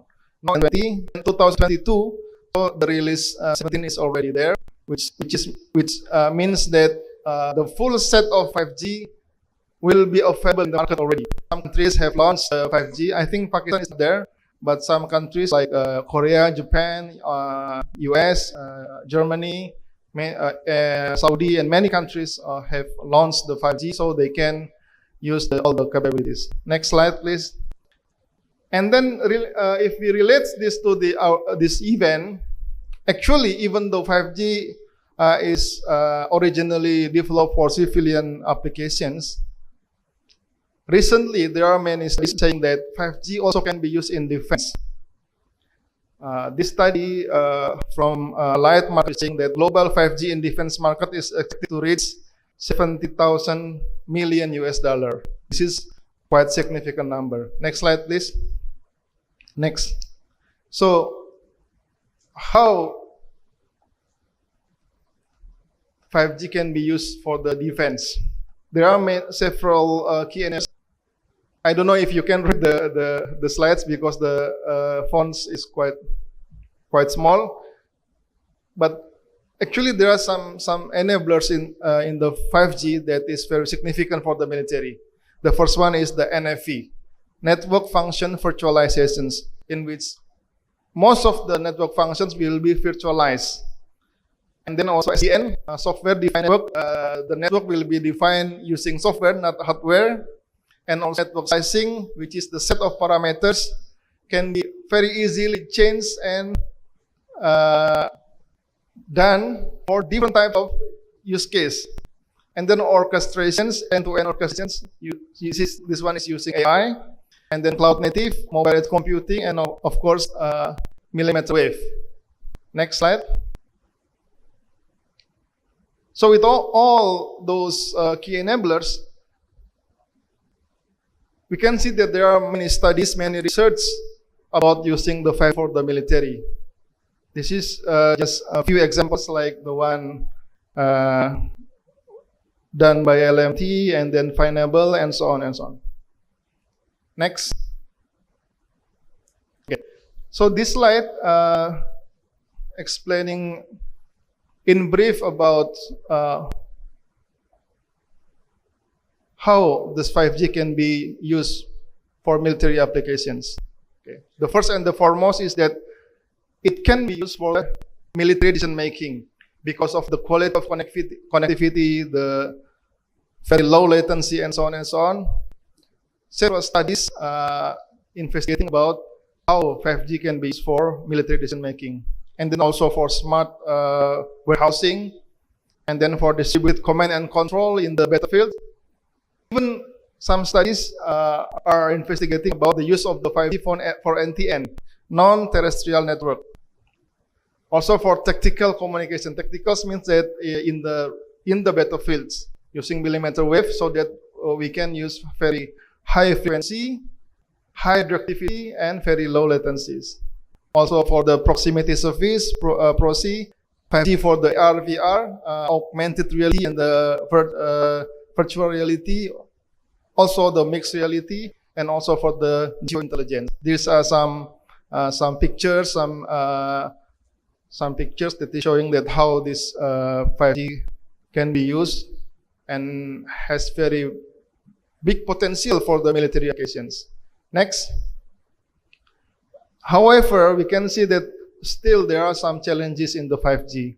The first one, click please, next, is related to the KPI challenges. Not all KPIs are there, but it is in the process. Next. The next one is about architecture. 5G is much more efficient than other G, than 4G, than 3G, of course. But if you can see here that the contribution of 5-layer algorithms is about 5 times. Contributions of spectrum is about 20 times. And the biggest contributions comes from the smaller size. It is 600 times. So all these components is, if it is there, then it is good. But in fact, not all of them are there. Next. And then the next one is the most important, I think the most important part here is that challenge of softwareizations. Okay, in legacy network, in the 4G, software and hardware is interlocked together. Most of them are not open. Okay. And then in the 5G, there is so-called decoupling between software and hardware, so that we can develop the software and virtualize the hardware, and so on and so on. And then post 5G, in the after 5G, beyond 5G, it is not just decoupling, but also orchestrated using the AI. So this is the most important technical revolutions in the 5G. Next. Next one is about the bandwidth and delay. I think we can skip one, and then next one. Next. The next one is about the use of the IP version 6. Next one.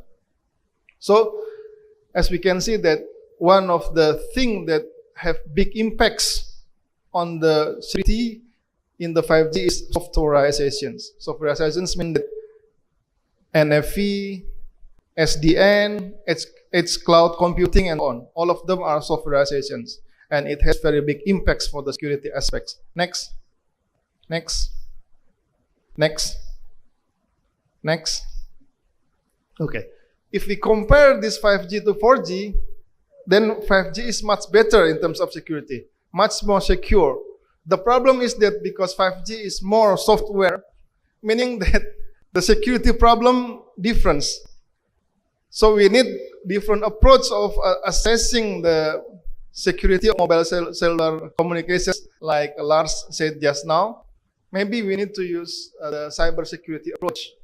That's what makes the 5G more challenging. It is much more secure than 4G, but because of this variety of use cases, meaning that it also increasing the surface of for attacks. That's why this is very big concern to use this 5G for military. Next slide, please. And of course, the security standard is still ongoing. Now, next. The problem is this one. Okay. Even if the standard is there, okay, the standard is just the what we call it, the innermost rectangular. Okay. After that, there are some security issues which is depend on the vendor development process, and then another security issues that are related to the deployment process, and then another security issues that are related to the operation process. That's why there are so many forums that are discussing about how we need to deal with this security issues in the 5G. 5G has very big potential to be used for the military, but there are so many challenges, technical challenges, software challenges, and the most important thing is that security challenges. So we need to do very important and serious research if you want to use this 5G for the military. Next. That will be the last slide from my presentation. Thank you for warahmatullahi wabarakatuh. Ideas 2024 brings together stakeholders across diverse defense industries. The 4-day exhibition offers a platform for G2G, B2G, and E2B interactions, joint ventures, and investments in defense production sector. A strategic seminar will also be held to facilitate discussions on global challenges within the defense sector. The 12th edition of Ideas will be held from 19 to 22 November 2024 at Karachi Expo Center.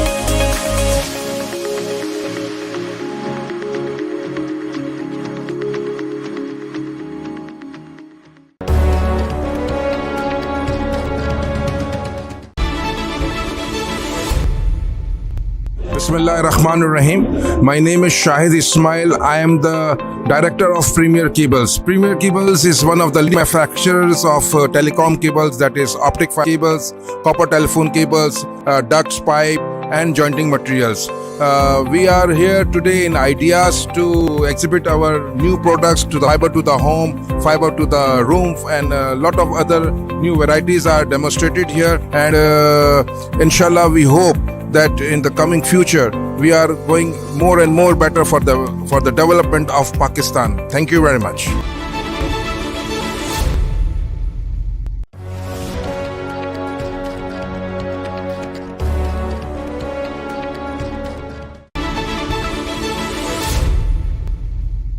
अस्सलाम वालेकुम, मेरा नाम मसूद रज़ा है और मैं दुनिया news से वाबस्ता हूँ।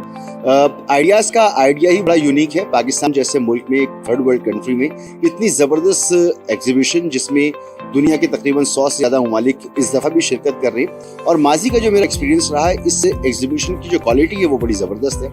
जहाँ न सिर्फ इसमें हमारी जो आर्ट इंडस्ट्री है उसको फ़ायदा होता है, उसकी इंपोर्ट एक्सपोर्ट के हवाले से बड़ी अपॉर्चुनिटीज़ निकलती हैं, बल्कि शहर के लिए भी एक बड़ी दिलचस्पी का बायस होती है। इसलिए 3-4 दिन जितने दिन भी ये एग्जीबिशन चलती है, शहरी भरपूर तरीके से इसमें पार्टिसिपेट करते हैं। तो मेरी दुआ है कि इस दफ़ा भी ऑर्गेनाइजर्स के लिए ये इवेंट बड़ा कामयाब हो, और ये पाकिस्तान की 75वीं सालगिरह के मौके पर इवेंट हो रहा है, तो पूरे पाकिस्तान के लिए मैं मुबारकबाद देता हूँ। सारे पाकिस्तान को इस इवेंट की मुबारकबाद।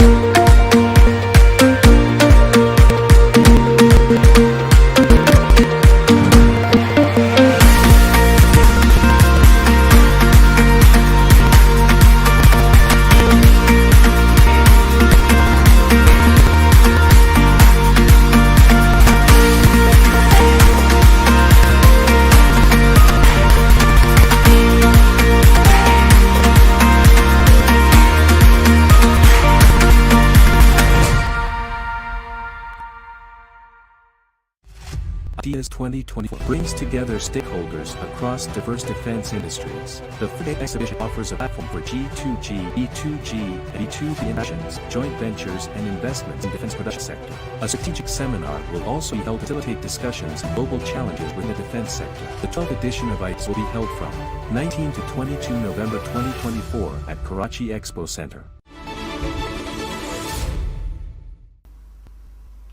Bismillahirrahmanirrahim. Honorable Bilal Bhutto Zardari, Honorable Foreign Minister, Islamic Republic of Pakistan, Federal and Provincial Ministers, Chairman Joint Chief of Staff Committee, Services Chiefs, Senior Civil Military Delegates, Chairman and Chief Executive of National and International Defense Exhibits, OEMs, Excellencies, Academia, distinguished guests, ladies and gentlemen, Assalamu alaikum. On behalf of Ministry of Defense Production, Pakistan, we are indeed grateful to you for gracing this occasion of 11th edition of International Defense Exhibition and Seminar Ideas 2022. I am grateful to the worthy guests and dignitaries from participating countries, foreign and domestic exhibitors, OEMs, trade visitors, and diplomats for their healthy presence to make IDES 2022 a great success. I also warmly welcome all those who have joined us for the first time, and my profound regards to all the old friends. I assure you that it is you who make this event substantive. Distinguished guests, the development of indigenous and internationally competitive defense industry is always a strategic interest of any nation. Today, it is regarded as one of the major business in the world, alone accounting for approximately 2.2% of global GDP. On the other hand, globalization of defense industry has also changed the geography of innovation with new players, markets, partners, and opportunities.